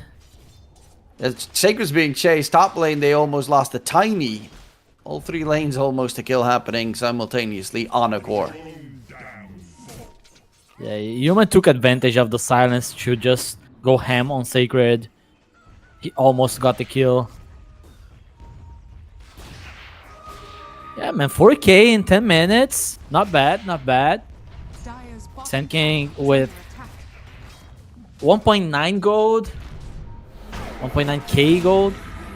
Sharpshooter catch. Monty dies. Matthew is dominating. You know, Is under attack. that's the thing. His team that he normally plays with, Matthew, is in the finals later today. And he was here struggling in the lower bracket. Really needs to make his mark. And he's doing a terrific job on the Hoodwink with these catches. 5, 1, and 3, and really a big improvement so far. Dire's bottom tower Problem with this lineup on Dire is now they're like held hostage because they need Blink Daggers on Shaker and Mars to play Dota. Hell, even the Tiny. He's got max level Avalanche at the moment. Yeah, but Level 2 tree grab, so it doesn't even farm that fast. Dire's bottom tower is under Analog steals the Dire Ancient stack. it has Epicenter ready again in 9 seconds. With the blink behind it, so if you want to take a fight. Wow. Look at KJ. There's a nice little sticker that is gorgeous in the trees. Radiant are scanning. I love how these visuals make no sense. Burrow catch on the Earthshaker. Sharpshooter comes in. Gets broken, so even using Enchant Totem does nothing because Aftershock doesn't work. That's kind of cool. This duo is way too good. You just go around with the Hoodwink. Doesn't even press Epicenter. For the next game, I really hope All-Stars, they just remove Sand King from the game. Yeah, Analog is just... I mean, he had last 20 games played, 16 wins or something on Sand King, which is nuts considering the MMR that he's playing at. Oh, Sacred's hello. gonna get jumped. Burrow catch in, global silence, no echo slam from behind. Chasing for the AA, has an Ice Blast. It's a little bit spooked up in the area, but they'll not chase for more now that global Dire's top was tower is under attack. on cooldown. This is really bad for Tiny. Analog is under ward vision. They know exactly where he is, Dire's top tower is under attack. but he's pump faking. Oh, Hoodwink. Hoodwink Sharpshooter doesn't catch Monty, but almost takes down the AA. Ice Blast comes out. Control onto Analog. He's dropping pretty low. Tree toss. Is it going to be enough ticking down? No. Yeah, Oh, it he was. is going to crack. But Matthew is unstoppable, and that's the real carry of this game. Who cares about a little Analog Sand King? It's all about that big boy Hoodwink. Whisper offlane TB is higher level than almost 2 levels ahead of Alone. Sadly, AA got most of the gold Radiant are from the scanning. Sand King kill. Dire's middle tower is under attack.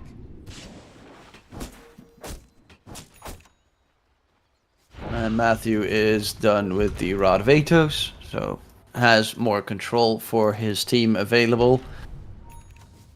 What can, like, at this point, they're 8k behind. What's their best play? Is it literally just wait for the Blink Daggers? I think it's the safe play just to wait for the Blink Daggers. I mean, only if you have the Mars Blink Dagger, you can still fight. Radiant's top tower is under attack. You just AA blast someone and hope it dies with that shot, Mars spells, maybe even a Fissure. You can try to 5-man with the Blink Dagger on Mars and get a good fight. But if your Tiny dies doing that, it's terrible.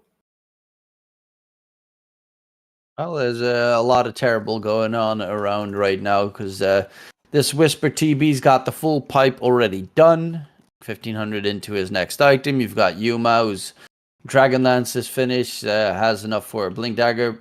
I'm wondering if he's just waiting for the Shard, because obviously Shard is amazing on TA, but once 15 minutes mark gets reached, they can also pretty easily kill the Tormentor, as you have a TA on your side. And then you get a free Shard for what? Silencer, which is nice, I guess. And Hoodwink is... I mean, Hoodwink is also nice. I really don't like using Hoodwink's Shard. Just the extra button, and it annoys me. The animation. You know, they're so lazy. Because the spell just looks weird. I don't mind it if So I get much a damage. new spell. Yeah, it is quite a lot of damage, but it just... I don't know. I like other shards more. Give me more fun. Yeah, but I agree. A lot of buttons to click. Yeah, there are some heroes where it gets really... Like when you play Tinker support and then you randomly get shard, and I'm like, bro, why do I have another button? I already have too many buttons to press on this hero.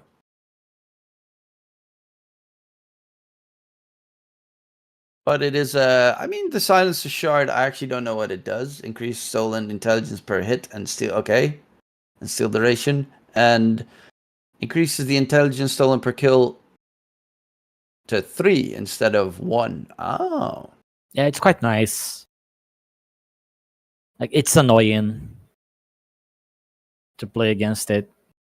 Yeah, it's not like the instilled means anything for Silencer support.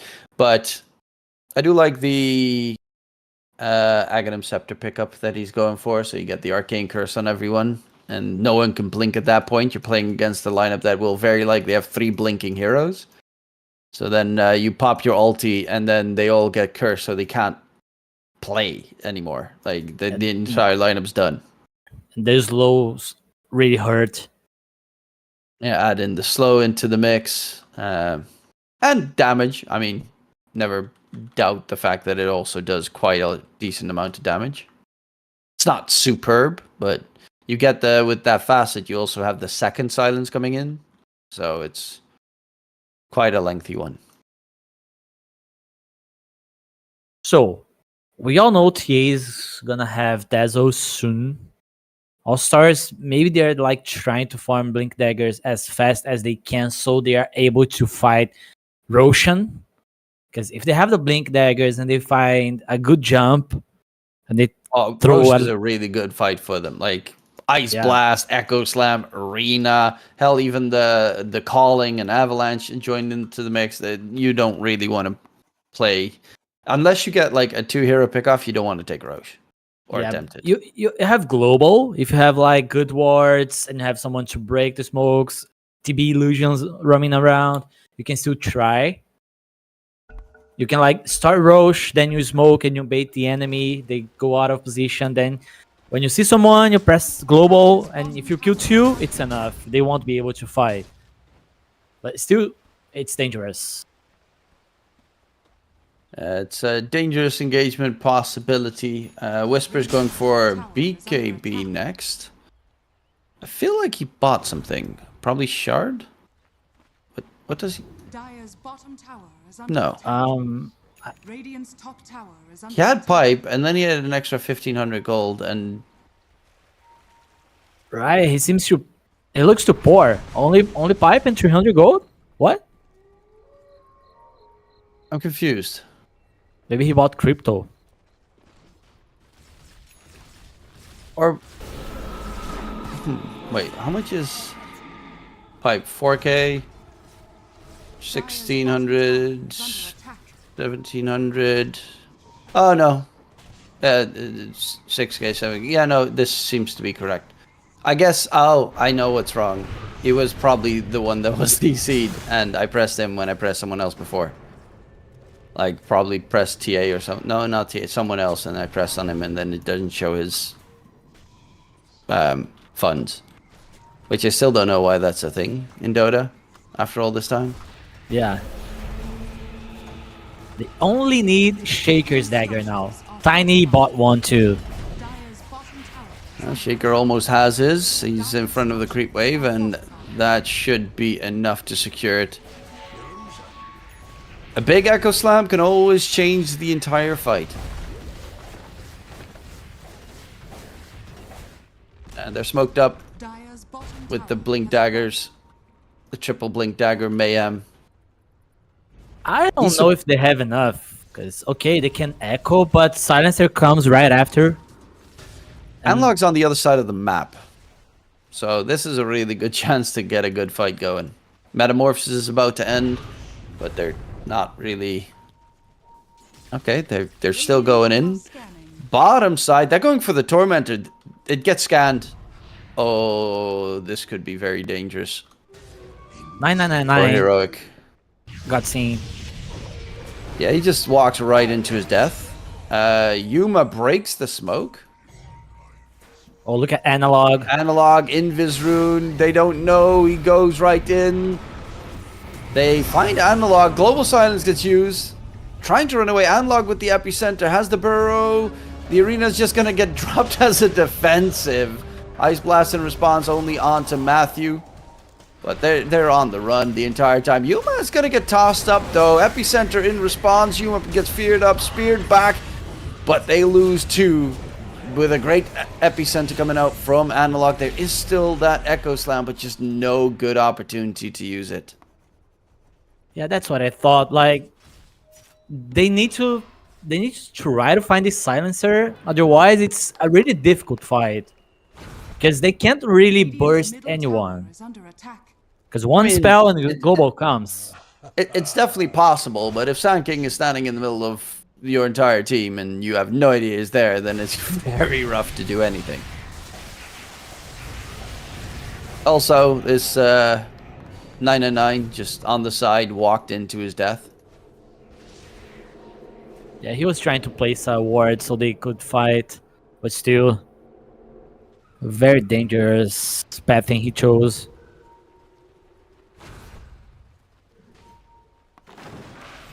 Top side, Snoopy. Blink dagger back. Gotta be careful. It's going for Ags. Yeah, then it really does show that they're in a lot of trouble. Yeah, If like you say Flame Tiny goes for Ags third item. he's not playing as a carry now. With Okay. Dogger, he doesn't have shards, so they know that they need to out team fight Heroic somehow. It's too elusive. The dodging. Sand King even has a Glimmer Cape just to be able to survive the magic damage. And we have another DC. As once again, it's Whisper that loses his connection here. Who actually Let's got the just shard? wait. Oh, the Silencer got the free shard. One thing is true. Every time Global is on cooldown, All Stars need to look for a fight. They're too late for this one, because Global is gonna come back online in 13 seconds. They don't have much time. And then the rest of the cooldowns on the Radiant side are available. There's even a Metamorphosis for Whisper if need be. Unless they find the Silencer first, but he's so far back. Finding the Silencer, I think it's not the plan. You can't really rely on that. I mean, if you can try, if you find him, okay, good. But you need to like have BKB. Some sort of the spell for the Global so you can fight.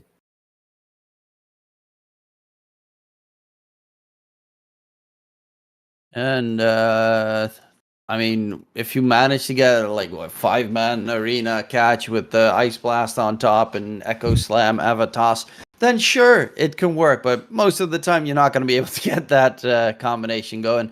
They don't have BKB, so this is still your best chance to have it working. But Like yeah, what they could 15 be KBI. doing is like try to bait the Global somehow and then fight. But Heroic's too smart for that, I think. Unless like it's a 4-man gank on Yuma, then they need to press Global. But I don't think they are gonna allow that to happen. Yeah, I don't really expect Heroic to make too many mistakes this game, as they really, really, really want to make that Dream League happen. I'm actually curious to see how many points they currently have in the what the tournament thing, the EPT leaderboard. Oh, again, 999. Ah, they are at the 11th spot, so they're currently. Let me see. Top 8 get direct invites, and 9, 10 get what? On direct Play- invites? I guess playoffs or something. TB's gone again. Oh, that's not good. Considering they have another series after this as well. Teams may qualify to the Esports World Cup. See alternative pathways. Oh, so there's some weird combinations with the Asian champion. Like if a team qualifies, Gaming Gladiators invited to World Cup 2025 for winning Rio Masters last year, so they get a direct invite. And if they're in the top 8, that invite goes to the next person, which sucks really for everyone else because currently Gaming Gladiators is 13th, so they're out of running. But Heroic is very close. Actually, Nigma Galaxy is ahead of them, but is very close to getting a spot for Riyadh. Like, insane how close they are. They just need a little bit more. They definitely need a decent amount more. I think. Are they playing at ESL 1? Yeah, they are playing at ESL 1. So that's a place where they can get some EPT points. Hopefully for them, they can get some at Dream League now as well, if they manage to qualify. Because they want to really play. I mean, Riyadh's the big one, right? It's what, a $3 million prize pool, I think? Like, these are all big tournaments during the year, all $1 million Dream Leagues and $1 million ESLs, and they have a lot of them. But it's all a culminating build up towards Riyadh, and that's, yeah, it's their own DPC. A millionaire DPC. Yeah, DPC with a little bit more money. Just a little. Oh, admin's going ham on Heroic, huh? 2 minutes left. It was your own damn fault. Which makes sense, because you have specific timers. King Jungles is saying Sacred would not unpause against Matthew. Yes, that true. And then Sacred goes, yes, he's like the one that I hate the most from Thunder. They're exchanging PCs for Whisper. Okay. I feel you, bro. They are playing on LAN, I guess. Or at least boot camp and some, I guess, PC issue. Fortaleza. Playing from there. Well, get your stuff fixed, because right now you haven't died a single time this game, Whisper, and you're looking really good on the more defensive-oriented TB. Oh, snap. Oh. How much time?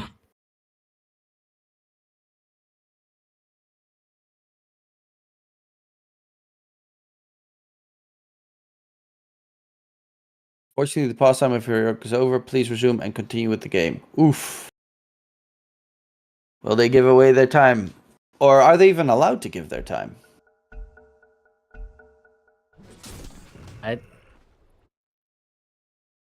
Oh, Sacred. Because that's the thing. I have had some tournaments where opponents are not allowed to give time. And that is because it kind of forces teams which I can understand. It forces some teams to give time, because otherwise everyone in the scene is going to hate them. So you're always kind of forced to give your time away to the enemies, which I do understand the reason. If you're like, okay, that's their time, once their time, because right now the time of their opponents gets used, so of the dire side, and for instance, they continue playing and the game is very even, let's say, and then they have a DC. There's no time left for all stars. Like they would be screwed out of the game, essentially. That's why it's always a little bit, not great. They're using All Stars time. That's Oh, he's back. oh my god.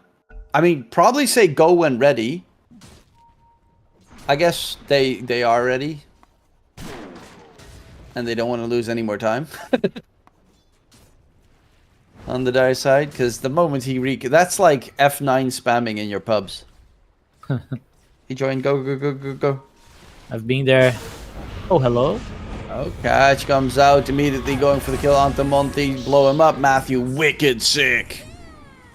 817 Hoodwink. KJ has 2 obs. Radiant's bottom tower is under attack. Playing against Vision is gonna be really hard for Dire. And they're too poor to buy a gem.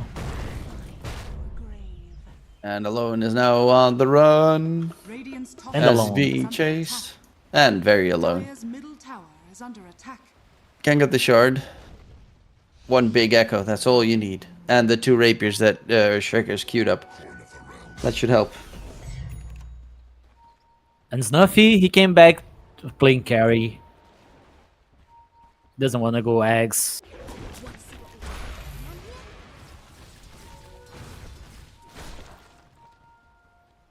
Let's see. Monty is going for his own Ags on the Muerta instead of finishing up that Rod of Atos. Maybe we can extend the game long enough. Speaking of which, Alone is doing sneaky beaky stuff on the side of the map. Oh, they want to go on Tiny. Look at these slows. Can we 2, blink out. 1. Close. Blink out.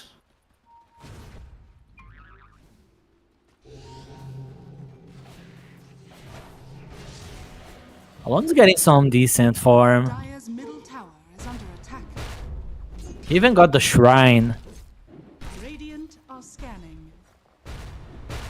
Solid value. And yeah, currently they're not getting any pushing go in. Roche is still up, so Yuma is going to get that first age of the game. So that they can actually start pushing high ground, which their lineup is pretty capable of doing with the Terrorblade and TA. The problem of going high grounds against tiny MRs is that you might be in a position where, okay, if someone gets tossed back, you might have to like just use global and not even be able to fight after that.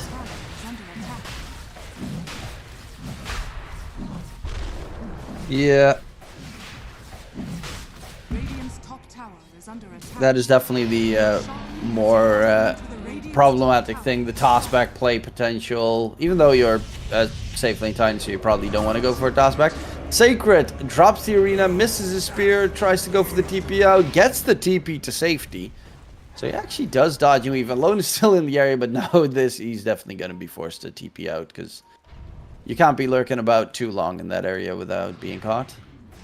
Heads up play from Sacred. He killed the tree. Hoodwink was about to bushwhack him. Then he just TP'd out. Dire's middle tower has fallen. They're not really getting that much done currently on the side of Heroic. Like, the net worth is just plateauing. It's been 15, 16k for a solid 4 or 5 minutes now. And they're all just across the map trying to get farm going.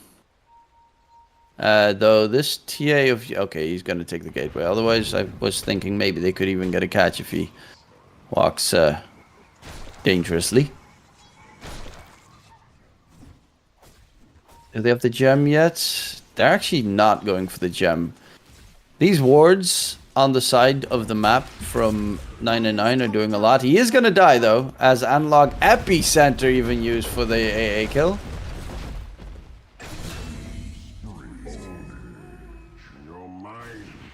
Okay. Solo kill, solo XP. Can't blame him. Too tasty. Is under attack. Dire's top tower is under attack. Dire's top That tower is true. has fallen.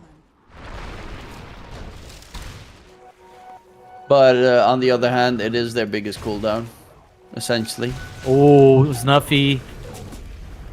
Does get taken down, it seems. Did get himself 4 bounty runes, so yes, it sucks that he dies, but 4 bounty runes is quite a decent amount of a pickup for your team. Like that's what, almost 300 gold per player. That's 1500 gold for your team. Definitely worthwhile. And you're still delaying the game. Best part. 2 minutes and a half for the Aegis. Not much done on heroic side. Now they're gonna try to go high ground, but the meta is about to end. Yeah, the meta is now over. Does of course still have pushing power with the Demon Zeal, and of course Desolator helps in taking buildings down pretty efficiently. They still have a glyph on the dire side. Yuma's Aegis might lose its chance here if he's not a little bit careful.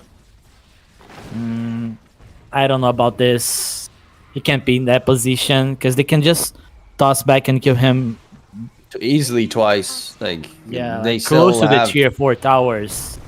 He doesn't have even BKB worse. either. And Tiny's got Ags, so you got Tiny with the tree volley Okay. available now. And if he gets Revenants, bro, that's actually going to be a lot of damage. A lot of magic damage. Needs more trees, though. A lot of these trees in the base have been cut down. Gaben doesn't like Tiny.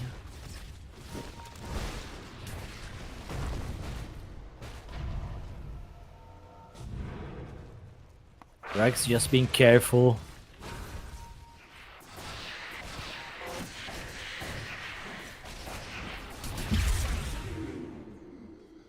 Alone farming away, but is under ward vision. Needs to be careful. Blinks on cooldown. And there's a very big run to kill off this Earthshaker. Bushwhack doesn't connect, but he is rooted up in position, and Alone gets a kill onto Matthew. That's 1,000 gold going to the Shaker. And he bought BKB, so completely fine. That's actually kind of nutty. Killing off Le Hoodwink while surrounded by enemies. And they're not going to continue the push. Monty is closing in on his Ags as well, so you're going to have the big dead shot in these team fights. I mean, yeah, they're very far behind, but the game is still super scary, especially without BKB on Yumi. He's going Revenant's Brooch instead.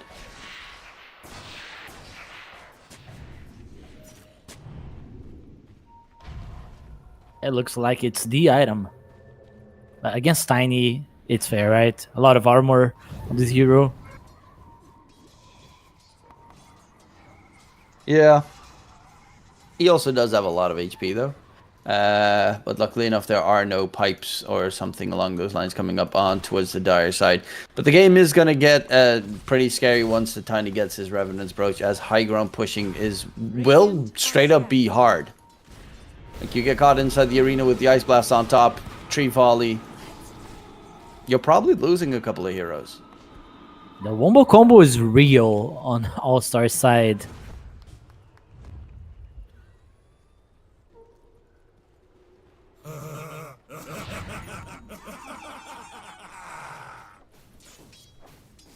AD rune on bottom lane, on the bottom river. And yeah, they're still holding on, I guess. Wait for the next Roshan so that they get the banner. And that should give them a better chance at high ground pushing. Yeah, he's close to his Revenant's Brooch. KJ's Ags is 400 gold away. A's got nothing. Well, he's got Gem. I guess that counts as more than nothing. But even Sacred, like, he's got Shard, Aether Lens, Blink, and is going 4 staff next. Like, what is this Mars offlane build? Just, I'm gonna spear you build. Pretty much.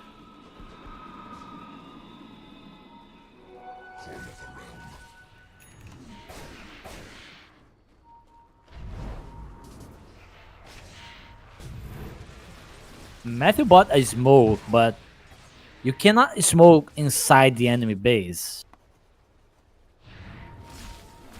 Yeah.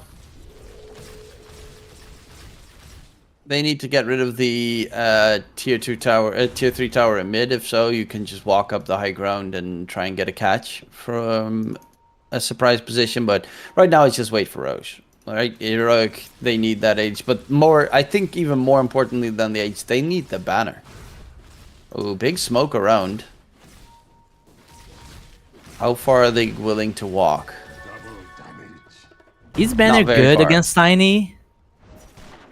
I mean, against Shaker? I don't. The creeps are gonna stack. Yeah, they are going to stack, but they're also not going to die, so they're not going to fly out. That too. It is kind of a weird one, though. But I do agree. Alone just gets one solo kill by Yuma. As long as he have buyback, it's okay. They're not doing anything. They need to like leave the base with at least 1 or 2 heroes. 999 will be spotted by Analog. That's the gem gone. That's a nice pickup there for Analog. And KJ's got Ags. Stolen intelligence on Silencer now. He's a smart man. Tormentor secured, so free shard on the Sand King. Great combination with, of course, the Ags that he just finished up.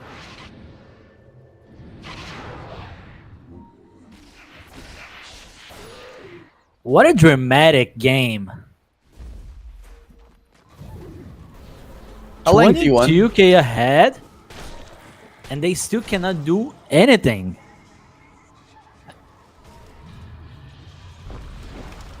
Well, another Roche take coming in. Snoofy is about done with the Revenant's Brooch.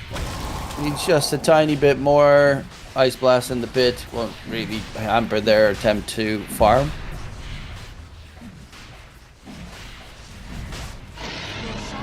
As Yuma gets the Aegis, and they have the banner at the ready.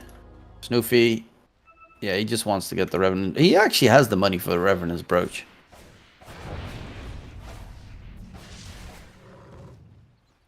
I'm really curious to see how much damage it's gonna do if he crits.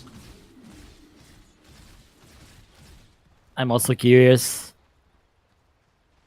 Oh, I am ready. Go high ground, Heroic, at least once. Give us something to talk about.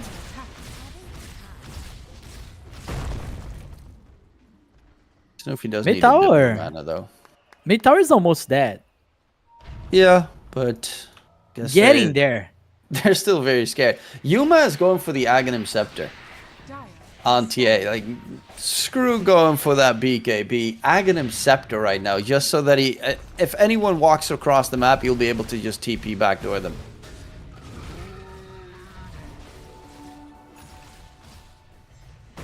Go for Fallen Rock, spear back onto Yuma.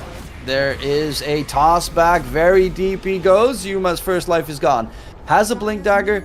Can they interrupt his jump? He does get the force half away. Echo Slam gets dropped. Global Silence used. Can't believe. Bottom tower is under attack. He pre-BKB'd. Yeah. A little bit unfortunate. Spear onto Whisper. Ava toss up. Snoopy with the tree volley. They lose TB, but on the side, Monty, the epicenter damage and range coming out. It's clearing the dire side. They're almost all dead. Mars? But Mars gets out just in time. That analog damage from the base increment radius epicenter shenanigans, that was huge. It was too much. Though Yuma does need to be careful of Sacred with the spear back play.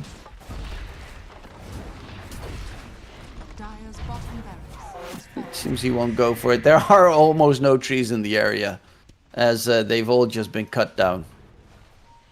They're gonna have Epi and Global again, so it's okay to just wait.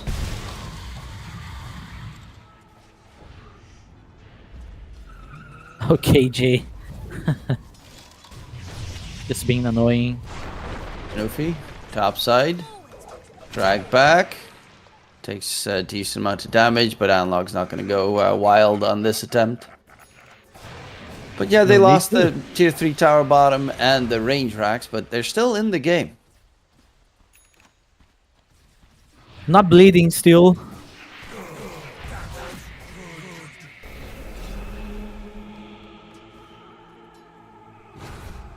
I'm actually impressed that Whisper died so fast.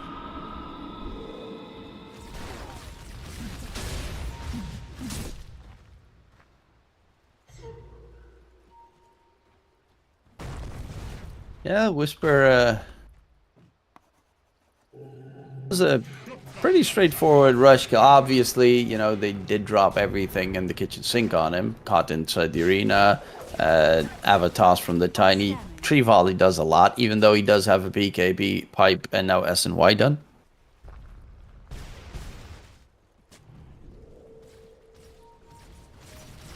He's buying hard on TB.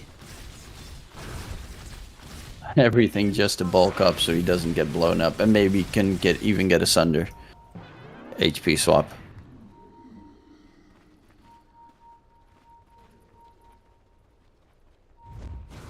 Smoke up. Yuma. He did buy the BKB this time around instead of the Ags, which is probably the better choice, in all honesty, as the BKB. Yeah. Going Ags before BKB made no sense. If he has BKB, his team doesn't need to die to save him. Yeah. You don't force them in a horrible position at that stage. Well, now they can smoke inside All-Stars base. Yeah, Whisper is getting the push going with the Terrorblade Illusions. Take down the bottom melee racks and then look towards that tier 3 tower in mid. He still has Metamorphosis for quite a decent amount of time.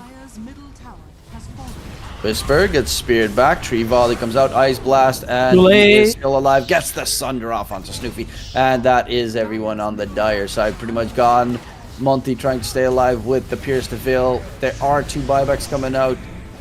And there is also a potential Echo Slam drop still from Alone, as they haven't really done anything with it. And he's not even planning to. GG gets called. And it will be game 1 going towards Heroic. Which, you know, could have been a game done about 20 minutes sooner. It was a really, really good silencer pick. Really, really good silencer pick. They had no options on All-Stars. Like, you will not be able to find the silencer, so you can have a fight. And every time the global silencer was on cooldown, All-Stars was not able to do anything because they had to deal with the waves. A lot of split push by the TB Illusion, Sand King doing things on the side lane. So they played it really well on Heroic. Yeah, this time around Heroic, even though finishing took a little bit longer, they won the laning stage, and really from the laning stage on, it was just a walkover. So big props to Heroic, but of course this is a best of 3 elimination. So in game number 2, will we get to see a comeback from All-Stars, or will Heroic maybe even make the whole lower bracket run be successful? We'll have to wait until after the break for more.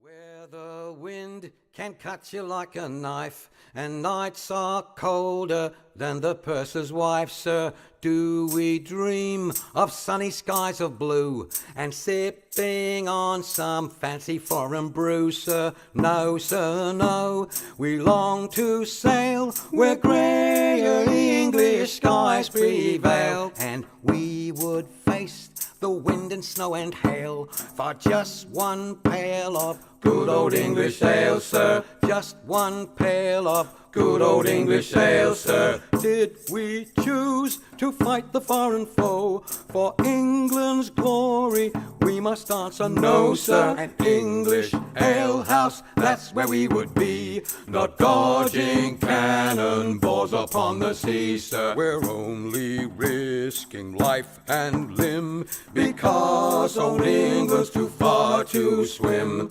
But we would chance an iron arm or leg for just one keg of good old English ale, sir. Just one keg of good old English ale, sir. Many days and many lonely nights without one woman hoving into sight, sir. Now it won't be long till we see our wives and sweethearts lined up on the quay, sir, with their arms all open wide. But we will push them gently aside, for they will have to wait for us until we've had our fill of good old English ale, sir. Had our fill of good old English ale, sir.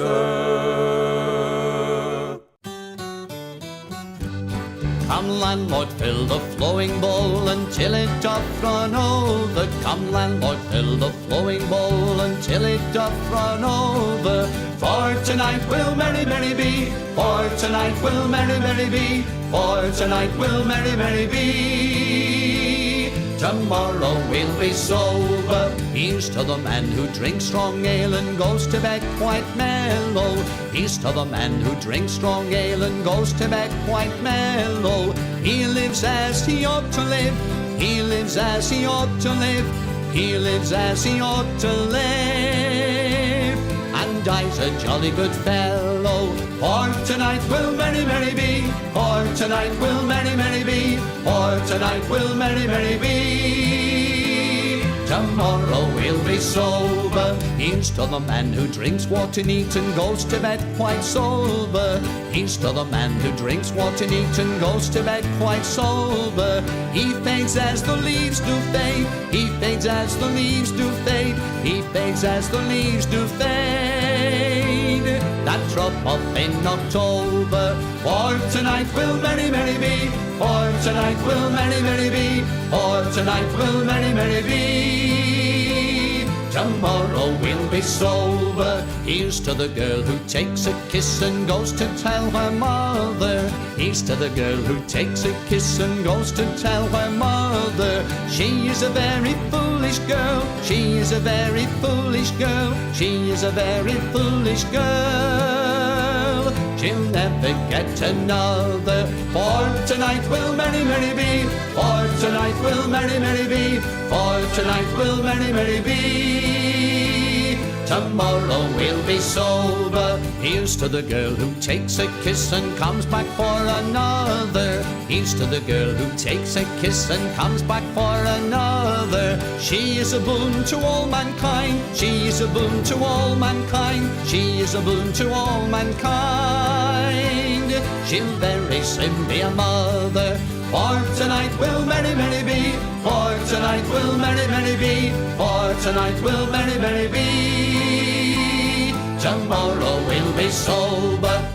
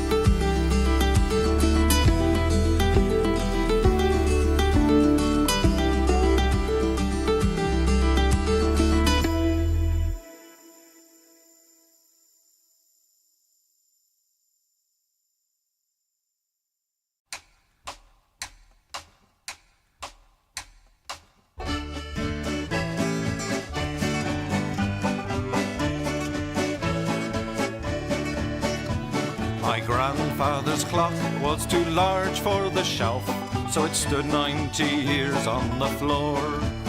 It was taller by half than the old man himself, though it weighed not a pennyweight more. It was bought on the morn of the day that he was born.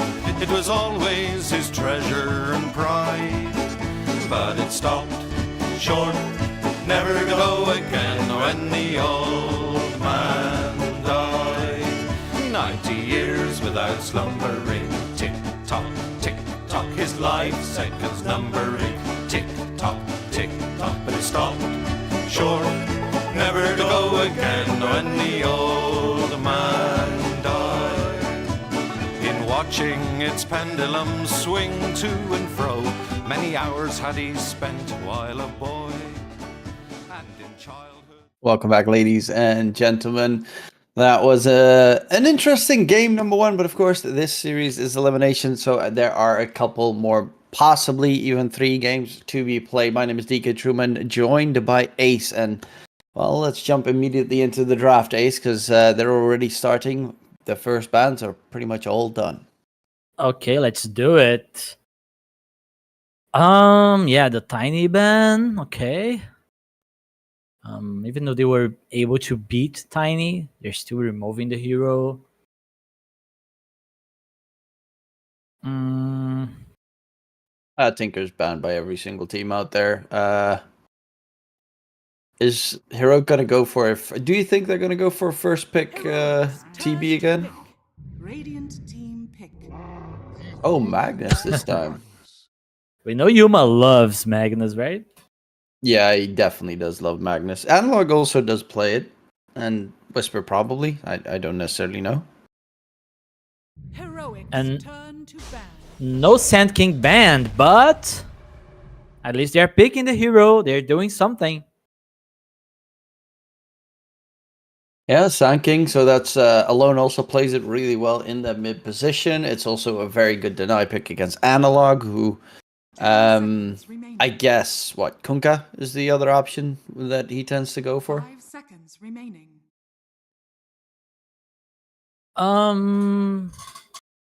Yeah, it could be the Kunkka. I don't really mind Kunkka, but you need to have like tower damage, I think.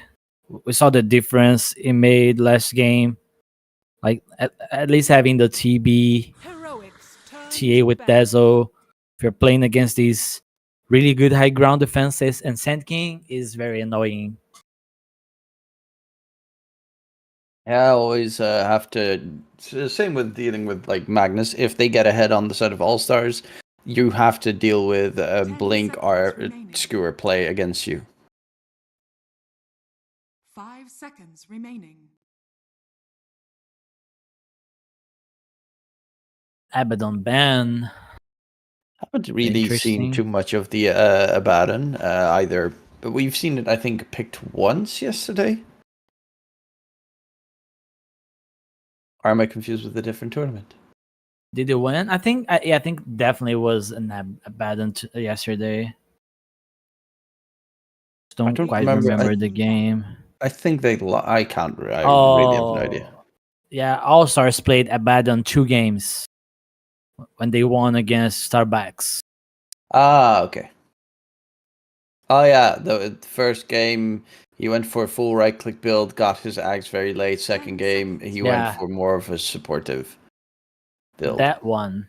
5 Yeah, seconds remaining. they almost lost that first one as well, with a couple of mistakes. AA gets removed.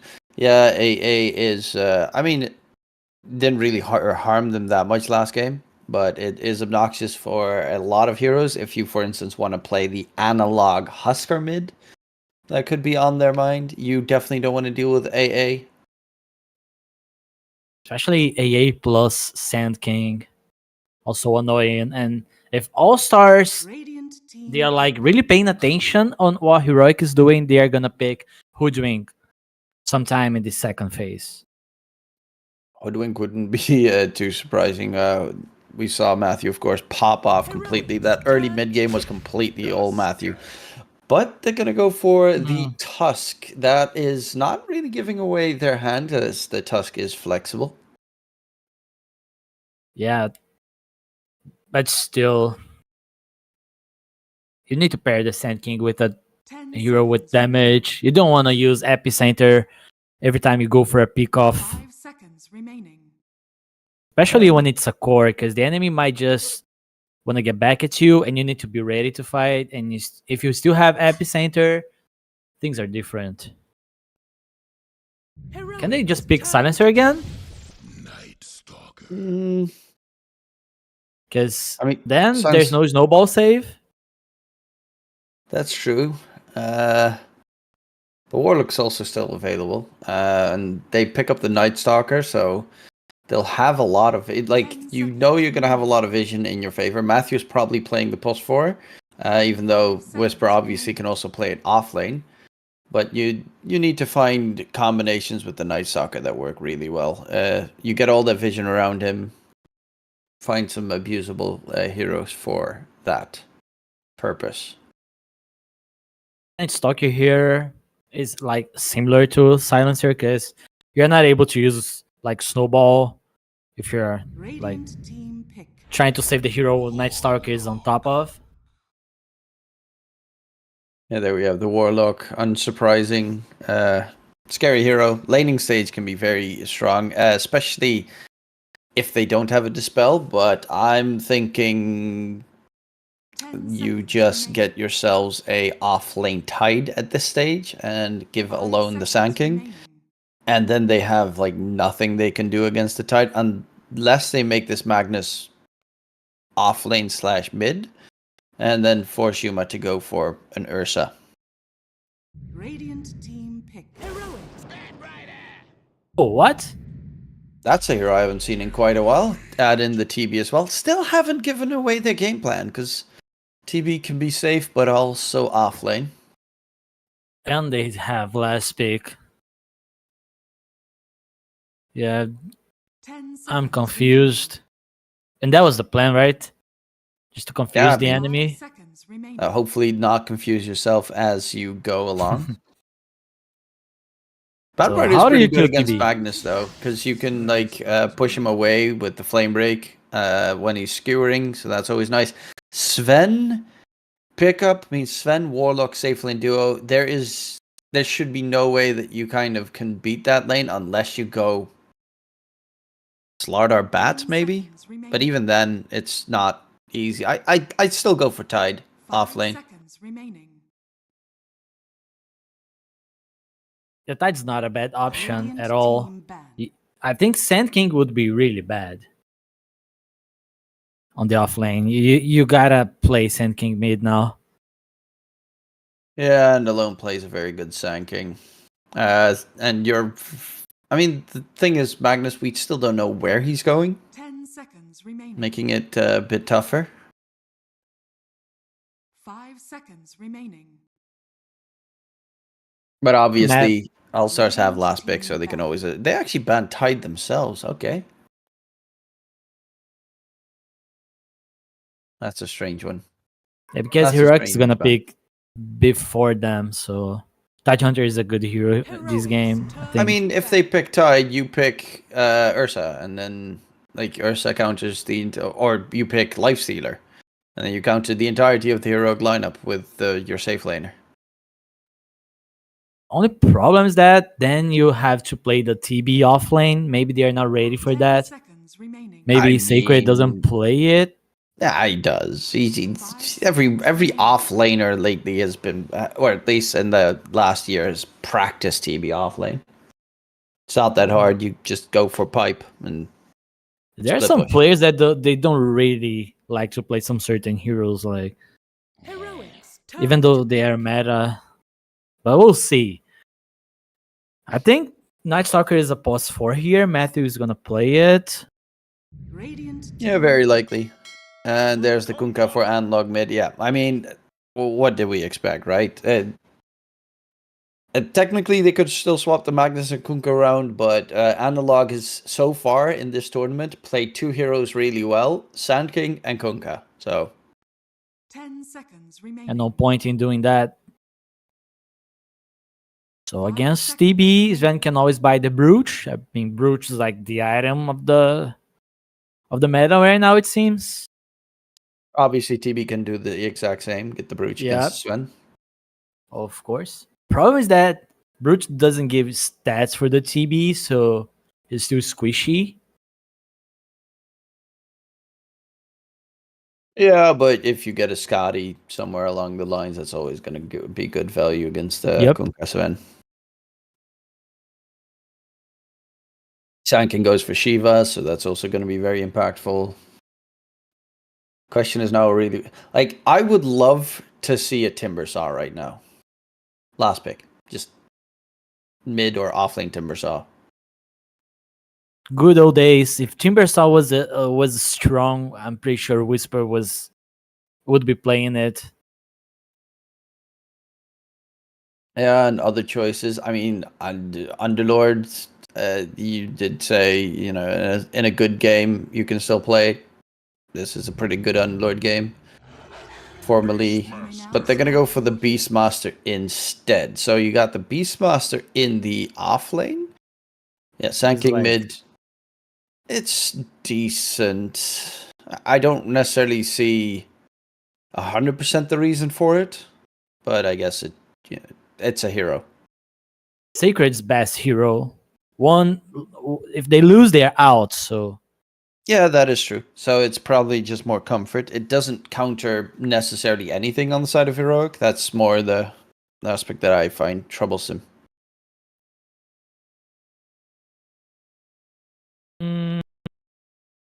I'm just not sure about the support duel on All Stars. Yeah, they have BKB piercing abilities. That's cool and all.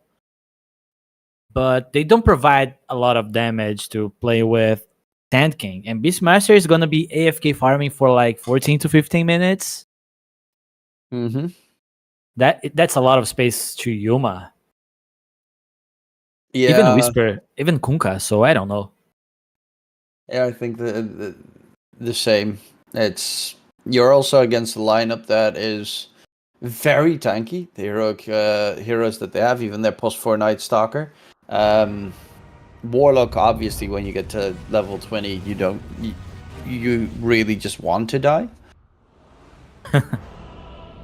But I think heroic's lineup is just too tanky to break through. Actually, Sven is huge. Terrorblade is very strong, but until he gets the what's it called? I keep forgetting the name. The Revenant's Brooch. Okay. You should have like no damage against Sven. All Stars, they need to be like ready to fight whenever it's daytime, so they can easily find the backline. They can find the Warlock, get a Warlock kill at the start of the fight is really good for them. Problem is that they might just need to use a Notemate to do that. Oh, Whisper, level skewer level 1, not great for the Magnus. But yeah, they're actually going to smoke up and maybe go aggressive themselves. Interesting move for the invasion. Oh, he placed a ward on Heroic's triangle, so they really want to anticipate these ancient stacks. Yeah, it's a Sven, a Kunkka, and a Magnus. There should be stacks, without a doubt.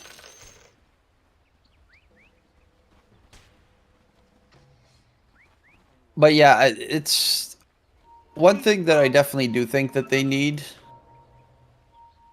Okay, Jay. He's baiting. I hope he's baiting. It might be. Okay, so Beastmaster did go for the Call of the Wild Boar. What's the point of this fight?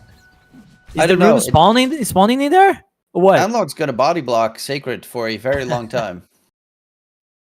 There's so a burrow funny. from Malone, but this hotkey? Okay. I see you, KJ. Hotkey, yeah. Sure, that's the reason.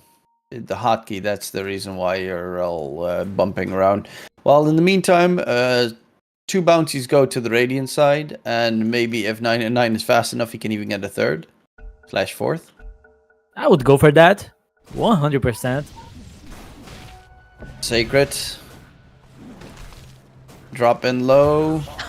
And first blood for Yuma, so they do manage to grab it. 999 is not going to go for more bounties. They are actually continuously fighting. Matthew's now going to get tag teamed. Taken Ooh, down. nice. KJ gets bumped to the low ground by Monty, and they find 2 counter kills. The bounty is still not picked up in the meantime, so they get 2 bounties. Yes, first blood goes to Heroic, but 2 kills in response to All-Stars. We saw it last game. The top river bounty rune just forgotten. Yeah, this time not going to be the case. It will be a 2-for-2 bounty rune trade with KJ running to lane. And Yuma was the one getting the first blood. Really good for his game, because playing against a Bat Rider in the lane is really annoying. So you're probably like, okay, I need level 5 and I just need to leave this lane. Yeah, it tends to be a bit of pesky one. In the meantime, bottom lane Tusk is chasing after Whisper. Is going to get cliffed though, and there is no TP on Tusk. He has the courier walking in, but there's no TP on the courier. He is stuck here for a very long time. Imagine if had Shard, man. The dream, the Ice Frog dream. I have been stuck on that exact same part of the map for, I think, 7 or 8 minutes once before. It is really hard because you can't get the courier there. Hell, Matthew's even looking for the courier. In pro level matches, if that happens, they just AFK. If you're there for like 5 minutes, the game's over. Yeah, he's got queued up that he wants to get the TP scroll to them first. They know that he doesn't have a TP on him. So all they have to do is snipe his courier. Once it gets close. Here's Nuffy to the tower. Let's go. Oh, unfortunately, Matthew is nowhere nearby. Body blocks from Whisper, though. And he's almost got another shockwave ready. Oh my god, Whisper. He's dead. He's dead. What is this blocking? Snoopy, drag back. Oh no, this low. Oh, he's gonna have skewer. Yep. Oh, they get drag back out of the tower, taken down, and they do manage to get a kill. Dire's bottom tower. Well, can you drop the TP? Drop the TP so TB can just give it to you. But problem is, how's TB getting in there? Because he might end up cliffed. Imagine. Yeah, but how is the courier from the Tusk even getting there? It's in such a terrible spot. It's nighttime, so he might find a way. Yeah, but it's also a Night Stalker. Yeah, Matthew is like standing in front of it. Stalking. There's your courier, boy. Gonna go all the way around on the opposite end. But like the problem is, even if it goes there, it has to go to the river, like to the area to get back. Because he's coming. It's out of range from that position, I think. Oh my god. The Tusk, like, is that he needs to get it around.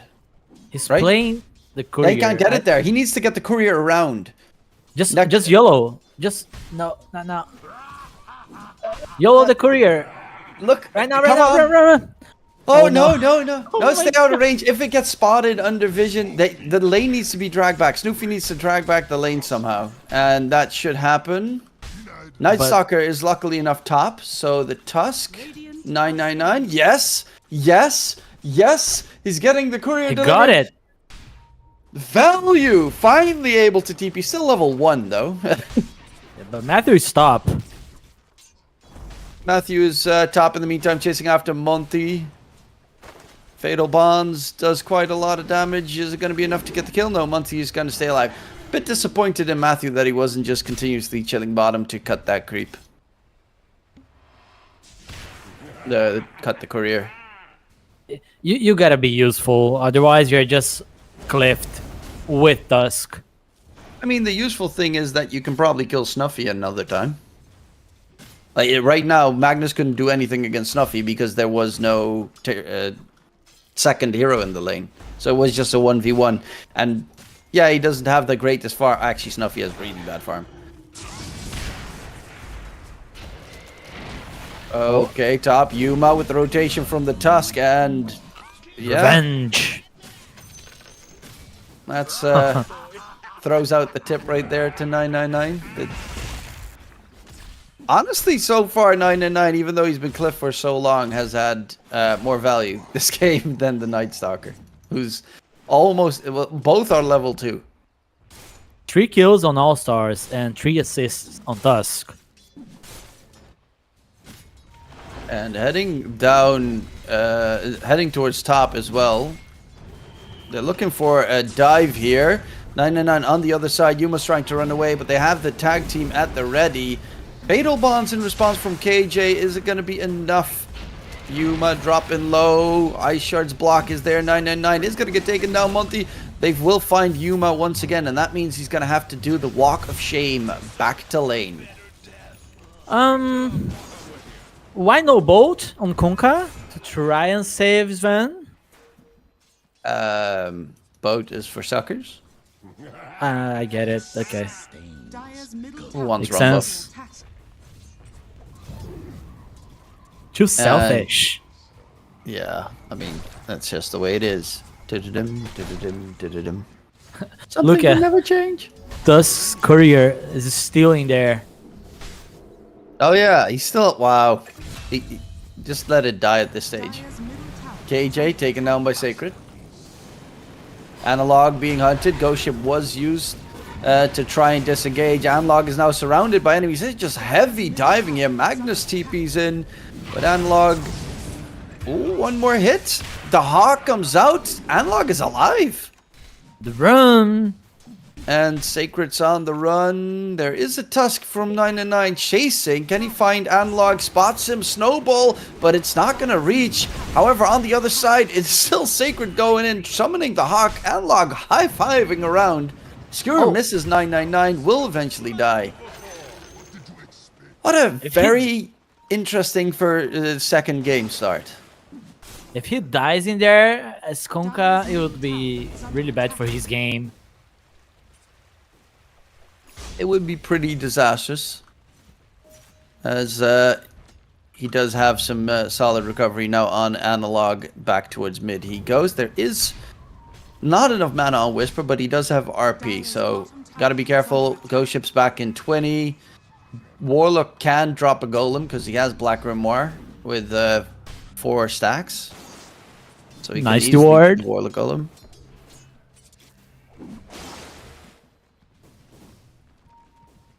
So Rune, really good one. But yeah, in this case, you know, the impact that this Tusk already had after that very terrible start. Oh, Roar actually used onto Yuma, really wanting to kill him off once more. But Sacred might have jumped the gun a little bit too early. As I say that, Warlock Golem dropped in response, Burrow in, Epicenter pumped up. And that's going to be a double kill top side. Looking for more of a fight. Whisper with the skewer. RP onto 2. Ghost Ship comes flying out. And they're just going in too deep. This one goes to Instagram. Yeah, this game so far in general has had a lot of very fun early engagements. And shenanigans. Pretty sure why Sven is still playing topside. Well, Died 3 times already. Use God Strength already. Yeah, he still doesn't have his Mask of Madness yet. That's very slow for Sven at 9 minutes in the game.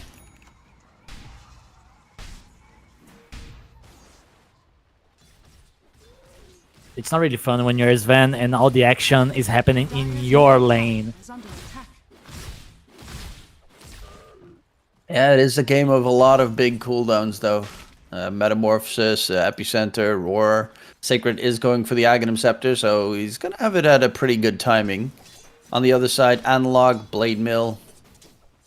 Yeah, Blade Mill, especially against the Sand King. That alone is probably going to kill himself at one point on that Blade Mill. He's gonna have Blink Dagger very soon. 10 minutes rune. Let's see if he's lucky again. Radiant's middle tower is under attack. And to always get all the lock haste rune for Analog. He's rushing bottom. Might be able to get a catch onto Snoofy if he gets spotted out. There is, yeah, they place an observer ward. They know where Snoofy is trying to farm, but Radiant's bottom tower is under attack. Analog. Okay, he was just clearing a random creep camp. Yeah, with the Falcon Blade, to be not that easy to kill. With Strength Threads has like a 1.2k health, so Yeah, but they have Ghost Ship, they have RP. They also have Crippling Fear from the Night Stalker. like TB's baiting. Dire are scanning. As they are coming in from behind, Monty does have his level 6. Lasso drag onto Magnus, hold him in place, take him down. Whisper's a good kill there for Alone. Towards mid, he immediately goes for the TP because he wants to defend the tier 1 tower. Yeah, it was a tough one for Whisper. Only way he could escape is like RPing Batrider and then skewering, but he did not want to do that. Yeah, no, that would also feel very much like a waste. Analog. Dire's Why are they so obsessed with this triangle? Yeah, they expected there to be really big stacks, I think, for the Beastmaster to clear. And they're going back in. But it's only a double stack Ancients. Yeah, they're gonna go for the Ancient stack clear.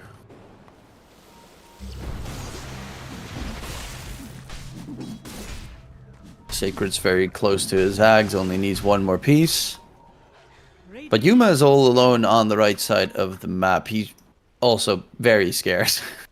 Dire's middle tower is under Yeah, attack. but Alon wants to pick up the runes, so Yuma is gonna be fine, I guess. Unlucky again. Radiant's top tower is under attack. Radiant are scanning. And yeah, I mean, who's really in the more comfortable spot at this point in the game? Dire's bottom I would say tower is Radiant, under attack. because Beastmaster is able to farm. Sand King has Blink Dagger. TB is able to farm. As long as Beast gets his Aghanims in a good timing, it's okay for All Stars. And they are not even losing towers. Well, scary thing has just been picked up. Magnus Whispers got Blink. So the RP threat is real for a good catch. On the other hand, Sacred's closing in towards his Ags. They're going all the way around. Matthew's level 6 now, so he's got Dark Ascension for good vision. The moment smoke breaks, he's very likely just going to pop it and gank from behind. They spot out the courier. Batrider's actually close to the blink, but top lane, that they want Sacred. They want to delay that Ags. And he's going to get skewered, RP'd underneath the tower. Massive rotation. Golem even dropped for it. Sunder from Snoofy to try and keep the Beastmaster alive. Has the roar available. Snoofy's just going to try and disengage from the fight as they lose Sacred and Matthew. So the Sunder save not even going to keep his Beastmaster alive. Alone doesn't have the mana for Epicenter. Blink Dagger? Tusk in trouble, another one dead. Yep. I mean, it was a nice attempt there from Snoofy, but if Alone had mana for that fight, they probably would have been able to clear Heroic. Yeah, and they were not... I think they did not see that Kunkka X TB with half HP. Yeah, they should have been... I mean, it wasn't easy to kill TB because he did have some support behind him still.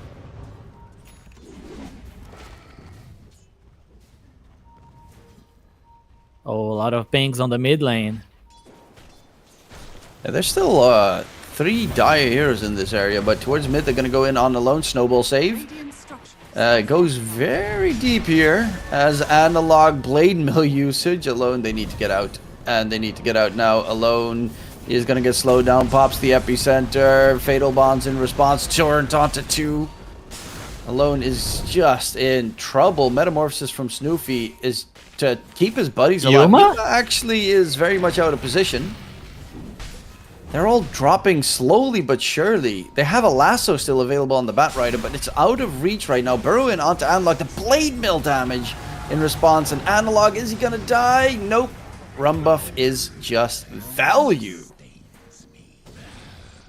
And nobody died on heroic side.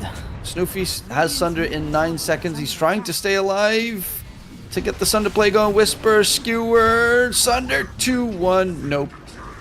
And the worst part of this all is this could have been so good for All-Stars if Monty just got that Blink Dagger a little bit sooner. Yeah.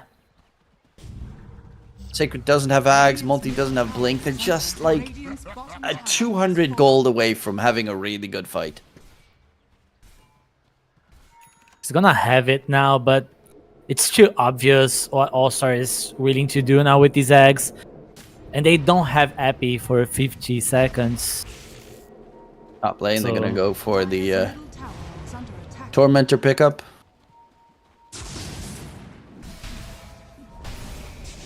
And then you're also gonna have a Night Stalker that can always eat one of those Beastmaster boars if he gets the shard. Yeah, he gets the shard on Matthew, so he can always eat the Nom Nom boar.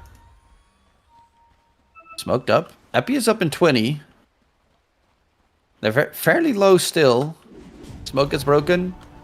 Whisper, Skewers back alone. Golem gets dropped. Batrider is getting his lasso delivered now. It's still on the courier flying in. Finally gets it by the RP catch my from God. Whisper onto 2. The timing is just off. Lasso drag actually onto Yuma. The Sven's in a lot of trouble. He's just burning away. They get a double kill. Whisper's also dead. Monty gets both. King Jungles is going to be a third target. Monty now needs to be careful that the Fatal Bombs doesn't finish him off. Yep, Did he? you probably need your Konka in these fights. He just cancelled his TP on Batrider. It killed him. But yeah, indeed. No Kunkka, no chance, no Ghost Ship. Bit too much to go through, and Dire's bottom they tower make it is under 4 attack. kills with Matthew dropping dead. I'll take your tribute. Good one for on All Stars, like using Aghanim's Power Spike on Beastmaster right away, getting this Van kill. Dire's top tower is under attack. TB still needs to catch up. Yeah, Snoofy needs some free farm time. Shard plus Manta is going to be very huge, of course. That's normally when the farming speed increases significantly.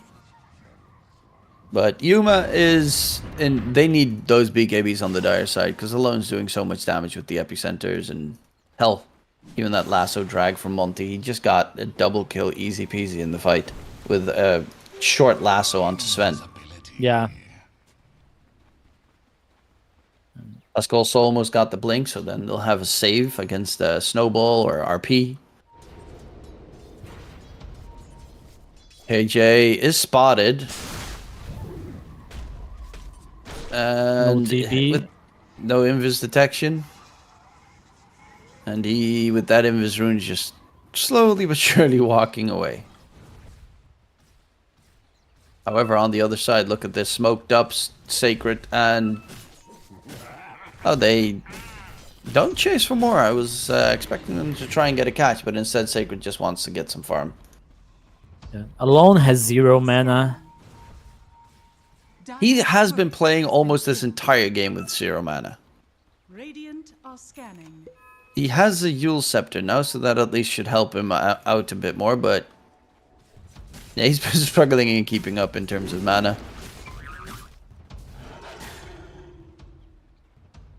I don't think All Roach. Stars needs to wait now, because BKBs are gonna come for heroic, and the game is gonna become harder. So they need to do things before BKB timings.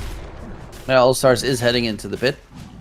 I mean, even with BKB on the side of Heroic, they have 3 BKB piercing tools with Walrus Punch, Roar, and Lasso, so it's not like the save all Bottom tower is under attack. fix. Lasso onto Matthew, but everyone just ran away. So now there's no Lasso anymore, and Roche is half HP. Don't really see a reason why they can just steal it. God Strength in the pit they go themselves. Yep, Sven has BKB, so he's not gonna take any damage from All Stars. Only right clicks from TB. Yeah, and they're just gonna bail out. Oh, Roche is actually running. Yuma takes a lot of damage, but the nice silence from Matthew. No roar from Sacred being casted. That's so clutch from Matthew. Incredibly clutch with that move. Monty gets skewered to the side. He's trying to run away. God's Strength gets used. The fight continues. RP onto the Bat Rider. Alone's Epi doesn't really find too much, but Yuma does get left behind. So they find a Sven. Still, that Matthew save was huge. That Crippling Fear, too fast on the response. That means free Roche for All Stars, I think. They can still try to do something about it on Heroic, because they have Kunkka. Yeah, but they have no cooldowns. Everything is used. And they just get spotted. Snoofy does have his meta about to end. Tusk gets his Blink Dagger delivered. Roar onto the high ground on Analog. There's the Fatal Bonds in response. Skewer comes out. Sacred needs the Drums of Slam to go ham. And they do manage to find Analog, but make it a 1-for-1 trade. Sacred still on the run. He needs the drums going off so that he can get some healing going here. Sunder comes out. Snoofy gets a double kill. Yuma is here in the area with Matthew, but Yuma needs help. As Alone, they're not going to chase for more. Could have been a pretty good chance, but they instead want to get that Roche and secure the Aegis. They probably needed a ward in there in order to contest this Roche. Now I think it was like All Stars is back in the game, right? I mean, net worth-wise, they're even, but they get a free Aegis on the Beastmaster, so you're going to have to kill him twice. It's not the easiest hero to kill. And both supports on All-Stars have Blink Daggers. Speaking of which... Okay, they're not going to go for Matthew. But yeah, you have to deal with Blink's Noble Save, Blink Walrus Punch, or Blink Lasso. And Force Staff's also done on the bat, so now it's Blink Lasso, Force Staff. And that drags the Sven very much out of position.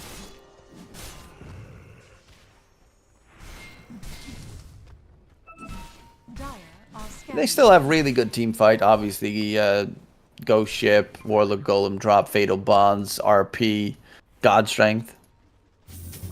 It's just really on execution at this. Both sides have really good. Like, Dire has really good team fight. Radiant has really good pick-off. So it's who initiates first and better most of the time. 999 though is gonna get caught off by guard by Matthew's Blink Dagger.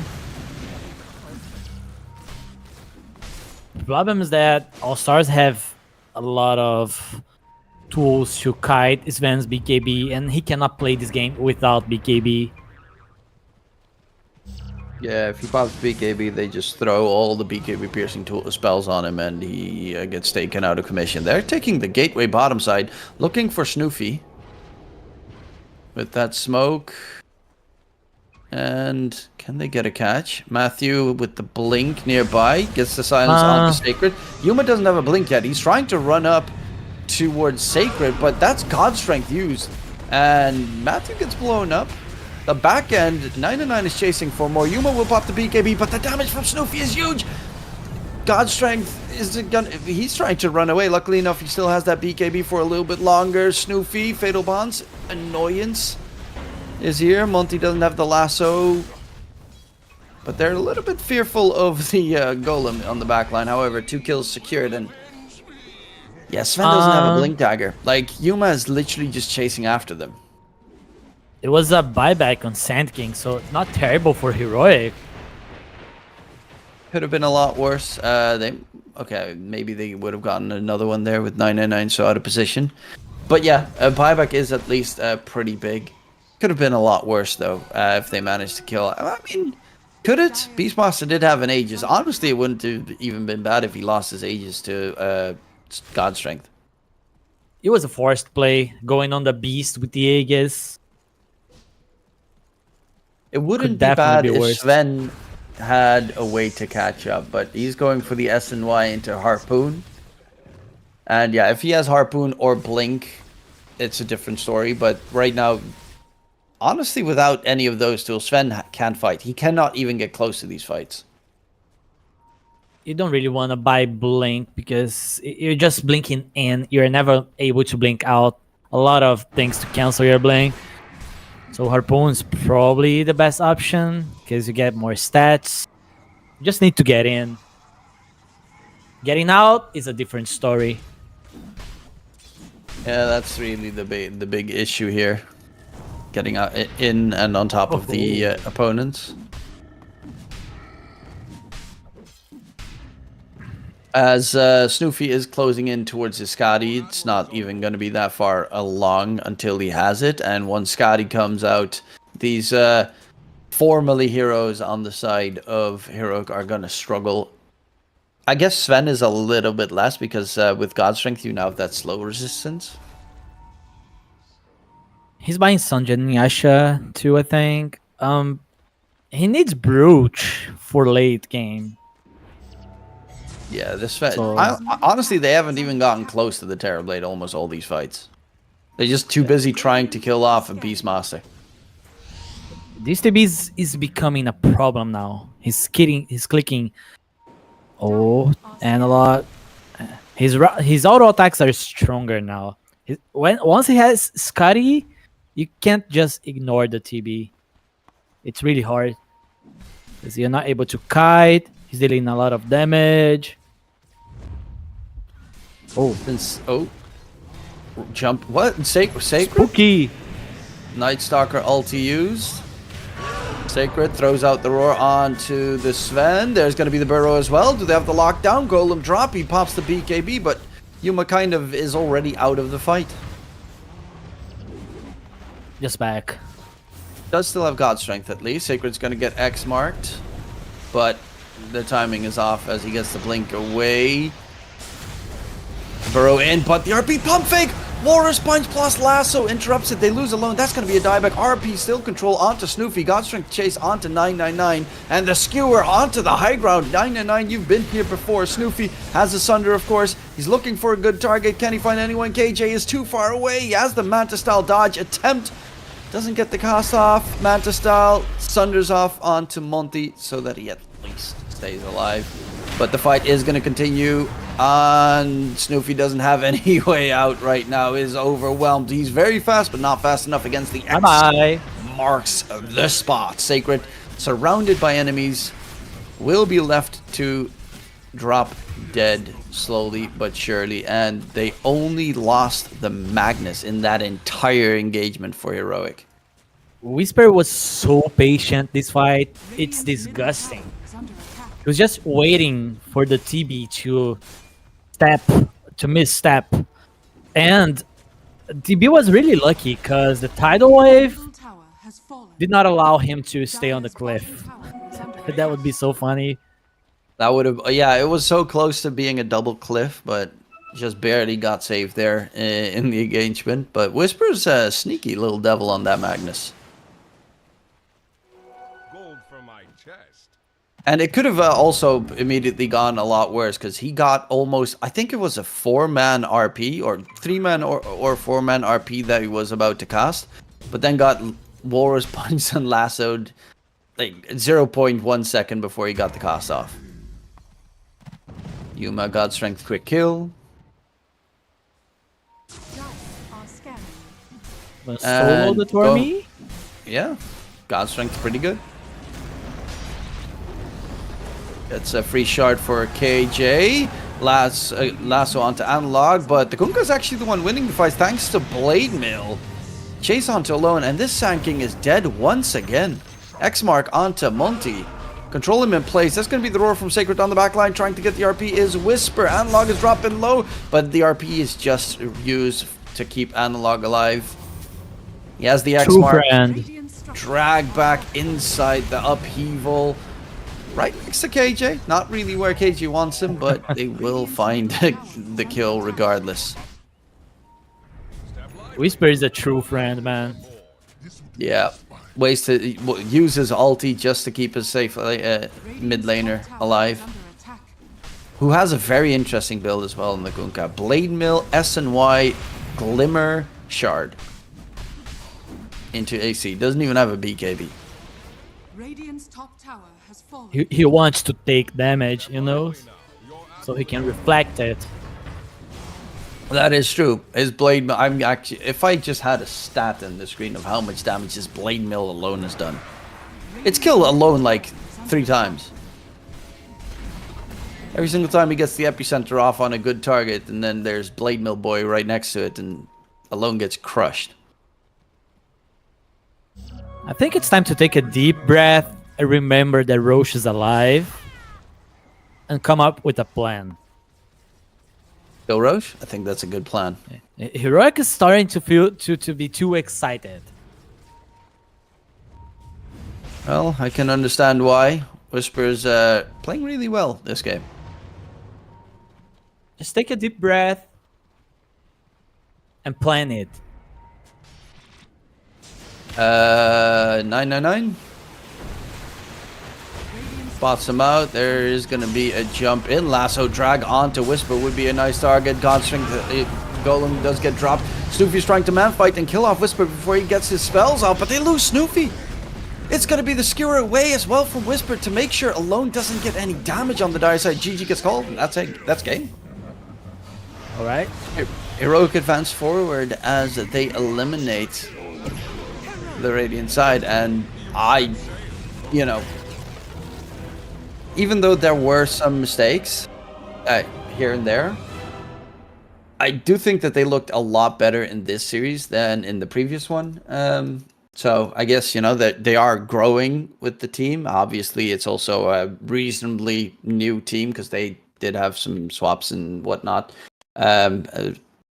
with the Matthew playing and such. But I mean, they're playing fairly solid, and especially the off lane and mid are looking a lot better. Analog and Whisper, like they started really like they honestly started really bad yesterday. Like their games were just really bad, and now they're looking a lot better. So even the drafts, like having damage with the Sand King, picking this Magnus for Whisper, and he's just a playmaker for his team. If I would say, like, I mean, if I would like pick one MVP for the second game, it would be Whisper. Totally, like starting with the cliff on Tusk, buying a lot of time for Matthew to just run around, and amazing RPs, amazing skewer plays, and Heroics is in shape, I think, for this lower bracket run. Yeah, of course they still have, I think, 2 more. They have 2 more series that they still need to play. Let me see. What is it? South America. Because there's 1 more series later to. Okay, I'm at the wrong tournament. I'm checking ESL 1 Riley. DK, come on. So they have lower bracket semifinal. Yeah, 2 more matches to play. Lower bracket semifinal, lower bracket final. If they win those 2, then they qualify. Obviously, they will be casted on the other stream in about 2 hours. We will be doing the upper bracket final with Mosquito Clan. I think. Wait, now I'm getting confused. Yeah, are we Mosquito and Perito Panzan? Actually, we're doing the lower bracket semifinal tomorrow. Yeah. And today is only going to be the Mosquito Clan versus Perito Panzon done by us. And then tomorrow we're doing lower bracket semifinals. And then the lower bracket finals will be handled by the other duo, which I think is Gunner plus... Malibu. No, Malibu? Is it Malibu? I think it might be Malibu. I think it is Malibu. Malibu Jesus. Yeah. So, as I said, 2-hour break. Time to get some relax going. Mosquito Clan versus Perito Panzon for the upper bracket finals. Winner of that match will qualify, of course, for the Dream League 26. So I'm excited to see who will be performing. We'll be seeing you hopefully after the break. Where the wind can cut you like a knife, and nights are colder than the purser's wife, sir. Do we dream of sunny skies of blue and sipping on some fancy foreign brew, sir? No, sir, no. We long to sail where greyer English skies prevail, and we would face the wind and snow and hail for just one pail of good old English ale, sir. Just one pail of good old English ale, sir. Did we choose to fight the foreign foe for England's glory? We must answer no, sir. An English ale house, that's where we would be, not dodging cannonballs upon the sea, sir. We're only risking life and limb because old England's too far to swim. But we would chance an iron arm or leg for just one keg of good old English ale, sir. Just one keg of good old English ale, sir. Many days and many lonely nights without one woman hoving into sight, sir. Now it won't be long till we see our wives and sweethearts lined up on the quay, sir, with their arms all open wide. But we will push them gently aside, for they will have to wait for us until we've had our fill of good old English ale, sir. Had our fill of good old English ale, sir.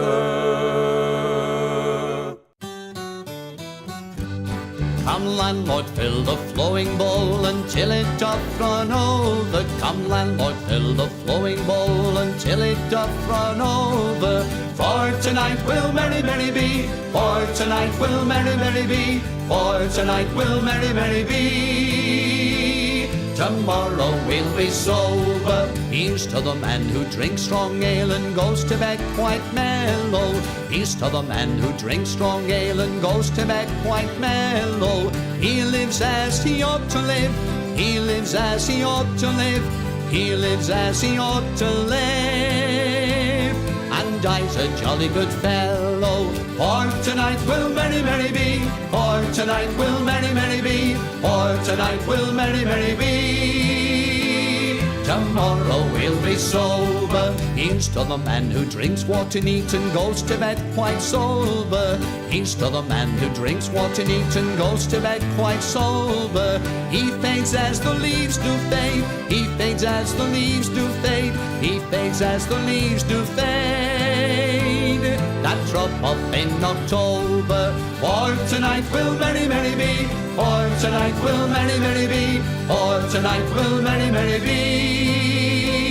Tomorrow we'll be sober. Here's to the girl who takes a kiss and goes to tell her mother. Here's to the girl who takes a kiss and goes to tell her mother. She is a very foolish girl. She is a very foolish girl. She is a very foolish girl. She'll never get another. For tonight will merry, merry be. For tonight will merry, merry be. For tonight will merry, merry be. Tomorrow we'll be sober. Here's to the girl who takes a kiss and comes back for another. Here's to the girl who takes a kiss and comes back for another. She is a boon to all mankind. She is a boon to all mankind. She is a boon to all mankind. She'll very soon be a mother.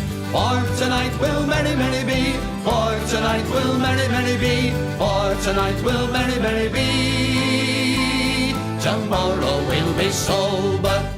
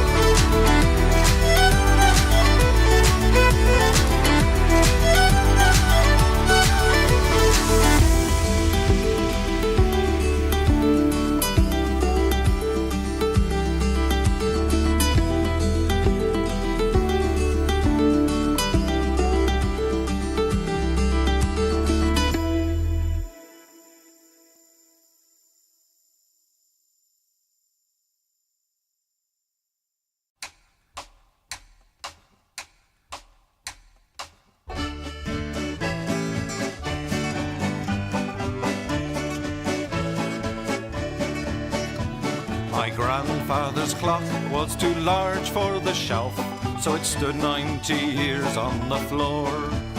It was taller by half than the old man himself, though it weighed not a pennyweight more. It was bought on the morn of the day that he was born. It was always his treasure and pride, but it stopped short, never to go again when the old man died. 90 years without slumbering, tick-tock, tick-tock, his life seconds numbering, tick-tock, tick-tock, but it stopped short, never to go again when the old man died. In watching its pendulum swing to and fro, many hours had he spent while a boy. And in childhood and manhood the clock seemed to know, and to share both his grief and his joy. For it struck 24 when he entered in the door, with a blooming and beautiful bride.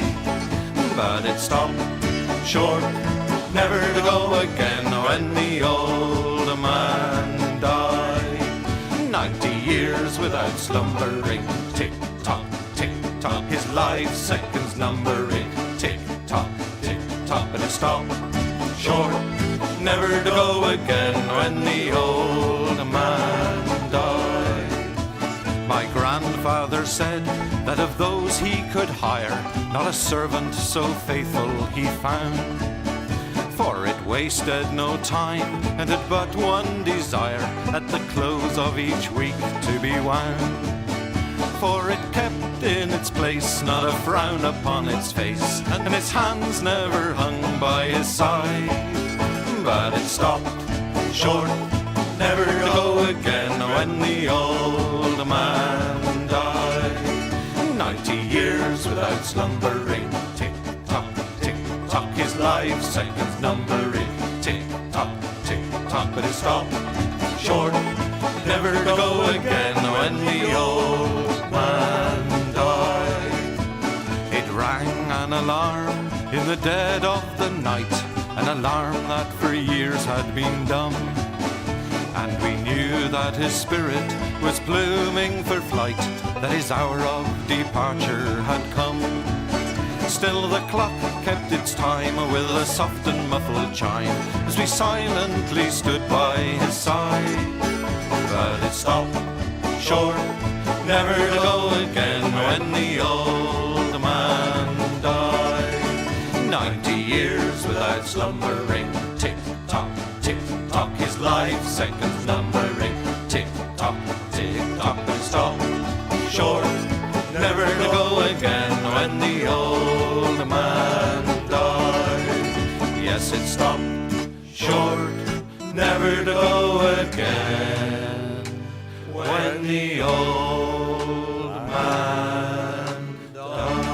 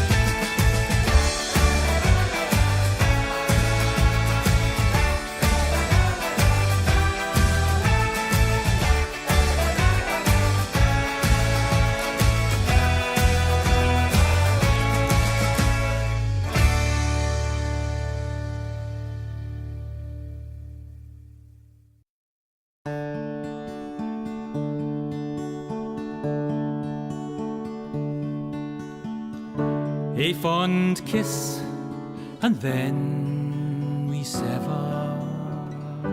A farewell, and then forever. Deep in hair-wrung tears, I'll pledge thee.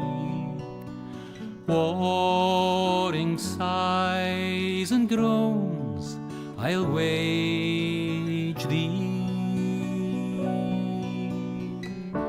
I'll ne'er blame my partial fancy.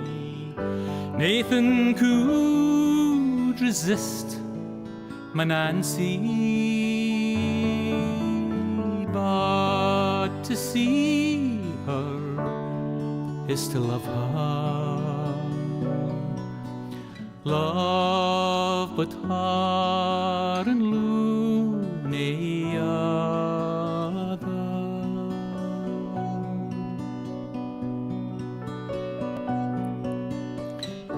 Who shall say that fortune grieves him, while the star of hope she leaves him?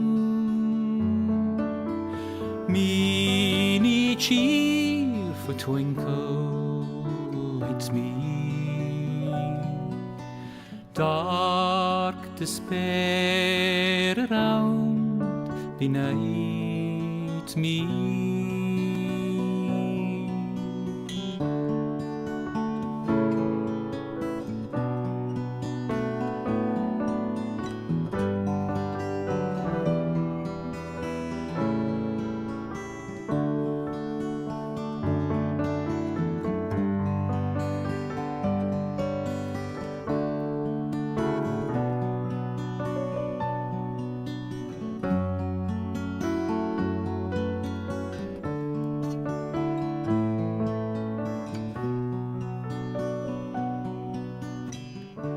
Had we never loved so kindly, had we never loved so blindly,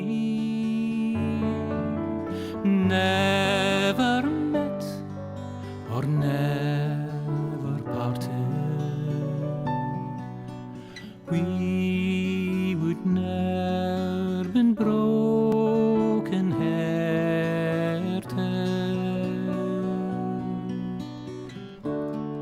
Fare thee weel, thou first and fairest.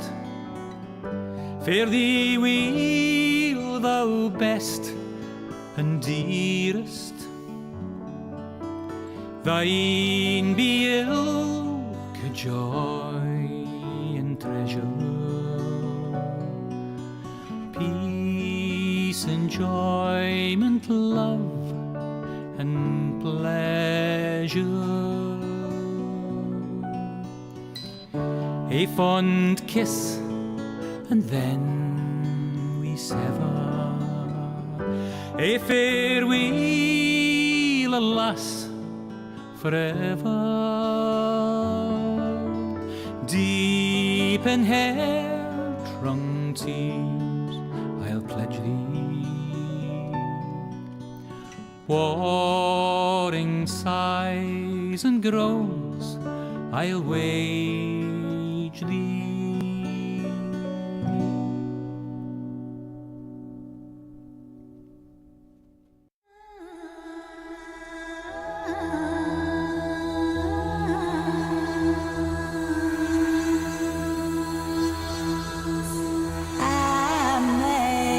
Amazing grace, amazing grace, amazing grace, our Lord.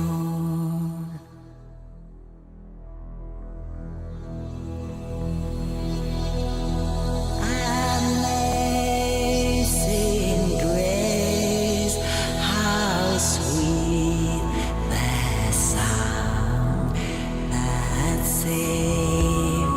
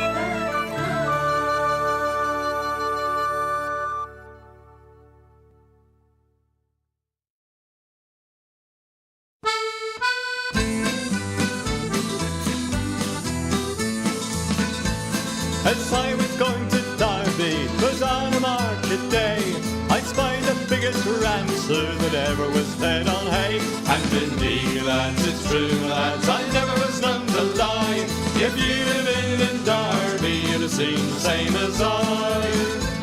This ram he had full hooves, sir, and on them he did stand, and every step he took, sir, it covered an acre of land. And indeed, lads, it's true, lads, I never was known to lie. If you'd have been in Derby, you'd have seen the same as I. The wool that grew upon him, sir, made 50 packs complete, and that was sent to Flanders to clothe the British fleet. And indeed, lads, it's true, lads, I never was known to lie. If you'd have been in Derby, you'd have seen the same as I. The tail was 50 yards, sir, as near as I can tell, and it was sent to Rome, sir, to ring St. Peter's bell. And indeed, lads, it's true, lads, I never was known to lie. If you'd have been in Derby, you'd have seen the same as I. This ram he had a head, sir, that reached up to the sky. Eagles built their nets in it, I heard the young ones cry. And indeed, lads, it's true, lads, I never was known to lie. If you'd have been in Derby, you'd have seen the same as I. This ram he had 2 horns, sir, that reached up to the moon. A man climbed up in January and didn't come down till June. And indeed, lads, it's true, lads, I never was known to lie. If you'd have been in Derby, you'd have seen the same as I. And all the lads of Derby come begging for his eyes, to make them into footballs, for they were football size. And indeed, lads, it's true, lads, I never was known to lie. If you'd have been in Derby, you'd have seen the same as I.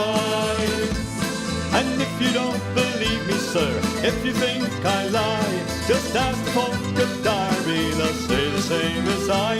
And indeed, lads, it's true, lads, I never was known to lie. If you'd have been in Derby, you'd have seen the same as I. And indeed, lads, it's true, lads, I never was known to lie. If you'd have been in Derby, you'd have seen the same as I.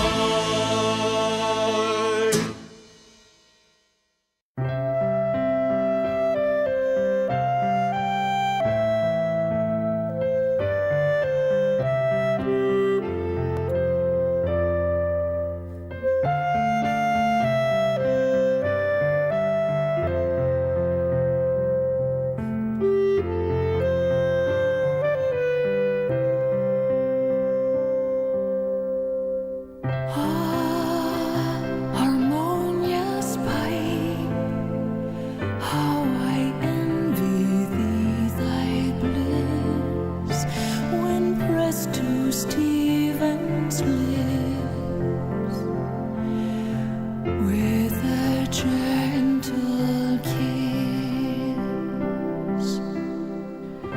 and when his tender hands round thee fold in a soft embrace, I listen and approve these melting tones which soothe my soul,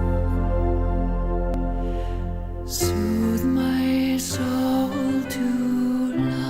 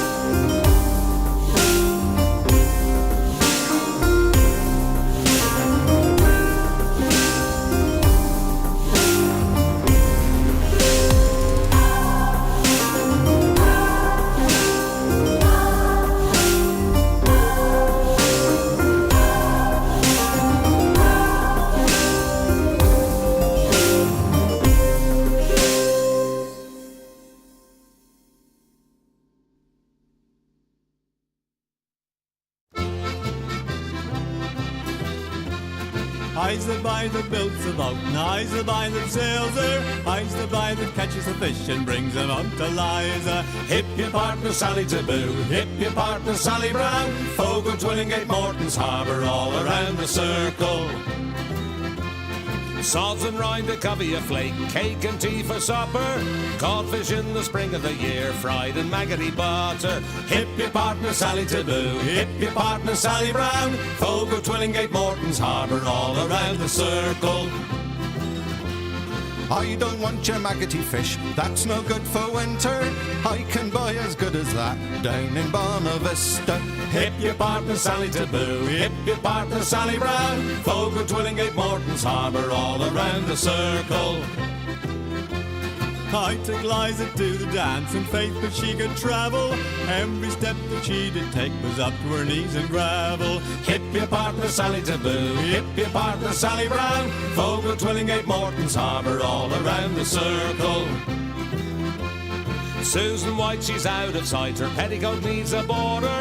Old Sam Oliver in the dark, he kissed her in the corner. Hip your partner Sally Taboo, hip your partner Sally Brown. Fogo, Twillingate, Morton's Harbour, all around the circle.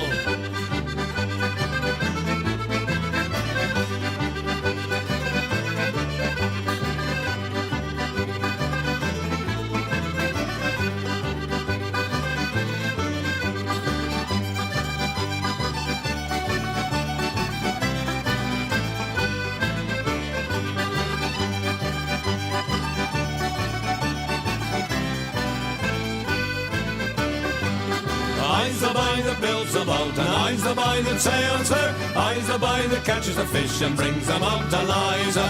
Hip your partner Sally Taboo, hip your partner Sally Brown. Fogo, Twillingate, Morton's Harbour, all around the circle. Hip your partner Sally Taboo, hip your partner Sally Brown. Fogo, Twillingate, Morton's Harbour, all around the circle.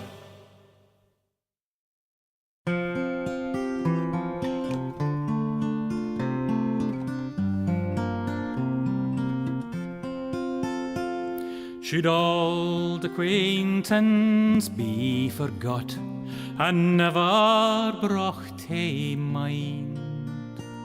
Should old acquaintance be forgot and old lang syne? For old lang syne, my Joe, for old lang syne, we'll take a cup o' kindness yet for old lang syne. We twa hae paddled in the burn fae morning sun till dine.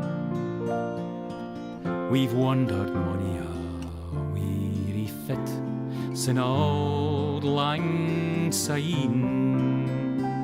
For old lang syne, my Joe, for old lang syne, we'll take a cup o' kindness yet for old lang syne.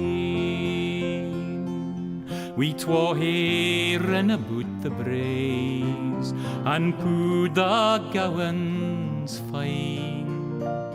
But seas between us braid hae road sin old lang syne. For old lang syne, my Joe, for old lang syne, we'll take a cup o' kindness yet for old lang syne.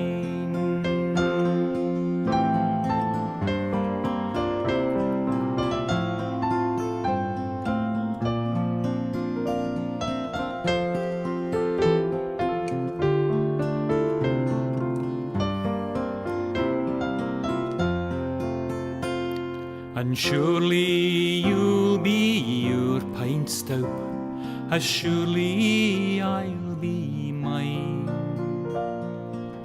We'll take a recht good wally wacht for old lang syne. for Auld Lang Syne, my Joe, for Auld Lang Syne. We'll tak a cup o' kindness yet for Auld Lang Syne. So here's a hand, my trusty fear, and gie's a hand o' thine. We'll tak a recht gedoli wacht for Auld Lang Syne, for Auld Lang Syne, my Joe, for Auld Lang Syne. We'll tak a cup o' kindness yet for Auld Lang Syne.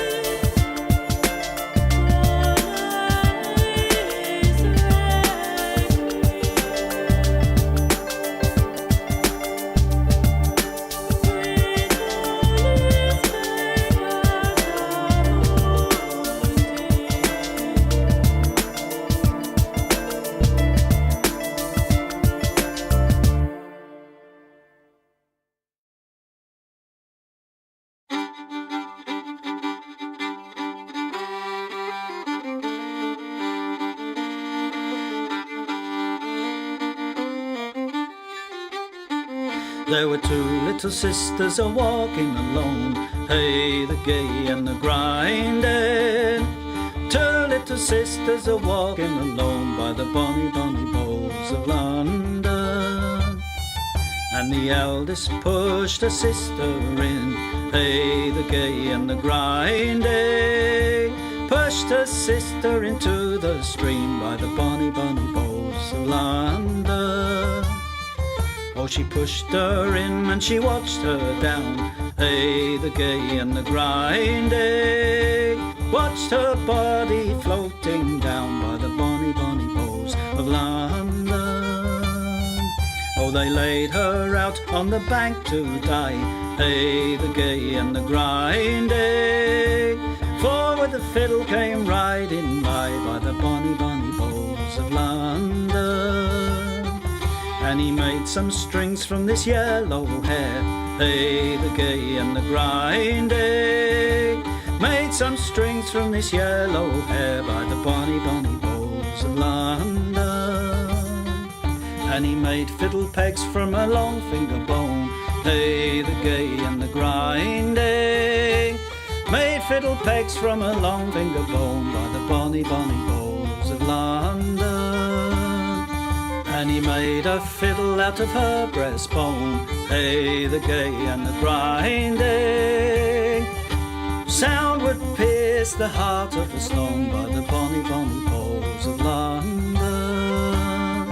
But the only tune that the fiddle would play was Ho, the bows of London. The only tune the fiddle would play was the bonny, bonny bows of London.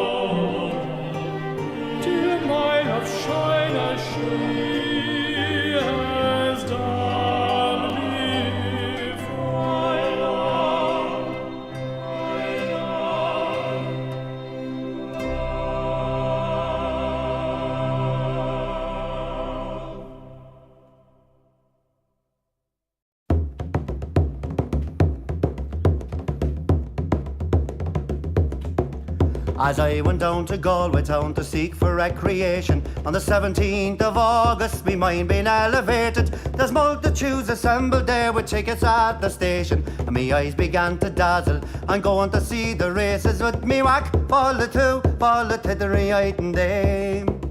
There's passengers from Limerick and there's more from Tipperary. There's lads from Connemara and a flare of married ladies, and people from Cork City who are true and loyal and faithful, who brought home the Fenian prisoners from dying in foreign nations. With me whack, fall the tittery-eyed and dame. And it's there you'll see the pipers and the fiddlers competing, the nimble-footed dancers a tripping o'er the daisies. There's others crying cigars and likes and bills for all the races, with the colours of the jockeys and the price and horses' ages. Me whack, fall the tittery-eyed and dame.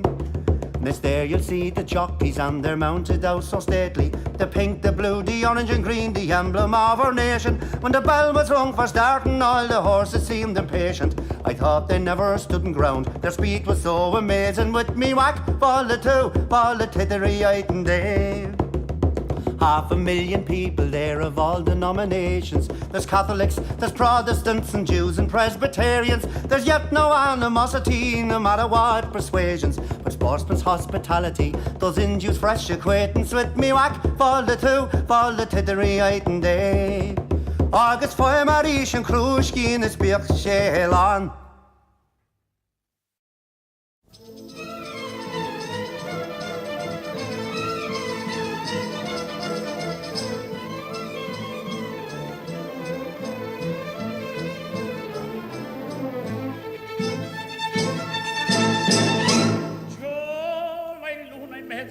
Mamma mia si salterà, l'ore bella bella sore tiene man mancherà. Ciao la luna mezzo al mare, mamma mia si salterà, l'ore bella bella sore tiene man mancherà.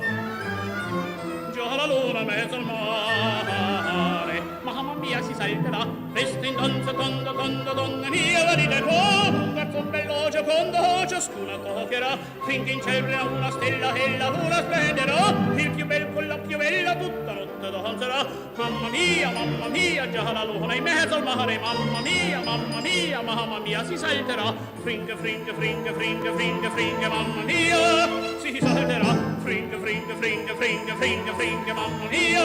si salterà.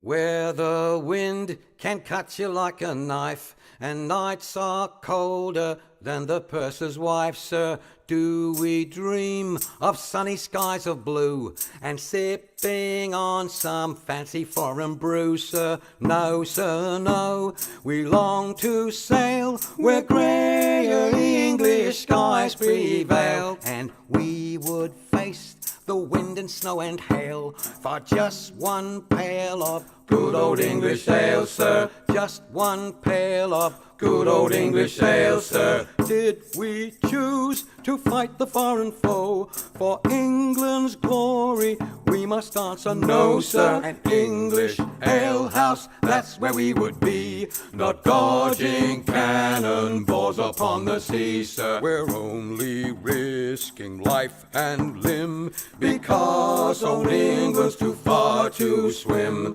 But we would chance an iron arm or leg for just one keg of good old English ale, sir. Just one keg of good old English ale, sir. Many days and many lonely nights without one woman hoving into sight, sir. Now it won't be long till we see our wives and sweethearts lined up on the quay, sir, with their arms all open wide. But we will push them gently aside, for they will have to wait for us until we've had our fill of good old English ale, sir. Had our fill of good old English ale, sir. Come landlord, fill the flowing bowl until it doth run over. Come, landlord, fill the flowing bowl until it doth run over. For tonight will merry, merry be. For tonight will merry, merry be. For tonight will merry, merry be. Tomorrow we'll be sober. Here's to the man who drinks strong ale and goes to bed quite mellow. Here's to the man who drinks strong ale and goes to bed quite mellow. He lives as he ought to live. He lives as he ought to live. He lives as he ought to live. And dies a jolly good fellow. For tonight will merry, merry be. For tonight will merry, merry be. For tonight will merry, merry be. Tomorrow we'll be sober. Here's to the man who drinks water neat and goes to bed quite sober. Here's to the man who drinks water neat and goes to bed quite sober. He fades as the leaves do fade. He fades as the leaves do fade. He fades as the leaves do fade. That drop off in October. For tonight will merry, merry be. For tonight will merry, merry be. For tonight will merry, merry be. Tomorrow we'll be sober. Here's to the girl who takes a kiss and goes to tell her mother. Here's to the girl who takes a kiss and goes to tell her mother. She is a very foolish girl. She is a very foolish girl. She is a very foolish girl. She'll never get another. For tonight will merry, merry be. For tonight will merry, merry be. For tonight will merry, merry be. Tomorrow we'll be sober. Here's to the girl who takes a kiss and comes back for another. Here's to the girl who takes a kiss and comes back for another. She is a boon to all mankind. She is a boon to all mankind. She is a boon to all mankind. She'll very soon be a mother. For tonight will merry, merry be. For tonight will merry, merry be. For tonight will merry, merry be. Tomorrow we'll be sober.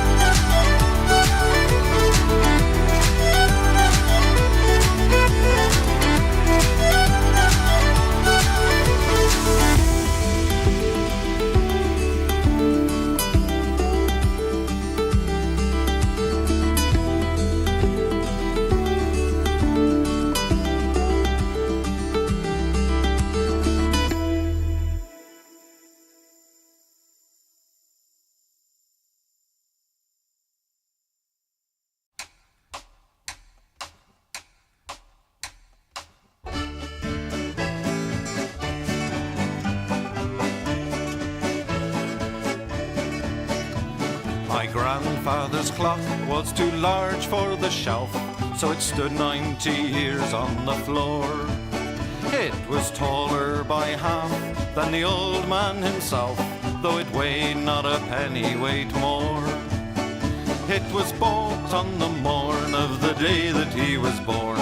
It was always his treasure and pride, but it stopped short, never to go again when the old man died. 90 years without slumbering, tick-tock, tick-tock, his life seconds numbering, tick-tock, tick-tock, but it stopped short, never to go again when the old man died. In watching its pendulum swing to and fro, many hours had he spent while a boy. And in childhood and manhood the clock seemed to know, and to share both his grief and his joy. For it struck 24 when he entered in the door with a blooming and beautiful bride. But it stopped short, never to go again when the old man died. 90 years without slumbering, tick-tock, tick-tock, his life seconds numbering, tick-tock, tick-tock, but it stopped short, never to go again when the old man died. My grandfather said that of those he could hire, not a servant so faithful he found. For it wasted no time and had but one desire, at the close of each week to be wound. For it kept in its place not a frown upon its face, and its hands never hung by his side. But it stopped short, never to go again when the old man died. 90 years without slumbering, tick-tock, tick-tock, his life seconds numbering, tick-tock, tick-tock, but it stopped short, never to go again when the old man died. It rang an alarm in the dead of the night, an alarm that for years had been dumb, and we knew that his spirit was blooming for flight, that his hour of departure had come. Still the clock kept its time with a soft and muffled chime, as we silently stood by his side. But it stopped short, never to go again when the old man died. 90 years without slumbering, tick-tock, tick-tock, his life seconds numbering, tick-tock, tick-tock, but it stopped short, never to go again when the old man died. Yes, it stopped short, never to go again when the old man died.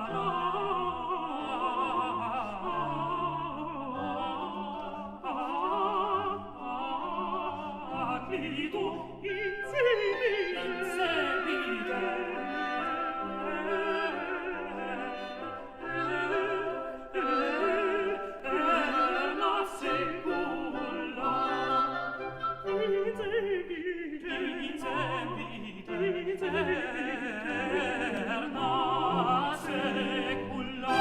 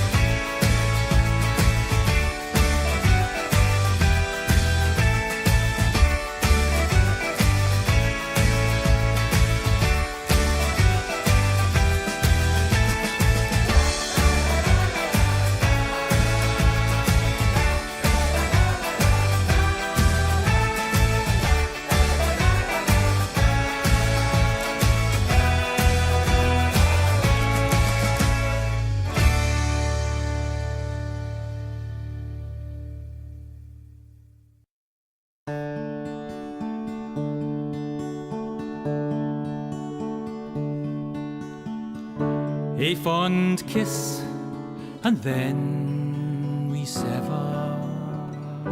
A farewell, and then forever. Deep in hair-wrung tears, I'll pledge thee. Warring sighs and groans, I'll wage thee. I'll ne'er blame my partial fancy.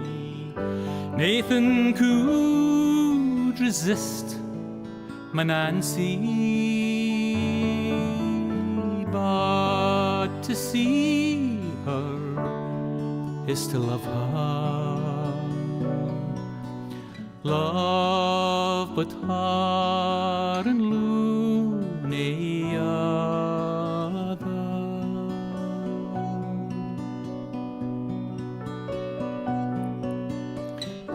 Who shall say that fortune grieves him, while the star of hope she leaves him? Meany cheerful twinkle lights me, dark despair around benight me.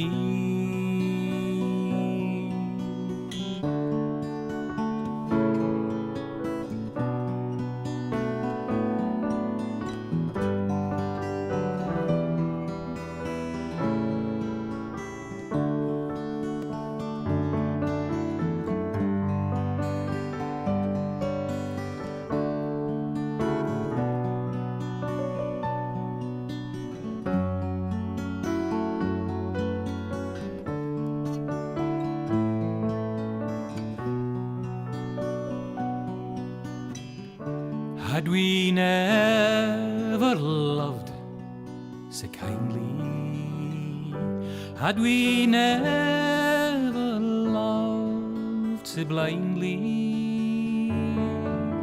never met or never parted.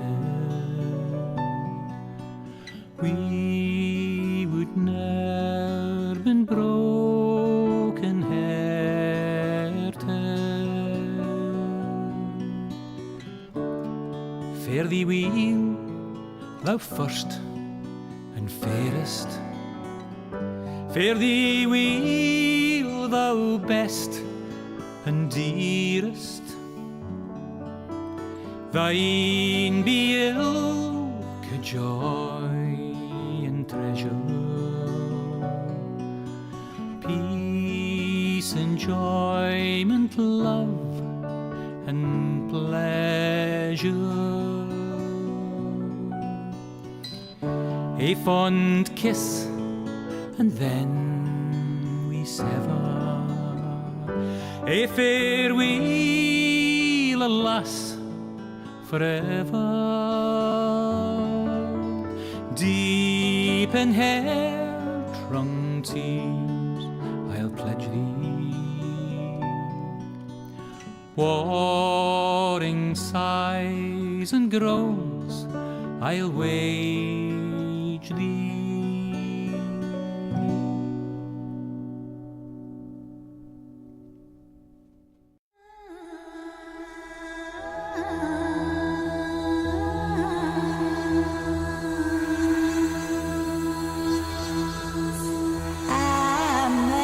Amazing grace, amazing grace, amazing grace, our Lord.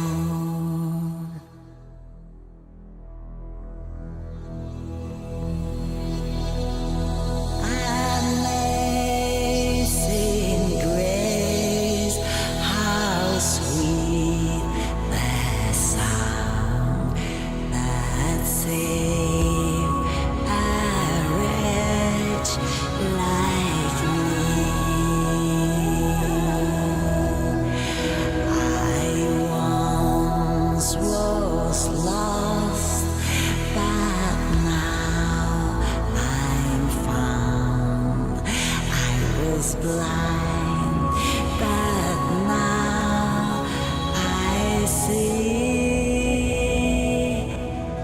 Was grace that full my heart to fear, and grace my fears relieve. How precious did that grace appear the hour I first believed.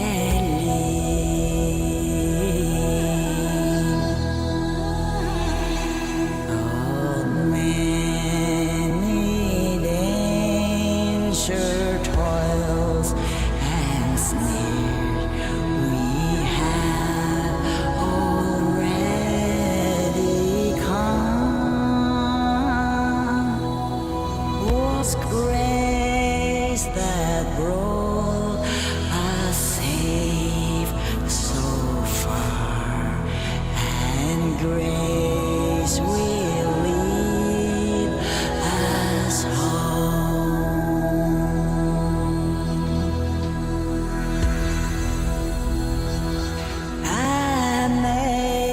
Amazing grace, amazing grace, amazing grace, our Lord.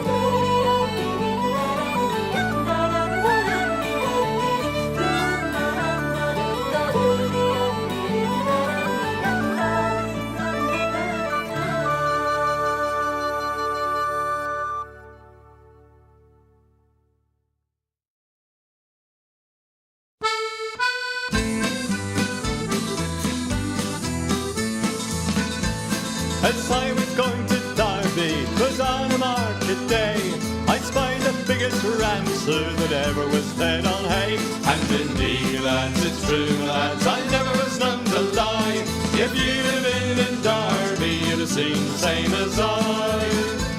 This rammy had 4 hooves, sir, and on them he did stand, and every step he took, sir, it covered an acre of land. And indeed, lads, it's true, lads, I never was known to lie. If you'd have been in Derby, you'd have seen the same as I.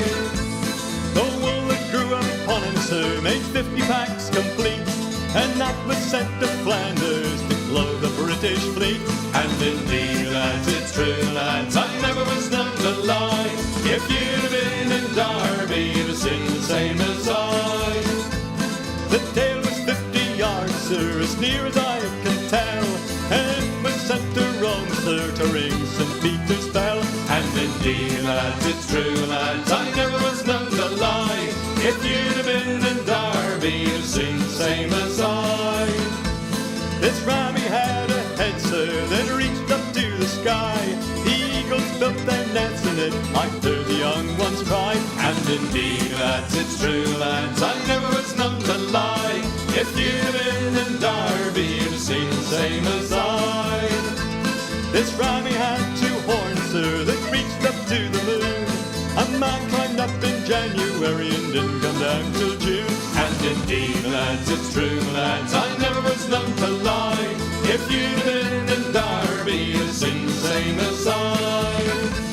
And all the lads at Derby come begging for his eyes to make them into footballs, for they were football size. And indeed, lads, it's true, lads, I never was known to lie. If you'd been in Derby, you'd have seen the same as I. And if you don't believe me, sir, if you think I lie, just ask the folk of Derby, they'll say the same as I. And indeed, lads, it's true, lads, I never was known to lie. If you'd been in Derby, you'd have seen the same as I. And indeed, lads, it's true, lads, I never was known to lie. If you'd been in Derby, you'd have seen the same as I.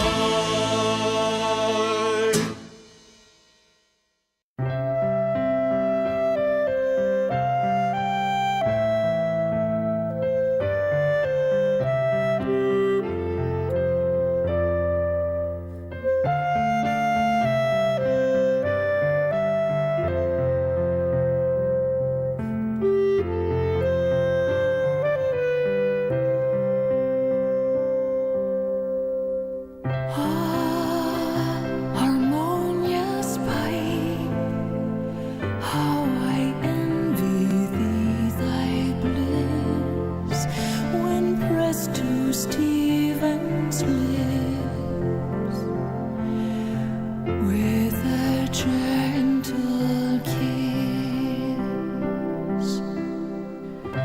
and when his tender hands round thee fold in a soft embrace, I listen and approve these melting tones which soothe my soul, soothe my soul to love.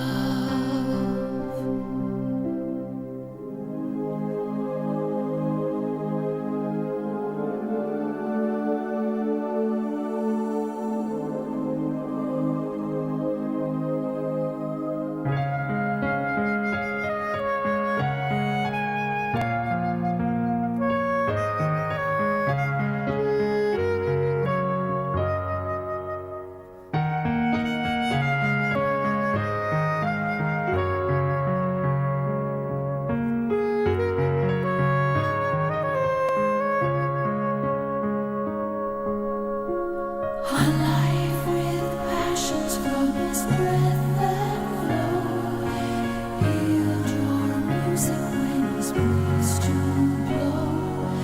Thus at once the charming minstrel delights with songs and enchanting tune, with sweet songs fill the air. Go, happy pipe, and ever mindful be to court my handsome troubadour for me.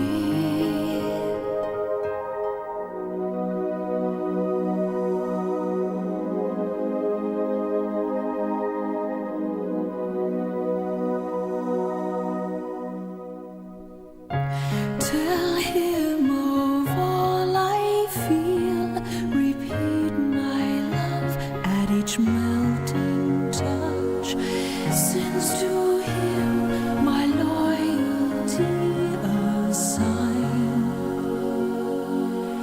Take thou care to tune his heart, tune his heart to mine.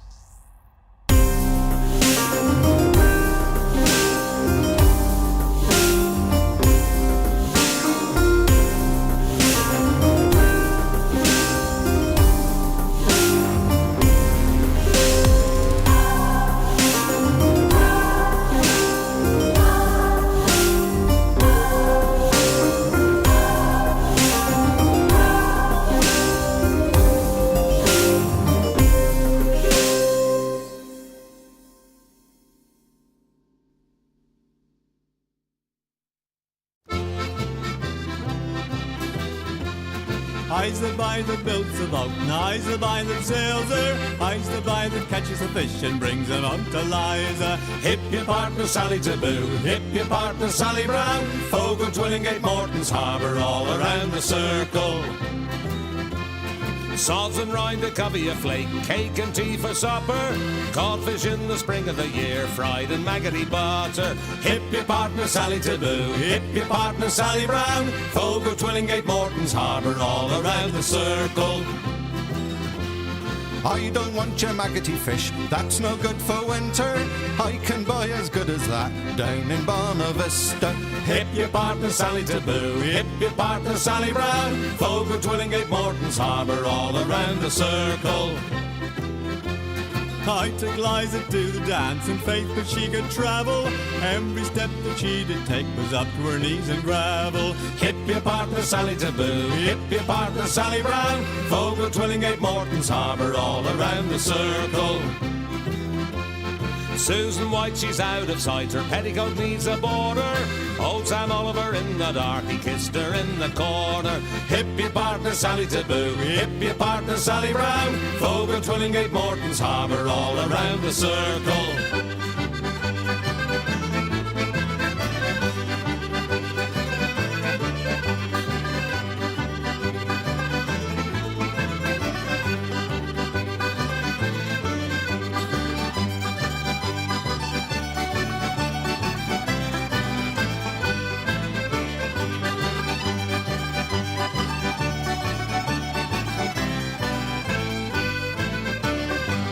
I's the boy that builds the boat, and I's the boy that sails her. I's the boy that catches the fish and brings them out to Liza. Hip your partner Sally Taboo, hip your partner Sally Brown. Fogo, Twillingate, Morton's Harbour, all around the circle. Hip your partner Sally Taboo, hip your partner Sally Brown. Fogo, Twillingate, Morton's Harbour, all around the circle.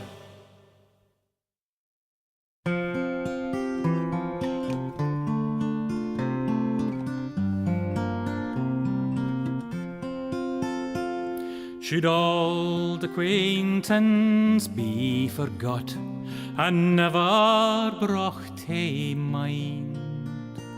Should old acquaintance be forgot and old lang syne?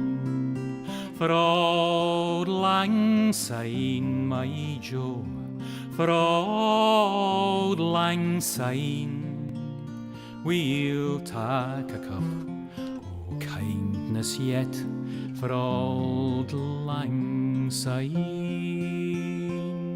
We twa hae paddled in the burn fae morning sun till dine. We've wandered mony a weary fit sin old lang syne.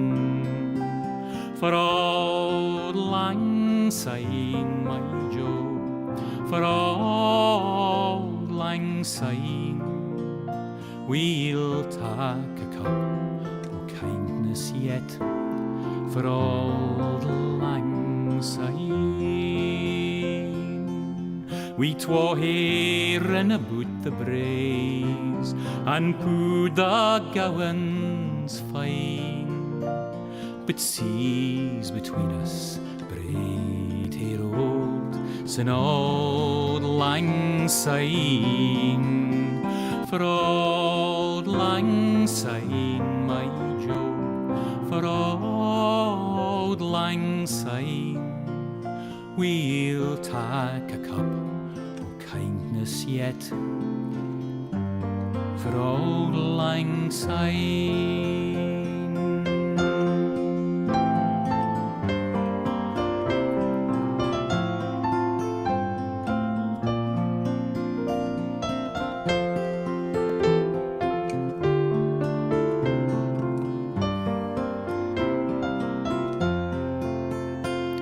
And surely you'll be your pint stoup, as surely I'll be mine.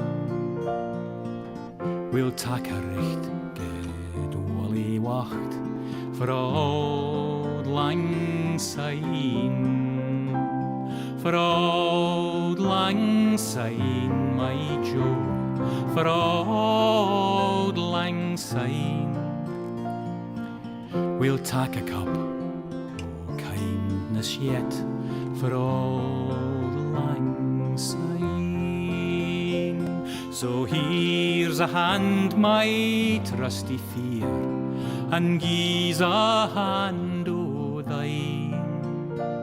We'll tak a recht geduldig wacht for Auld Lang Syne, for Auld Lang Syne, my Joe, for Auld Lang Syne. We'll tak a cup o' kindness yet for Auld Lang Syne.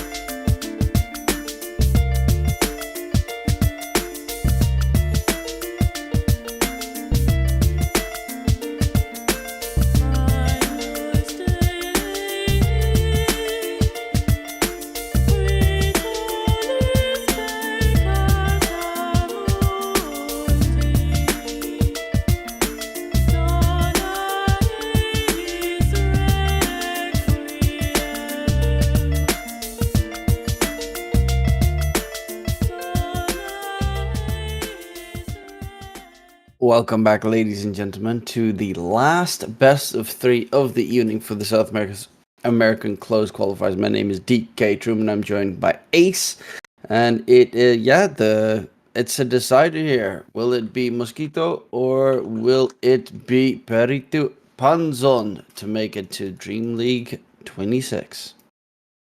Hello, guys, and welcome back. Yeah, man. I mean, 2 big teams. I'm really fine with any of these getting the slot. It could be even both. Who knows? There's still lower bracket for whoever loses here. Yeah, South America, of course, has 2 teams playing at the DreamLeague 26 tournament, so there are plenty of chances for them to make it through. Of course, Perito Panzon is the M80 roster, for people that do not know, and Mosquito Clan is, well, the normal Mosquito Clan, except for the fact that they're playing with Michel instead of Matthew, because Matthew is currently subbing for Heroic. Yes, it's a very confusing situation, but Matthew is playing currently for another team in the lower bracket, while his team is playing for that slot tonight. And honestly, there's even a chance they might be facing up against each other tomorrow, but that is a story for another time. Or honestly, for after this series to even possibly consider, as we are starting the draft with the initial first bans coming in. I have not seen a Tinker ban yet, so I would assume that's going to be banned out right now, or someone's going to be in a lot of trouble. Yeah, watch out for this Tinker pick. Still haven't seen one. Always banned. It's always banned so far, and I'm surprised it doesn't get banned right now just yet. I mean, what's another hero that's scary otherwise? So they have first pick, so they might ban anything else and pick Tinker. Oh.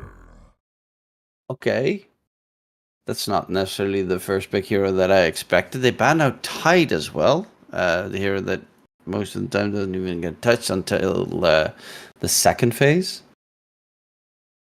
They could do the heroic approach and pick AA. 5 seconds and a lot of team fight against this beast. Yeah, it's always a solid choice to go that route, obviously. But they're gonna go for the bristleback, something that deals with creeps and enemies alike. It's very solid against the Beastmaster for pretty obvious reasons, and depending on if you make this an offlane, which it's more than likely to be, then you're gonna be also building stuff like Crimson Guard pipes to deal with the Beastmaster most of the time anyway. Yeah, the Bristleback has a lot of options to deal with the Beastmaster. It depends on what Beastmaster wants to do in the first place. If it's an Aghanims, it can just go pipe on Bristleback. If it's like with the Helm of Dom, you can go, I think, the regular route. You can even buy Aghanims if you feel like it. Yeah, we saw Beastmaster earlier today in the Hermit played it as the offlane Beastmaster with the Helm of the Dominator.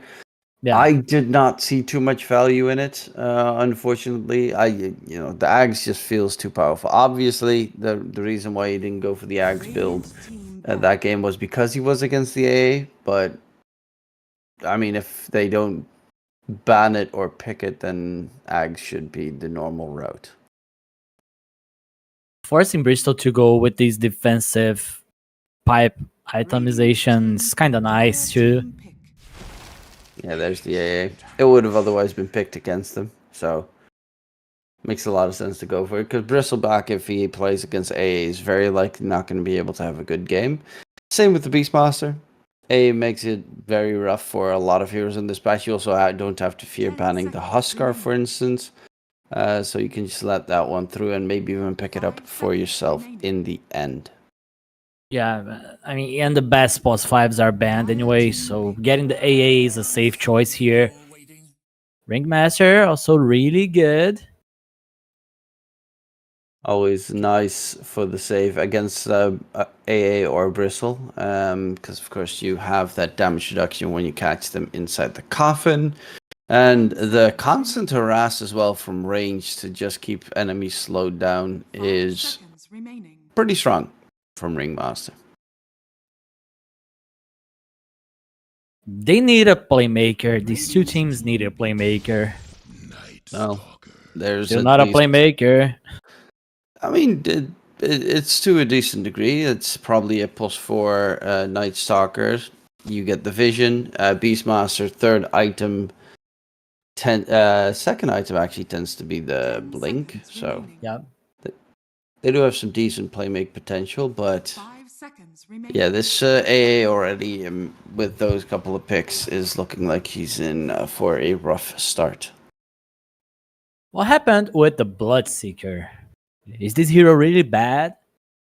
There's some games that I feel like Bloodseeker could be just fine. I think Bloodseeker's biggest weakness is when they nerfed his shard so that it doesn't do percentage-based damage anymore. His buff. I think the hero just became too weak against very tanky heroes, and right now that is like you're up against a tiny plus a bristleback already. Like that immediately puts Bloodseeker in a very weak spot. My idea was like against the Night Stalker. Yeah, against Knights, but then like your focus is countering the enemy's position 4, which feels very weak. Like you're laning as Bloodseeker against the Beastmaster as well, which is not a great lane most of the time if the Beastmaster doesn't like make mistakes. You normally can't deal with the slow that much. But regardless, like Bloodseeker is not a hero that gets chosen at all in this current patch. We do get to see the Tiny, which is a hero that both K1 and Dark Mago like to play. Add in the Phoenix. They have counter healing and a lot of healing on the side of Perito. Plus, the biggest thing about the Phoenix is it is the ultimate counter to Night Stalker because it will always be shining brightly when the Phoenix egg gets used. Yeah, I still think they could go with a BKB piercing ability hero like Magnus for Perito Panzon, so they have like the extra stun to protect the egg. Also a nice setup for AA Blast. It is surprising that that hero hasn't been removed just yet. It's also the question, really, because technically they could also put the Bristleback safe lane to lane against the Beastmaster, which would, 10 seconds. to be fair, be a really good lane, because then you have a Bristle AA versus a Beastmaster Night Stalker. And then, Tiny mid for Dark Mago against the Ember. Also not too shabby, but obviously they can also just, put the Bristle offlane Tiny safe. So there's still solid flexibility there on Perito.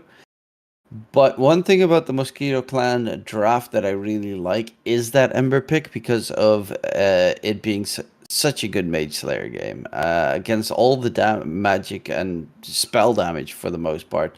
From Perito Ponzon against the Bristleback, the Tiny, even the Phoenix and AA, just getting that 40% damage reduction constantly up is going to be able to keep the Mosquito Clan heroes alive. Yeah, it was a really nice pick. They can still pick Monkey King to play against the Ember Spirit on the mid lane. Let's see if the hero goes through the bans. Because they can play Tiny Carry if needed. I know K1 plays it. 5 seconds remaining. Yeah, I do like the TA ban here as well from Perito.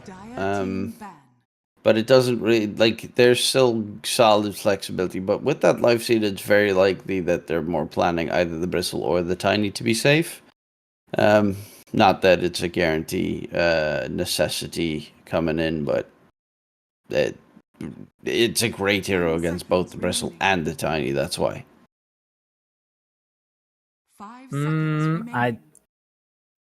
Dark I'd ban Mago's hero Huskar if I was pool. Mosquito. Yeah, but yeah, Huskar is a safe ban. Just make sure. Because, they don't do anything against Huskar, and last pick is for Perito. I don't really remember if Dark Mago plays Huskar though. It's more It like doesn't a sound like a Tiny hero player. he plays, but then again, he also plays Underlord mid, so he probably plays everything.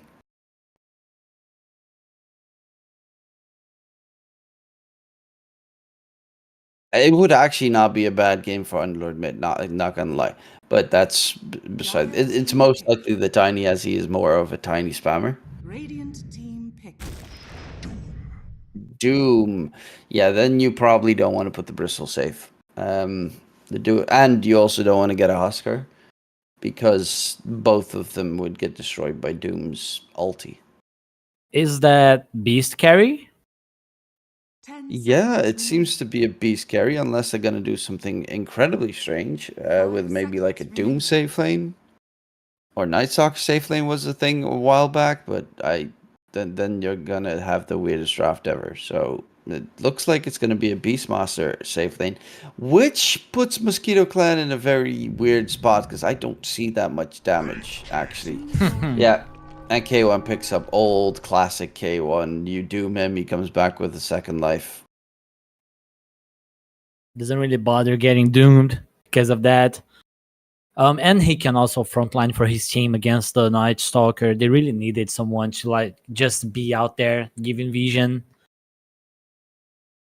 3 strength cores as well, so the Phoenix Sunray is going to do insane amount of healing this game. And even if you get to a super late game, you will have a Wraith King with Aghanim Scepter at one point or another, and you're going to have to kill everyone a second time, which a Tiny and Bristleback in the ultra late game, coming back for 8 seconds longer, is definitely a scary prospect. And it's a Doom carry, by the way. Okay. I mean, I don't know if that's better. Really? Does Doom...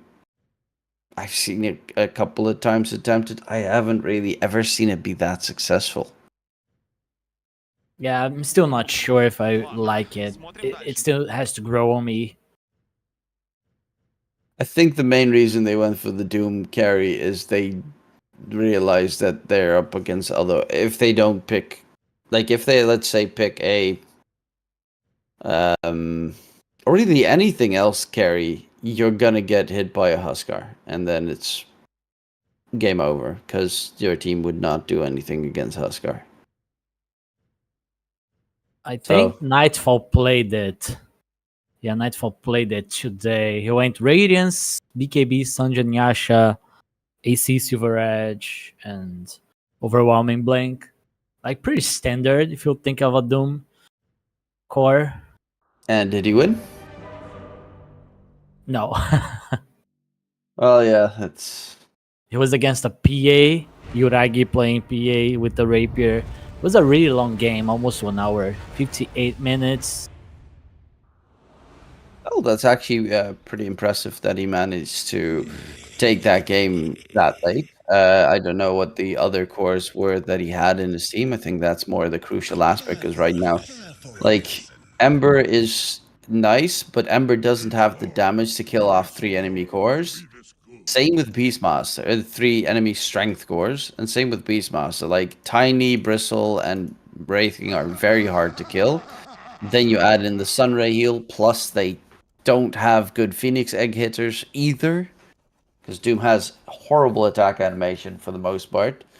And game gets pretty dangerous at that point. You even have a chance for the ultra late game that moves on the Phoenix gets just Ags and saves anyone who gets doomed. Yeah, probably their focus is to try to jump the Phoenix with Night Stalker, Beastmaster. Let's see if they're gonna be able to do that. It's not that easy when you play against these heroes that want to go at you, like Bristleback, Wraith King, Tiny. Yeah, they got big frontliners. I'm sure the AA should be able to get caught quite a decent amount. Phoenix shouldn't have the biggest issue because obviously the Night Stalker is going to be used to catch the Phoenix, but on the other hand, if Phoenix pops egg, Night Stalker is useless.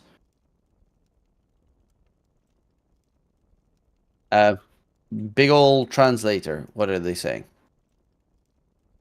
Let me start from the beginning. Let me go up. Illich saying that who is Malo? Who is bad? Maybe Pippi is bad? Pippi's like I don't know, man. They're saying some weird things. Does random trash talk?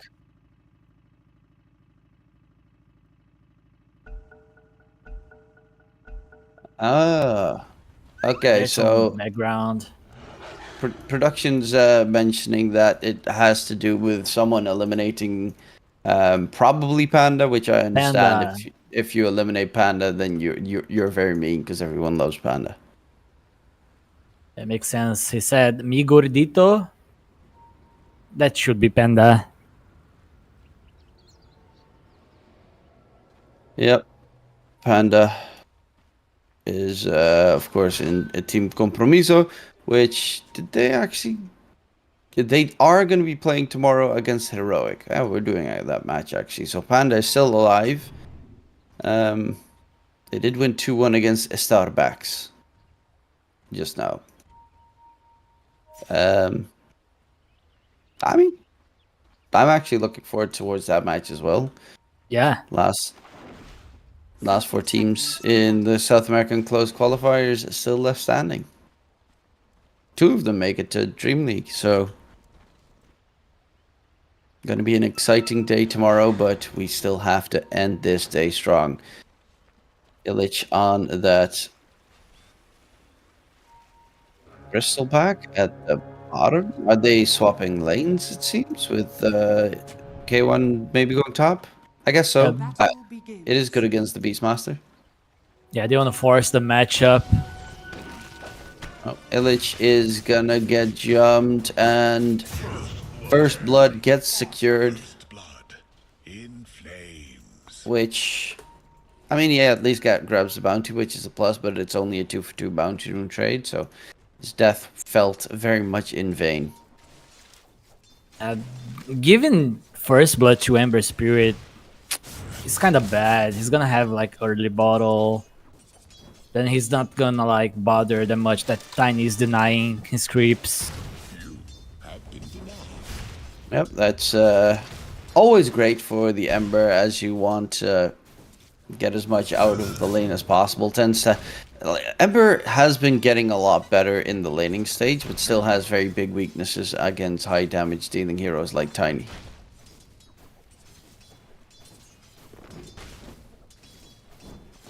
And I'm curious to see, because I've seen a lot of Embers just not level Searing Chains and go for max level Sleight of Fist with a couple of Flame Guard levels. I do hope to see a little bit more of a gank Ember to help out the side lanes earlier, as they do feel very much like an early game draft on the Mosquito side. Yeah, Ember Spirit like being the big playmaker, going around with this guy over there. Ringmaster, they can do a lot. Elmisho got caught top lane against Scorched Earth, Inferno Blade. It's not great. Like, there's not much an AA can do in a push 4 role like this. If you get pulled out of position, Yudomi as well with the Impalement Arts can constantly keep slowing you down. The whole thing here for Perito Panzon is that they need to shut down Beastmaster and give a good game for the Bristleback. That's their mission. That's their intention here. So they don't really bother if AA is dying top, as long as Beastmaster is not farming. K1 can always recover at the jungle. That is true. That's also one of the bigger things that they have. They've got a Bristleback and a Wraith King, both incredibly fast jungle farming heroes, with the Wraith King having the Bone Guard facet, and obviously Bristleback being a Bristleback. So, have Ancient Apparition with a point in Ice Vortex, for instance, could help significantly in farming up some, or stacking the jungle camps. Yudomi fighting up against Elmisho with a chase coming in. And Yudomi staying alive as well with the usage of his souvenirs. That one's really weird. But it saved him. Yeah. That's a whoopee cushion available as well. Pyke is going to get stunned up topside. And that's also one of the most classic combos. AA in combination with a Wraith King or a CK, just the easy setup for the stun to land, the cold feet. Because normally you are laning with a safe lane like a PA and they can still outrun your cold feet stun location. I'm looking forward a Phoenix rotation to the top lane. But Bristleback needs to be healthy for that to be possible. Bottom lane as well, a little bit dicey. Moose and Illich both very low, but has a magic wand and such, so Illich is back to full mana, half HP. The swapping of a couple of items. And, I mean, he's doing a really good job. 22 last hits on the Bristleback. All 3 lanes are going well for the Radiant side so far. Yeah, that way they will secure Bristleback's gonna hit his timings. This is really important for this kind of lineups. Pyke takes a lot of damage top lane, but he's got the heal creep, so with the Devour, so he'll be able to constantly keep healing himself a little bit. So has the heal amplification aura because of it. Radiant's courier has been killed. Just to stay alive, otherwise the top lane will be even rougher. Which it already is, very much so, for Pyke. He's only got 17 last hits. Oh, Yudomi. Wraith Fire Blast is still gonna get chased down. Hector's actually not gonna go in for more, even though Hector has boots and Yudomi doesn't. Yudomi was 100% dead there. Now you already used the whoopee cushion. Oh, yeah. I guess because Yudomi is now gone, Pyke would still stand in the lane and they're going to rotate through. This might have just been the 5D chest. Knowing that they would be able to get the more important kill, and they do. If that was actually the reason why, that they know that Yudomi is not going to be there to help him, that would be a heads up move. We need to wait for the true sight. Yep, the true sight for the DreamLeague 26 qualifiers. If only we ever got another true set. I am getting my Aegis delivered in the upcoming week, I think. Oh. Radiant are scanning. I only have one other Aegis because I never actually bought the levels. I have none. Sad. They are beautiful though. Oh, PP taken down. Michel as the Void, but he's just gonna die to Dark Mago, and Dark Mago even tanks the impalement art there against the Phoenix. So a lot of good kills in a row happening here for Perito Panzon. This is Dark Mago playing himself, basically. Tiny is like part of him. And they're having a very good time in all three lanes. Even K1 in the top lane. He's got his little skeleton army already to just keep cutting the creep wave. Now he's gonna start farming.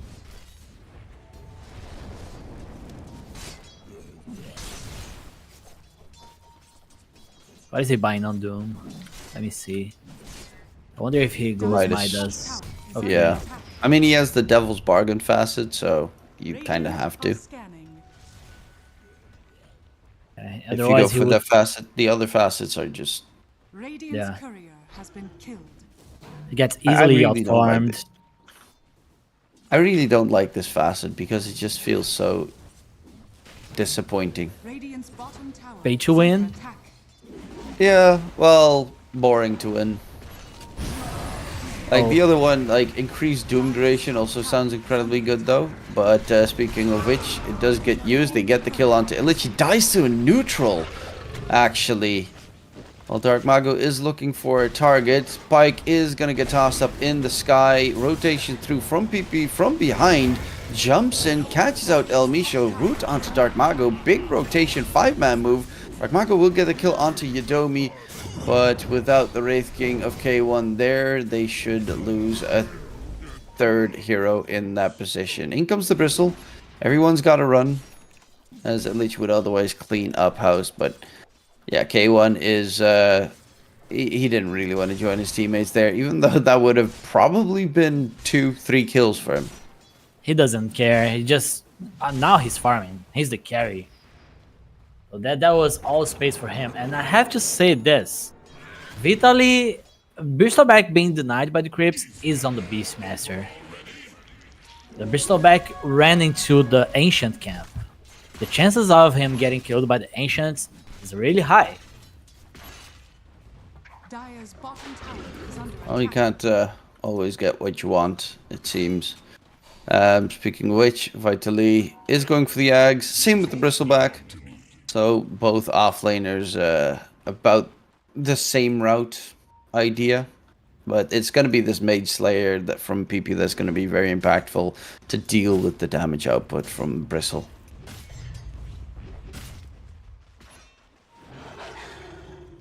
Everyone do you prefer but this game that the Bristle goes for the Ags build, or do you prefer it more of the defensive build? Because he also has the Seeing Red facet, so not the viscous nasal goo AoE stuff.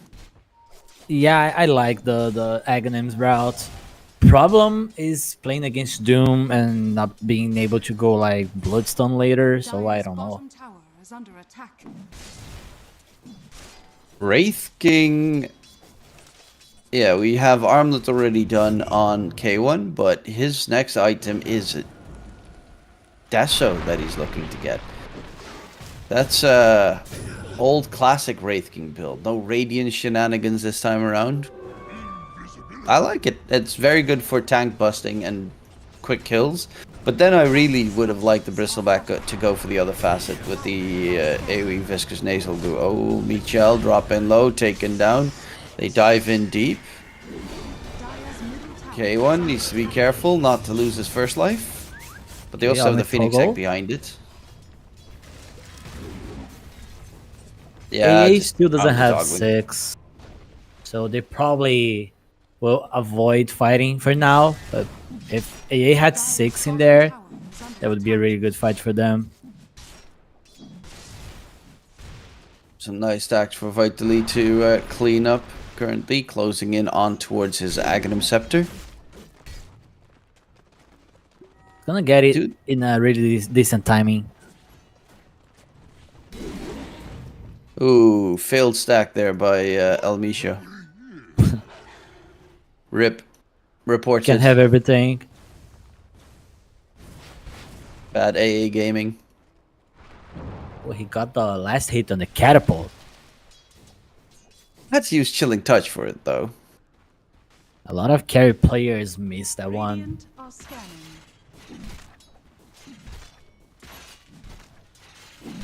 Illich, 2 pieces of his axe finished. Let's see, where is... Doom is off cooldown. This is also very nice. Pike has the Tendrils of the Deep Facet. And with the Riverborn aura as well, it's... God, it's such a good thing to take for the Doom. AoE stun, Radiant structures in combination with a 10% movement speed bonus and outgoing damage when you're in the river. They're meant to be. The script, Doom.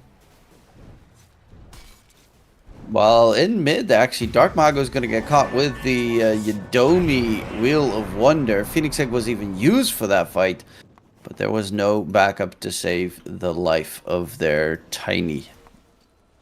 Looking at this game, who do you think is in a more favorable spot the later this goes? Later this goes, I'll stick with Radiant. Phoenix, AA late game, if you have enough front line, is really hard to play against. And if you lose a fight, Wraith King is just gonna demolish your base. Well, speaking of Wraith King, K1 might be in a little bit of trouble topside. He's trying to farm, but they are right behind him. Smoke gets broken, Wraith King gets sent back. They get the control. No TP's coming in just yet. No TP's coming in at all. While on the other end, they're looking for Vitali. Dark Mago, no Blink Dagger just yet. Oh. Wraith King is finally gonna get taken down, but they will find Vitali as a respawn skill. Yeah, they really knew that. Like, the chances of saving K1 there were low. So getting the return kill. Well, this is just revenge. This is just revenge. He didn't help out bottom. They don't help him now. This is SA we're talking about. Sometimes you gotta get petty. But in all honesty, it was a good kill. They got the tier 1 tower secured as well. Though now gotta be careful because there is a nice stalker ulti Elmisho. Gonna get slowed down, but the Avatos reveal from Dark Mago scares them off. Elmisho is struggling here and drops to Micha. PP comes running in. There is an egg available for Moose. Okay. And dives to the side. Pike has the Doom available. Is gonna go in. Avalanche, keep them at bay. Wheel of Wonder in the area. The Phoenix, can he get the dive out of there? Night Stalker ulti gets used the roar to secure the kill. There is still a Doom available on Pike. But everything and the kitchen sink was just thrown at that Phoenix. Yeah, they need to fight on their own terms on Radiant side. They really need the Aghanims on Bristol back, so no point in forcing these engagements. Like, just let the Phoenix die or wherever, but don't put yourself in risk. You're waiting on for the Dazzle on Wraith King too, so you need to be cautious. Dire's middle tower is under attack. One thing that Doom, of course, does have that's pretty nice against these very tanky cores is the percentage-based damage of Infernal Blade. Yeah. That always does skill heavy into the late game. PP will get smacked. Have a toss. I mean, it's another one of those combos, right? Anyone that has a bit of lockdown in combination with the AA Ice Blast is an easy kill. They're getting heavily outfarmed on Dire. Look at Bristleback. Even Wraith King. Almost shard. Tormentor should also be a good target for both these teams to secure as soon as possible. As both sides have very good Tormentor and Roche taking. think if you're Radiant, you just go Tormentor and you start chasing more kills. Now the Bristol is ready. K1 can just be close enough with the Skellies with pushing. Interestingly enough, Doom's going for the Echo Saber. No comments? Let's see. I don't know. So it might be great, might not be. I'm curious to see how it's going to unfold. Top side. Inferno Blade build. I mean, does it, like, the second hit doesn't work with Inferno Blade? That's why I'm confused. Yeah, I know. I don't know. I know, but I don't know. The more you know. I hope I learned something today with this Echo Saber and Doom. Let's see. Maybe it's the build. Don't do Pro Tracker is dead, or the biggest part of it doesn't really exist anymore. So we're gonna have to find our builds and strats somewhere else. That's of course the advantage of what they changed. Now you're gonna be forced to watch these tournaments and qualifiers and everything in between, just so that you know what's happening in the pro scene. I did like the change though. Personally, for me, not so much, because I'm around the 8K mark, so I can't play with some of my friends anymore. But for the most part, it is good that you can have like content videos and stuff being made again on specific builds that are coming into the game and stuff that you can't just look up on Dota Pro Tracker. Oh, they're looking to get 2 quick kills here, with Illich getting both. I don't think they are ready to face this Bristol back. Even Wraith King, level 12, Dazzle, really big power spike for the hero. It's just too much damage. Then the Tiny going for the BKB next. The really only tool that they have in their arsenal that is amazing against the Bristleback and Wraith King would be the Doom. But it's also a stupidly long cooldown, and most of the time your safe laner doesn't want to join the fights just yet. A toss in, and PP is dead once again. It's such an easy pickup. You managed to get the vision on him. And Code Feet, 1 point connecting. Also really nice. Very important. Bike needs to change up his choices, because he's had like the Tendrils of the Deep Ravage thing and such, and he's had the Purge creep, but now he's got Siege Shot, so Siege Shot's terrible. He needs to get a different one.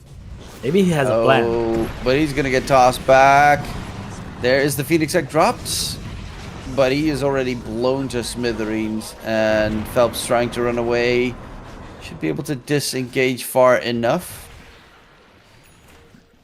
But yeah, the man with the plan, not going to be that effective right now.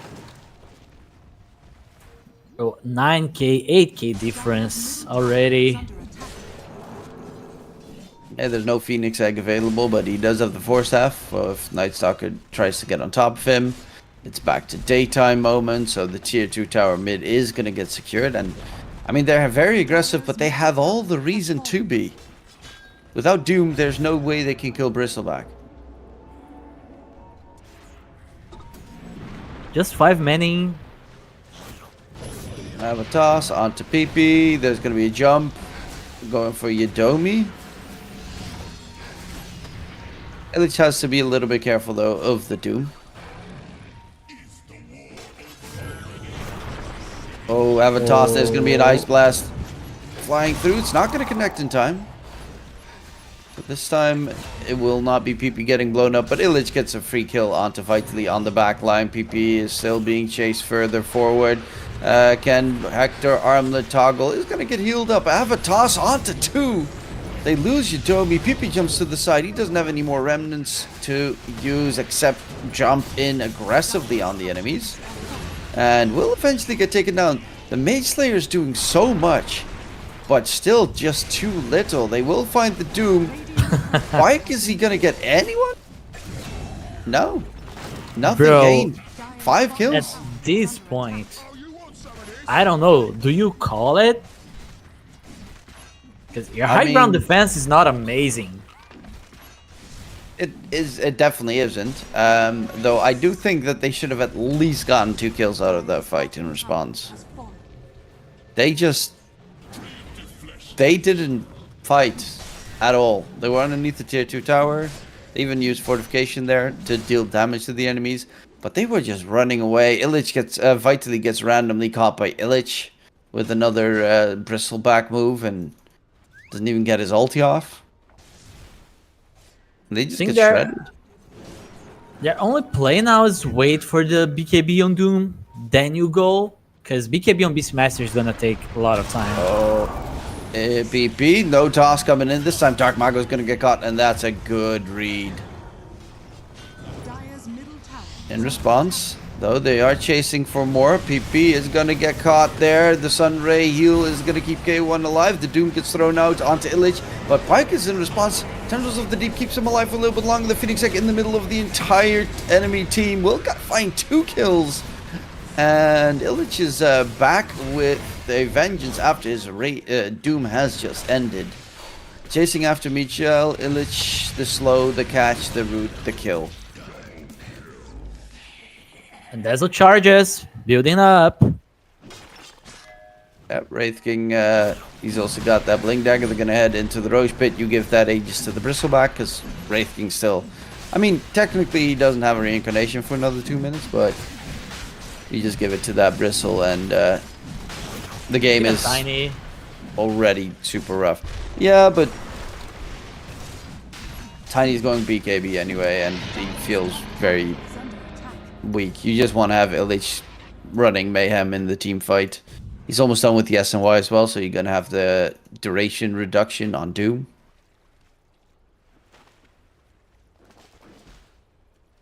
They just don't... Like, they need to be careful. They got ahead of themselves at the top lane, going all in on this Ember Spirit, now waiting for the team.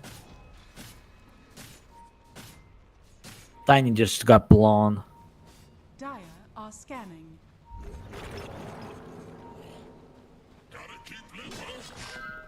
Yeah.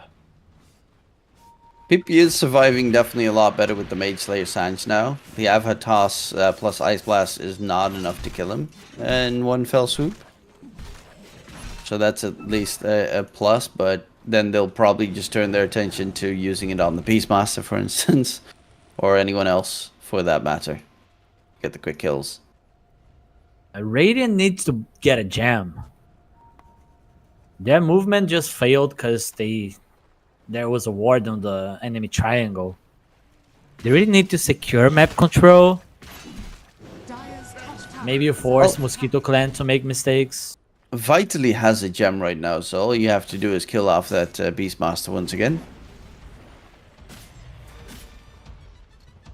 As it's kind of needed. They have a Glimmer Cape on the Ancient Apparition. They have a Glimmer Cape on the Bristleback.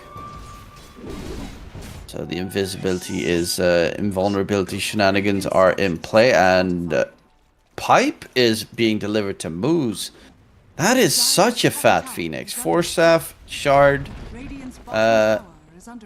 which I think he bought as well, because I think the free shard went to the AA. This Phoenix is huge, and they're pushing high ground.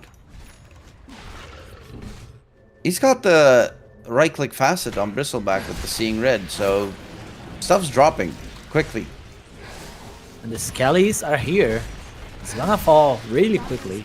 No fortification anymore, so yeah, it's gone. That's a tier 3 tower removed. And the full set of racks. Which is gonna hurt because they got fortification back up in 10 seconds. And Pike is just trying his best to farm BKB. He was waiting on the cooldown of Midas. Now he has it. Time to do something, guys. But 2 minutes on the Aegis still. Do you wait it? I mean, if you wait it, your base is gone. Oh, they keep going. Oh, smoke up from the side. Chill nearby. Smoke breaks. Oh, They are all there. K1's just farming next to them. He's got the BKB. Spots out vitally. Summons a couple of skeletons. Jumps in aggressively. Tries to get the stun in. Spots out Yadomi. And Night Stalker ulti comes out. So Michel can get all the vision needed. Ice Blast flying out towards PP. Is not going to get caught by the Ice Blast. It's going to get tossed back to Illich. But the backline needs to be still a little bit careful. Moose does have the Phoenix Egg available. Illich it might lose his first life. Pike doesn't even get the Doomcast off. Is dead.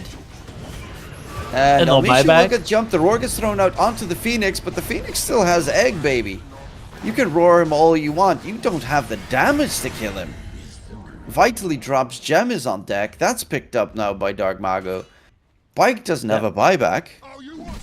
And GG gets cold. Yeah, they just got... I mean, this game was out of control from the laning stage on. They were just waiting for this BKB on Doom, but zero impact. I'm not really sure about this Doom carry. Not sold on this yet. So, I don't know. Nightfall made it work yesterday. He like won one game. He lost the other one, but weird. Yeah, I can see what they were going for because it technically counters the Bristle, but then they just got K1 with the Wraith King, and then Doom did nothing anymore. Like, Wraith King doesn't care about Doom in the slightest, so... yeah, for the rest, they had 3 super tanky cores. Nowhere near enough damage outside of Mosquito Clan. If they had like a lifesteal, even though lifesteal was banned in the last phase, but if they had something along those lines, you had a chance of at least trying to man fight them. But in this case, just impossible. They got outdrafted and outplayed. It was very straightforward. This was a class difference between the two teams in game number 1. But of course, Mosquito Clan, we've seen them yesterday. They are very capable. They just need to wake right up and get the ball rolling again. And hopefully they can get that done in game number 2. We'll be going towards a short little break and we'll be right back for the second game in the series. Where the wind can cut you like a knife, and nights are colder than the purser's wife, sir. Do we dream of sunny skies of blue and sipping on some fancy foreign brew, sir? No, sir, no. We long to sail where greyer English skies prevail, and we would face the wind and snow and hail for just one pail of good old English ale, sir. Just one pail of good old English ale, sir. Did we choose to fight the foreign foe for England's glory? We must answer no, sir. An English ale house, that's where we would be, not dodging cannonballs upon the sea, sir. We're only risking life and limb because old England's too far to swim. But we would chance an iron arm or leg for just one keg of good old English ale, sir. Just one keg of good old English ale, sir. Many days and many lonely nights without one woman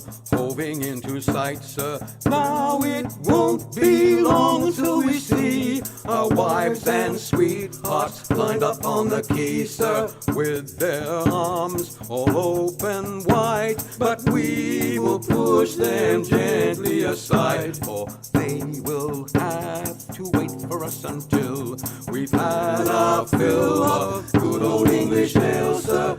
Had our fill of good old English ale, sir.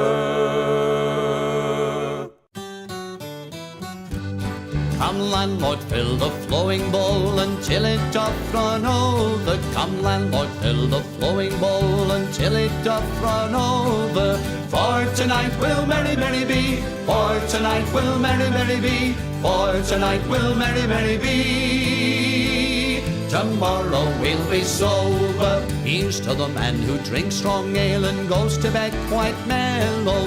Here's to the man who drinks strong ale and goes to bed quite mellow. He lives as he ought to live. He lives as he ought to live. he lives as he ought to live, and dies a jolly good fellow. For tonight will merry, merry be, for tonight will merry, merry be, for tonight will merry, merry be. Tomorrow we'll be sober. Here's to the man who drinks water neat and goes to bed quite sober. Here's to the man who drinks water neat and goes to bed quite sober. He fades as the leaves do fade. He fades as the leaves do fade. He fades as the leaves do fade. That drop off in October. For tonight will merry, merry be. For tonight will merry, merry be. For tonight will merry, merry be. Tomorrow we'll be sober. Here's to the girl who takes a kiss and goes to tell her mother. Here's to the girl who takes a kiss and goes to tell her mother. She is a very foolish girl. She is a very foolish girl. She is a very foolish girl. She'll never get another. For tonight will merry, merry be. For tonight will merry, merry be. For tonight will merry, merry be. Tomorrow we'll be sober. Here's to the girl who takes a kiss and comes back for another. Here's to the girl who takes a kiss and comes back for another. She is a boon to all mankind. She is a boon to all mankind. She is a boon to all mankind. She'll very soon be a mother. For tonight will merry, merry be. For tonight will merry, merry be. For tonight will merry, merry be. Tomorrow we'll be sober.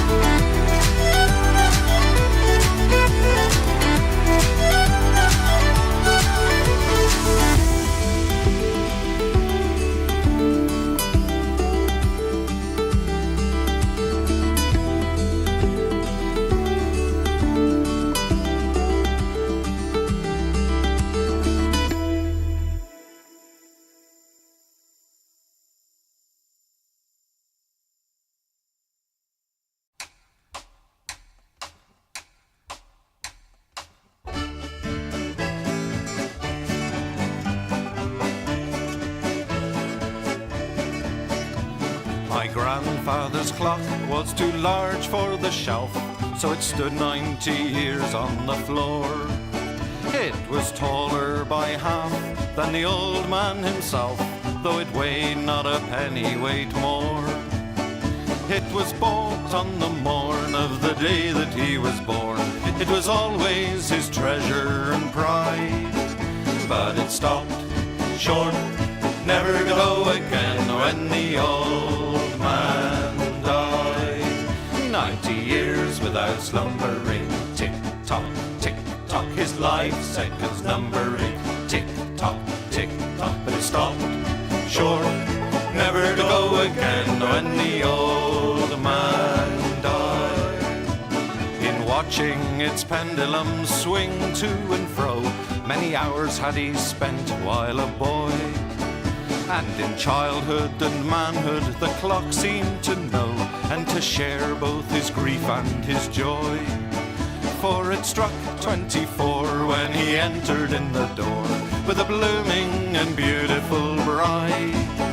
But it stopped short, never to go again when the old man died. 90 years without slumbering, tick-tock, tick-tock, his life seconds numbering, tick-tock, tick-tock, but it stopped short, never to go again. Welcome back, ladies and gentlemen, to the upper bracket finals for the South American Close Qualifiers of DreamLeague 26. My name is DK Truman, and I'm joined by Ace. Ace, that was quite a star-studded performance from Perito in Game 1, wasn't it? It felt like they were playing with kids, to be honest. Like, they survived for 10 minutes on Mosquito, and after that, the game was just a mess. Like, kills everywhere.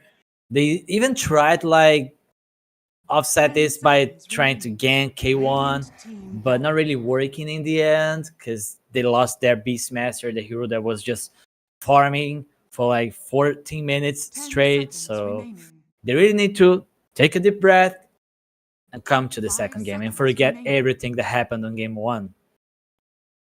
Yeah, new round, new chances, new draft most likely, as we get to see the Tiny getting removed. Tinker this time, they're not going to take any chances of the Tinker being first phase picked.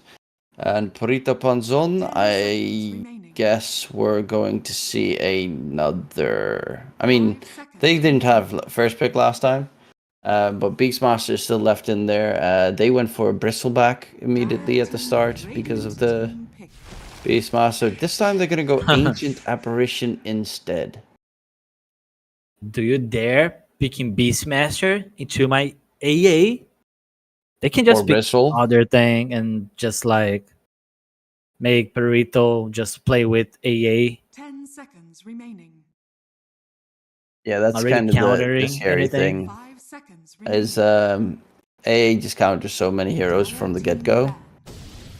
And, well, Night Stalker is a good hero to deal with the AA at the very least. Get that vision so you can dodge the Ice Blast is always a good one. Going this In exact paper, same yeah. route is a little bit scary, though, in the first couple of picks. 10 seconds remaining. So no Tiny and no Sand King. 5 seconds Both remaining. two good setups for the AA. Warlock still in the pool. If you ban Warlock, you're gonna force Mosquito to play with Warlock like a was tier banned. 2. Or was it? Oh yeah, was it for the first one? Okay. So you can like ban the Ringmaster and force 10 Mosquito to pick seconds remaining. other thing, like a different thing for the plus 5. 5 seconds remaining.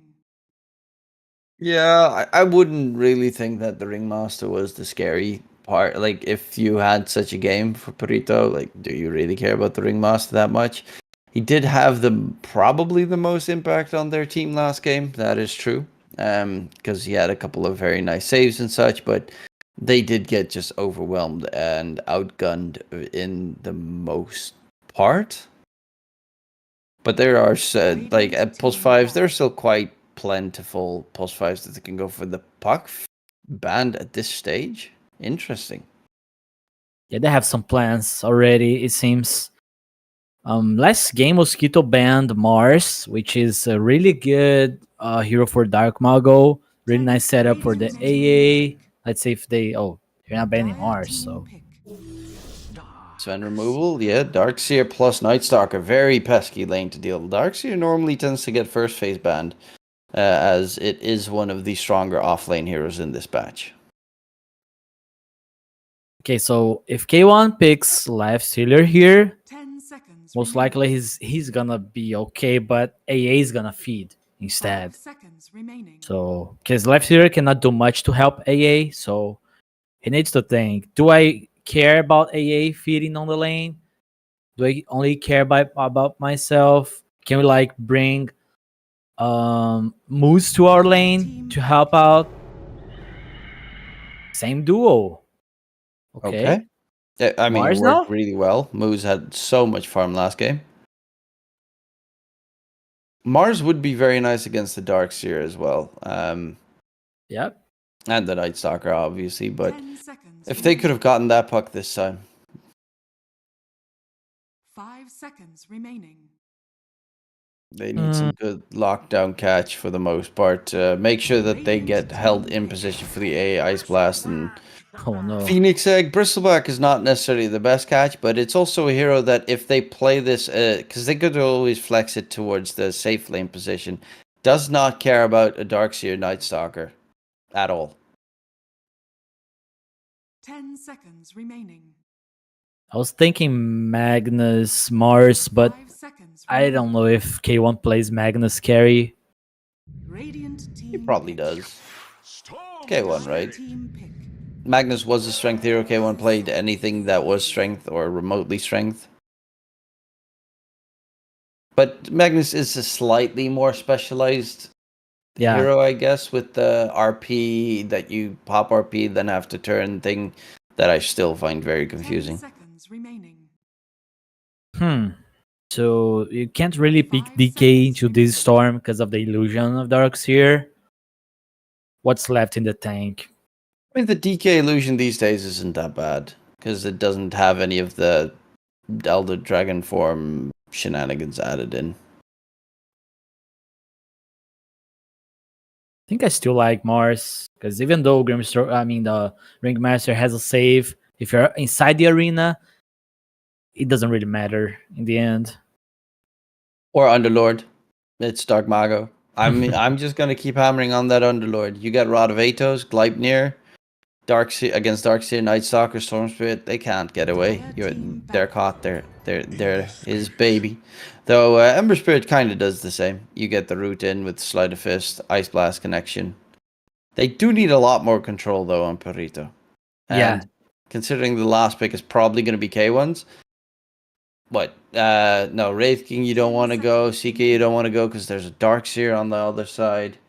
What's good that doesn't get annoyed too much by the Darkseer? Radiant team back. Sven would be good, but it's banned, so I don't really know. They ban out Lifestealer themselves. Yeah, out of the equation for them, they don't really want the hero.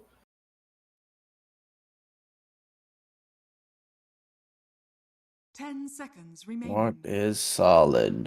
You could go 5 seconds remaining. Troll, but nah, not really. You get kited by the Darkseer. Well, unless you get Ag's Troll, then it's pretty good. I think K1 plays Tide carry. Is it banned? It's not.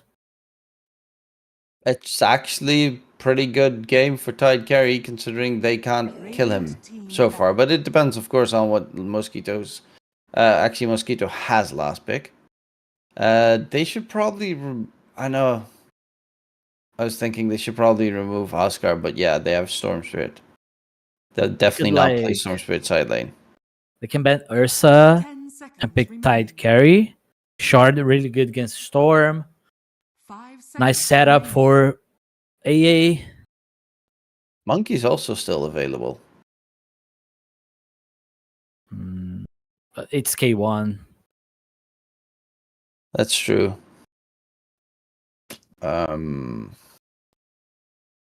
Dire team ban. Alchemist would not have been the worst choice. Could also just put the bristleback safely and get a different offlaner. That's still a possibility here. 10 seconds remaining. I think he wants to play Bristleback 5 seconds again remaining. on Illich. Dire team pick. I wouldn't put it past him. It makes sense after that previous game. Yeah, he's probably excited to this. Radiant team pick. It's the Tide, as you mentioned. But of course, they could always put the Tide safe lane or off lane, for that matter. But you might have actually correctly guessed I the think K1 it's Tide. K1 Tide. I'm pretty sure it's K1 Tide. 10 seconds remaining. 5 seconds. What do you remaining. fear? Ursa. Ursa? You have to play against Phoenix Bristleback as an Ursa. Yeah, that's not that bad. You kill off Phoenix Egg pretty quickly. Yeah, Ursa's the best choice. The only real choice. It is the K1 Tide safe. You know, it would have been a lot better if there wasn't an Ursa last pick. Yeah, but since I called it, I'll have to stick with Perito, man. Let's go, Tide Hunter carry. Tide Hunter. Yeah. Oh no, I gotta go with the Ursa. It just feels like too good of an Ursa game. There's nothing that really is that problematic for Ursa to deal with. I You get think Ags at a quick timing, and then you just run them all down. if they play it correctly on Perito, they can even apply some pressure on the Ursa. Because you have the Phoenix, you can just kite around, do some damage here and there, not really engage into the Ursa, make Ursa play the lane with half HP for the most part.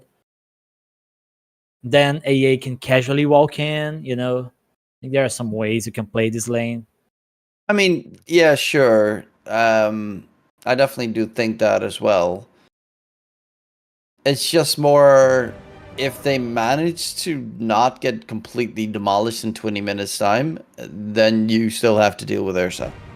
Yeah, they need to like slow down the Ursa and get some substantial goal advantage.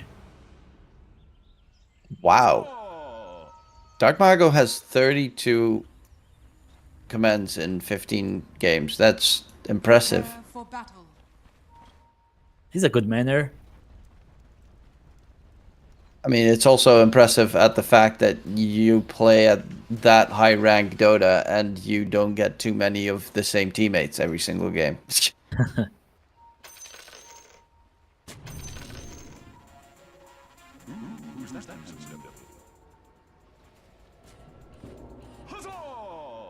I'll smoke for smoke. Gets broken.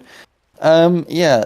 Do you? What's the timing this game for Peritos? Do you think? For Peritos, Tide Blink Vladimir is the first one. And of course, you need to wait for the Bristleback Aghanim. So Bristleback is the real carry for like 14 minutes, 13 to 14 minutes. You just secure Bristleback's farm, and then it switches to Tide Hunter and Bristleback being more active. Okay. Curious to see how that's gonna go. Obviously, there are also some big wombo combos. You got the vacuum wall that they can go for on the Radiant side. Later in the game, even Storm with Ags. And then vacuum wall into Wheel of Wonder, stuff like that. They have all 4 bounties picked up. That's not bad for Mosquito Clan. That's a nice start. I'm baffled at the fact that there was not even a single... No one even took any damage. How don't you just pick one? Like, at least one. No one fought. Like, they just weren't there on Peritos. Maybe they're just thinking about other things. Our brains Nice weather, are too small. Nice weather. Hey, let's just give the enemy a free 160 gold at the side per enemy hero. Seems like a good idea. So at the same time, you need to like secure Bristleback some good farm. You cannot allow Tidehunter to have a bad game because this hero, the recovery for this hero is kind of slow. Even though he's able to farm ancients and all, it's still kind of slow. Has to have a decent lane at least. And same with the bottom lane with the Bristleback. It can be very dangerous if you get caught early on by the Ursa. But Ursa is in the first couple of levels still very weak as well. So Bristle can harass him nicely together with the Phoenix's Fire Spirit spam. Yeah, just play for creeps and experience on Bristleback. No need to go ham or play for kills all this lane. Just push the wave. Allow your Phoenix to go and stack for you. That's definitely a good aspect, of course, trying to get those stacks. The stacks are very hard to steal for the Radiant side. El Misho's being chased by Michel, and El Misho can't TP out because Michel is keeping the Void. So he's gonna... Oh, actually, Michel just used Void, so El Misho can TP away. That should have been first blood. Speaking of which, Illich bottom lane is dead. That is going to be first blood secured for Pyke, and that's not the way you want to start the game. Nope, not really. This is illegal. Should never happen. Phoenix was like trying to pull the wave. But that's a classic move, right? Your support leaves the lane for some reason, and then we just die. We don't realize that happened. Okay, one got vacuumed back as well, but they don't have anywhere close to enough damage to kill off a Tide who has over 1,000 HP at the start of the game. Not even with bracers complete. Yeah, he's got nothing. He's got a couple like Circlet, Gauntlet of Strength, Magic Wand, Iron Branch. That's like what 1, 2, 3. That's 9 strength added. How does he have 1100 HP? It's the lore. You're a big boy. It's the Krill Eater. Yeah, Leviathan.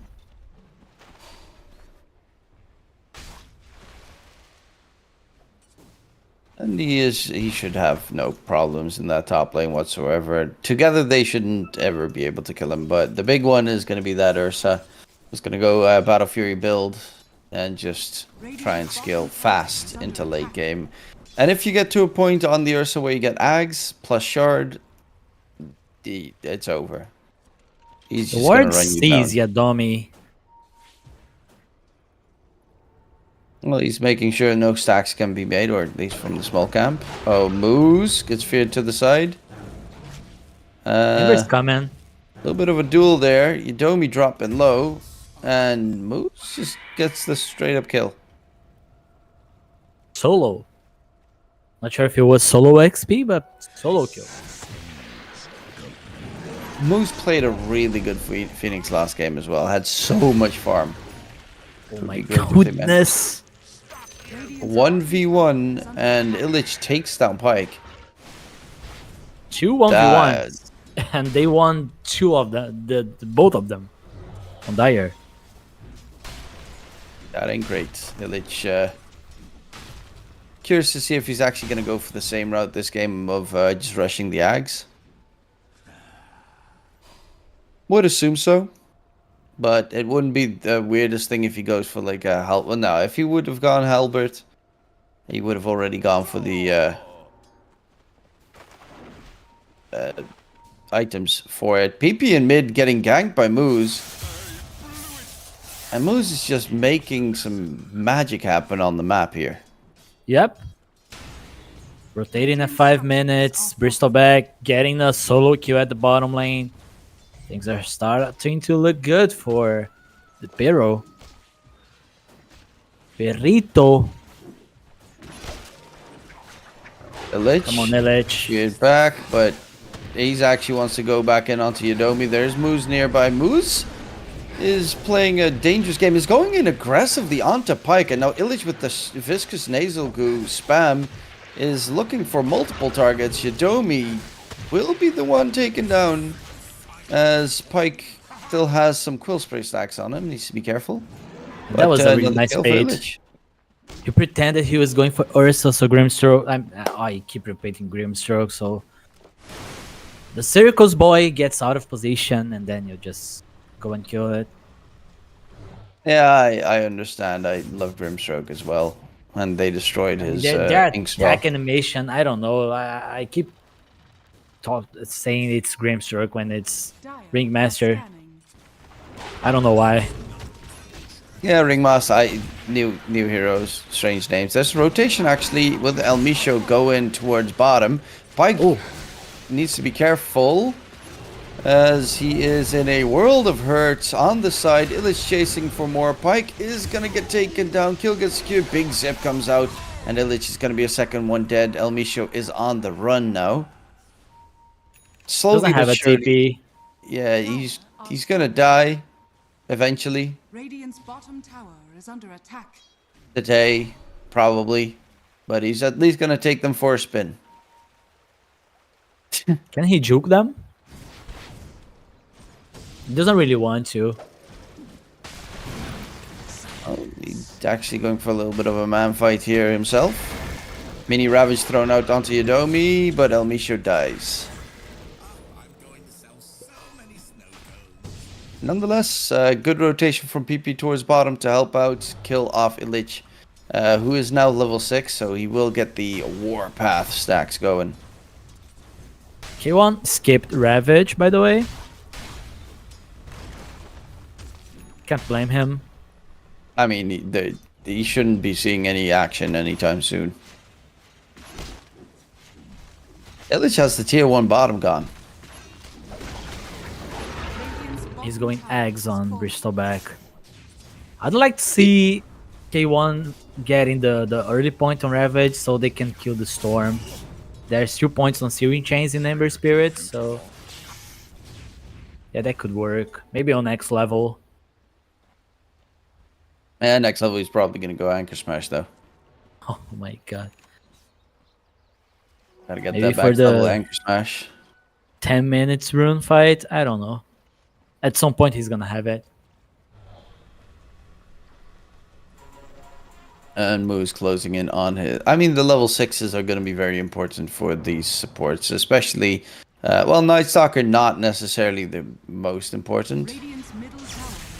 Oh, zip in. Drag onto Dark Mago. Sleight of Fist dodge of the whip. Control onto PP. Forced to zip all the way back. So much dot damage on him. He needs to continuously zip, otherwise he's dead. But Dark Mago with the haste rune just charging at him.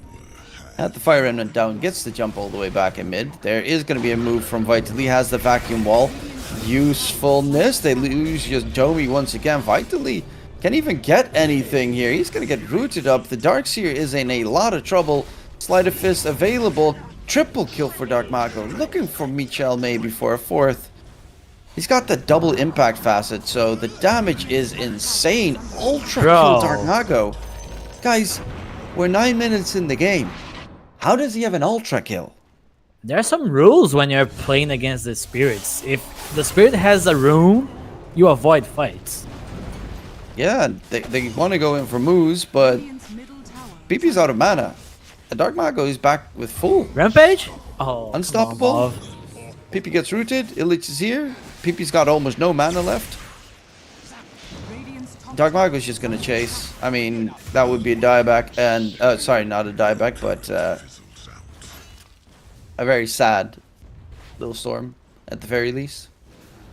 Okay, bro, Darkseer was having a great game at the top lane. He was second in net worth. Radiant's middle tower is under attack. And I haven't even seen... I mean, who cares about K1, right? If you're mid Dark Mago Ember 7-0. He has Mage Slayer Ravage. About done on Ember. They're gonna try to gank the Tide Hunter. Okay. He does have Ravage available. Phoenix goes in. K1 needs help. Ice Blast flies out. They find 2 kills in response, and that's 2 more cores dead. Per rights. Too big of a hero to hide in the trees.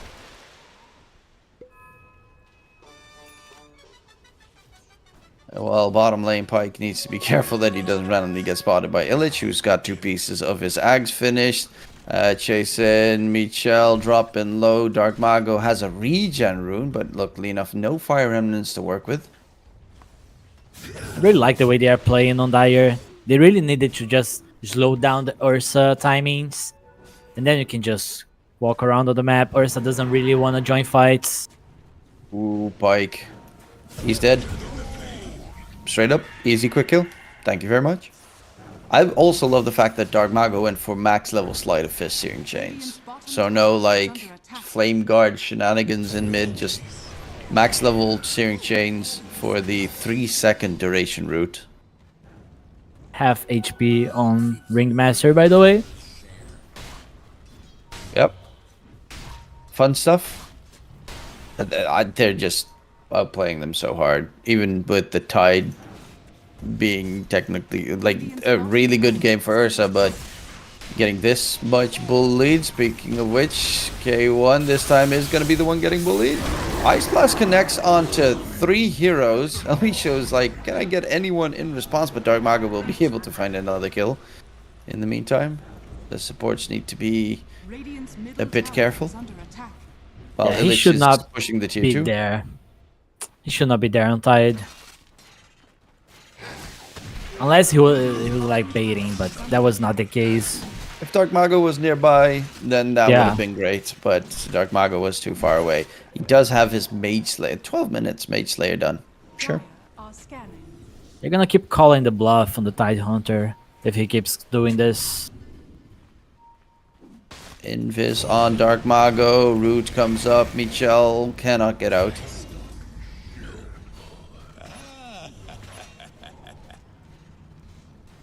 Yeah, the way that they're playing right now, I can't say that anyone else deserves. If they continue this game and win it in this fashion, no one else in South America deserves as much as this team. Yeah. They're outclassing Mosquito. It really makes them feel like lost. We know they are really good players on Mosquito Clan, but look at this. Yeah, top side. There is going to be a jump in. That's a big kill if they can secure it. Nice silence coming out. That's a beyond godlike Sheik picked up for Pike. Okay, that's his Battle Fury done. Just instantly. Boom, thank you. 1k gold. Yep. You're very strong against everyone except for either Silence or Ursa. Because Ursa does just tons of physical damage. And you do not handle physical damage on Ember. Phoenix has Scepter. Ursa's gonna be really sad. Well, Ursa's plan is still farm for quite some time until he gets his Bling Dagger.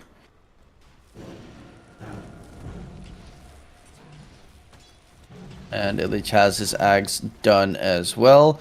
Tormentor should be spawning in about a minute, so that should be a good objective for the side of Perrito. I mean, it can also, of course, be taken by Mosquito Clan, considering they are all hovering towards the top side of the map. And, well, they, yeah, with Pike there, should be able to clear it. Now let's see if there's any plans in defending the top tower. I don't think so.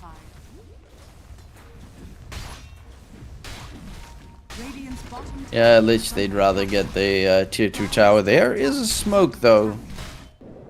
They know it's about to turn daytime in 15 seconds. PP needs to be very careful, as he's nowhere near the rest of his team. Rooted up. Icarus dive forward. Yule's up. Ice Blast comes flying out, and PP gets crushed. But the Tormentor did get picked up by the Radiant side, so that's a big one. They got it onto Yadomi for the Spotlight Facet, Spotlight Shard.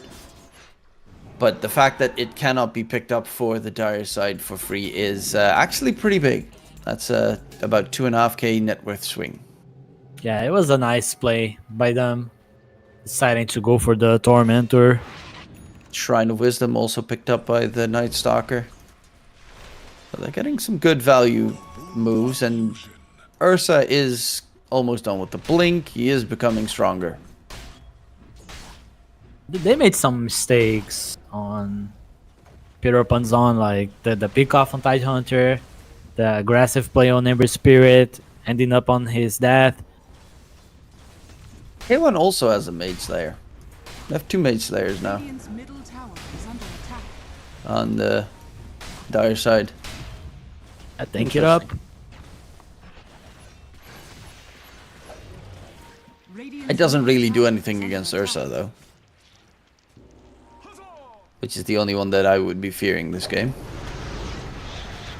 Icarus dive, catch onto Ringmaster, Ice Blast comes flying out. Shouldn't really, yeah, it's not even going to connect onto anyone, but it's the second tier 2 tower secured, with only top lane having a tier 2 tower left. They're going top. Wow, look at how disgusting this is, by the way. Moose has a Yules. K1 is, okay, he had queued up that he wanted to use. Illich is building a Yules. Dark Mago is building a Yules. Like, they're gonna have 3 Yuleses, and probably Ancient Apparition at one point as well. Okay, zip in, catch onto El Misho, but the bigger target is the Phoenix, so he can't get the egg off. Will get taken down before the silence continues. 2 supports are dead, and now they need to run away because Pyke is on the chase. Baiba comes out from the A, throws out, actually TP's right in. They lose 2. Because the Ember is just hunting for more. Gets the root onto the Ursa. No enrage left. Ravage gets thrown out. The Ursa's going to get ice blasted, and they get a 4-man kill squad going. Yeah, it was a nice try going on the supports, but they did not have enough in the tank to keep going. Yeah, they threw everything on the supports, which, as you said, was nice, but the cores are full HP. You need to like do that and run away, disengage quickly, but their disengage is like Storm Spirit zipping away. Ursa cannot do anything about it, but Ember still was still able to catch the Storm. The Dark Mago is almost done with the S and Y. I mean, he could always just scale into more of a right-click Ember Spirit. Going Roshan, get that Aegis on the Bristleback, killing him off a second time is going to be very rough. What was the last time you saw a BKB on Tidehunter? Have I seen that? I don't think I've ever you're seen a about to see BKB it. on Tide. That's weird. I guess so that he can pop the Ravage against Night Stalker. That's the only reason. There's literally no other reason to get it except for dealing with Crippling Fear. He's sick of it. Dire's top tower has fallen. It is a very annoying spell, though. I can very much understand why.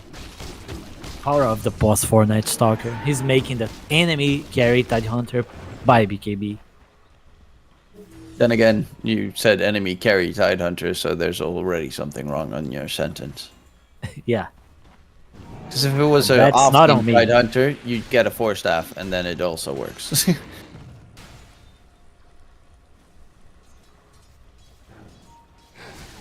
LH with that Aegis, 4 more minutes. The plan going high ground, really? Okay, I'm ready. K1 takes a lot of damage. BKB used by Pyke. They get the kill onto Yodomi. Illich on the backline is going to get jumped in. Ice Blast comes flying out. You cannot heal in the fountain at that stage. So need to be careful while they go for these racks. And K1, of course, with that Vlad's heals back up to full if the creep spawn. Illich doesn't care if he loses his first life, as he will have a second soon enough. Radiant's bottom tower has fallen. Oh, they're fast on the siege, but if the enemy is not doing anything, you're in a rushing. They get a free set of racks. They're trying to cut away the creep wave. there is no Ursa with Radiant's bottom barracks. the BKB. Does have Enrage though, and K1 is looking to maybe catch out Pike. Fearless. Does have BKB already? Yeah, Pike's just on the run. And they're looking for more racks. Tier 2 tower top. Luckily enough is still a saving grace, and Illich is just gonna break, deal unhealable damage. Add in some moves, Sunray healing, keep the Tricore topped up. Radiant structures are fortified. Do a lot of time on these Aegis. Fortification used, they get the Ice Blast onto the Dark Seer, yules him up in the middle of a surge. Ravage gets thrown. That might have been a little bit overzealous. Okay, not a little, but that was very much overzealous. He hates Vitaly, that's for sure. I don't know why he didn't have that battle lane. Dark Mago is going to get taunted by the Wheel of Wonder. They lose Dark Mago. Zipping on the back line. Moose does have the egg as Pike is chasing after Illich still, but Illich still has a second life. He just kills off Pike. Didn't even pop Enrage on Ursa. They're team wiped. That was his way of calling GG quietly. I don't know. Hey guys, I died. Damn. They're so strong. That was weird. Not gonna lie. Like, that entire fight and didn't pop Enrage once. They're just gonna Always go think that you first. can save it for the right time. They do have vacuum wall if you can get a 4-man catch, but probably needs to smoke up so that he can even get close. Ursa is up right now. And there's still a tier 2 left top, so they can't get megas, but they've already gotten rid of the tier 4s. So the entire ancient is up for grabs.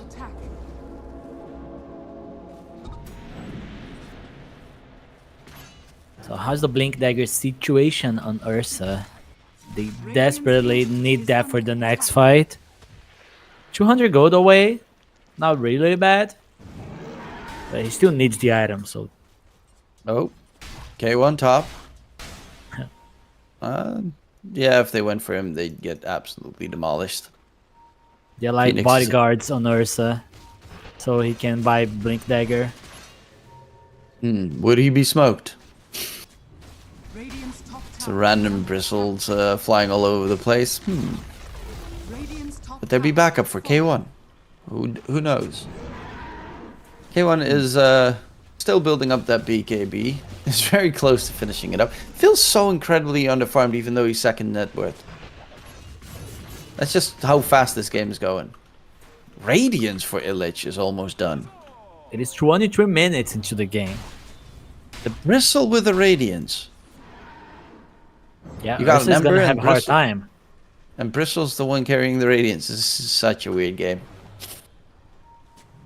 I guess he probably wants some spell lifesteal afterwards.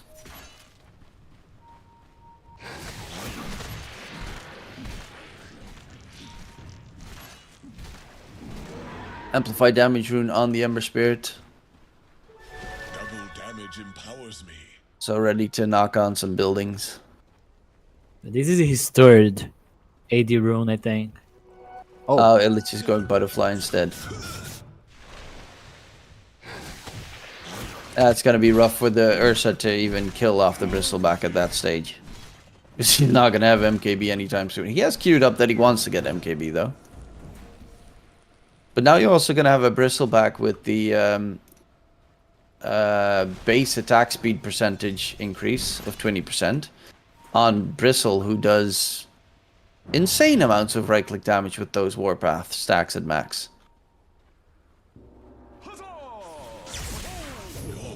I just go Oh, root on PP. There's a quick save. Pike is bottom lane. Should be showing up. Yeah, he's clearing the creep, so they know Pike is bottom. I think he should be there. He should TP. Oh, Butterfly. Butterfly. Yep, Illich is pretty bulky. And they're getting chased down by a random illusion. The range racks are dropping. Okay, only melee left. Sip in. PP needs to be careful. There's going to be the Ravage Throne. Everyone being kept away. Ice Blast connects. PP's dead. Has a buyback available on the Storm. Vacuum. Wall place. Onto 2. There's going to be the Wheel of Wonder, but doesn't really do too much. Illich is just running through the enemy lines. And I'm still looking for this Ursa, as he wants to fight up against Illich. Gets used up in the sky. Held down below. Pops his Enrage. Gets saved. In the fountain, Illich runs, and he's just there. Turns his back, and everyone is going to drop dead. Congrats, guys. You made it. That's a DreamLeague 26 contestant coming up. Perito Panzon, XM80. Get the job done.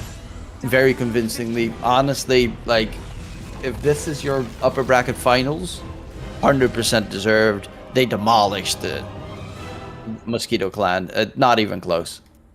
Outclassed them hardly. First game, swapping lanes, having your carry playing in the off lane, and second game, having your carry playing a Tide Hunter on a safe lane against the Darkseer. And still, they made it easy. Yeah, there was honestly, this was like, it didn't look hard at all this entire series. You had in game 2, Dark Mago 7-0 at 8 minutes in the game. Like, at that point, what's going on? Like, there was just everything went haywire for Mosquito Clan. And yeah, Perito Panzon, big congrats to them. The first of the 2 teams from South America that will be qualifying. And now there's only 3 left. It's going to be a pretty brutal battle tomorrow with Heroic versus Team Compromiso, and the winner of that up against Mosquito Clan.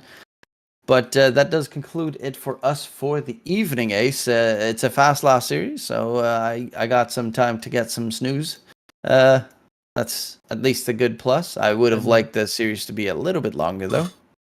Dark Mago got you, bro. Relax. Like, Ultra Kill, like 7 minutes into the game, something like that. Not bad. Not bad at all. Big props once again. Thank you very much for joining me, Ace. Thank you very much, production, and the viewers at home. Hopefully you enjoyed the show. We will be back tomorrow for the conclusion of South America, but of course all the other regions also will be concluded tomorrow, so don't forget to check them out as well. My name is DK Truman. I was joined by Ace for this beautiful series, and in case we don't see you, good afternoon, good evening, good night. Where the wind can cut you like a knife, and nights are colder than the purser's wife, sir. Do we dream of sunny skies of blue and sipping on some fancy foreign brew, sir? No, sir, no. We long to sail where grayer English skies prevail, and we would face the wind and snow and hail for just one pail of good old English ale, sir. Just one pail of good old English ale, sir. Did we choose to fight the foreign foe for England's glory? We must answer no, sir. An English ale house, that's where we would be, not dodging cannonballs upon the sea, sir. We're only risking life and limb because old England's too far to swim. But we would chance an iron arm or leg for just one keg of good old English ale, sir. Just one keg of good old English ale, sir. Many days and many lonely nights without one woman hoving into sight, sir. Now it won't be long till we see our wives and sweethearts lined up on the quay, sir, with their arms all open wide. But we will push them gently aside, for they will have to wait for us until we've had our fill of good old English ale, sir. Had our fill of good old English ale, sir.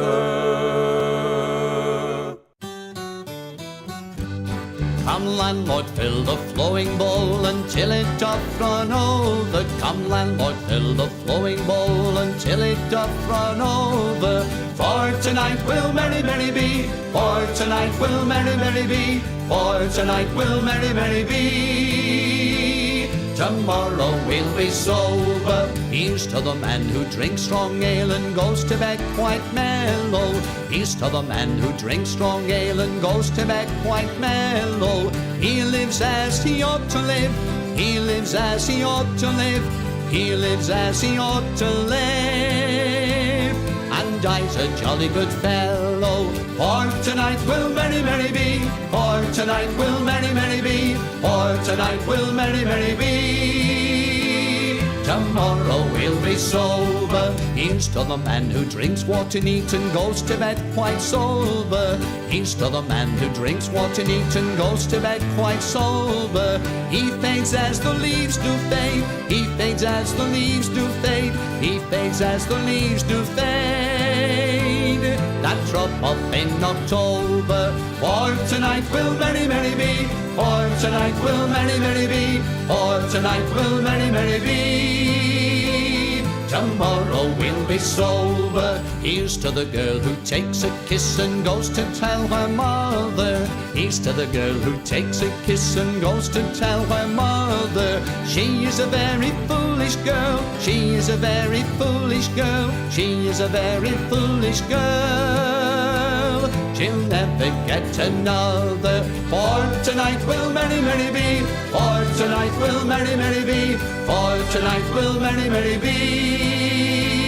Tomorrow we'll be sober. Here's to the girl who takes a kiss and comes back for another. Here's to the girl who takes a kiss and comes back for another. She is a boon to all mankind. She is a boon to all mankind. She is a boon to all mankind. She'll very soon be a mother. For tonight will merry, merry be. For tonight will merry, merry be. For tonight will merry, merry be. Tomorrow we'll be sober.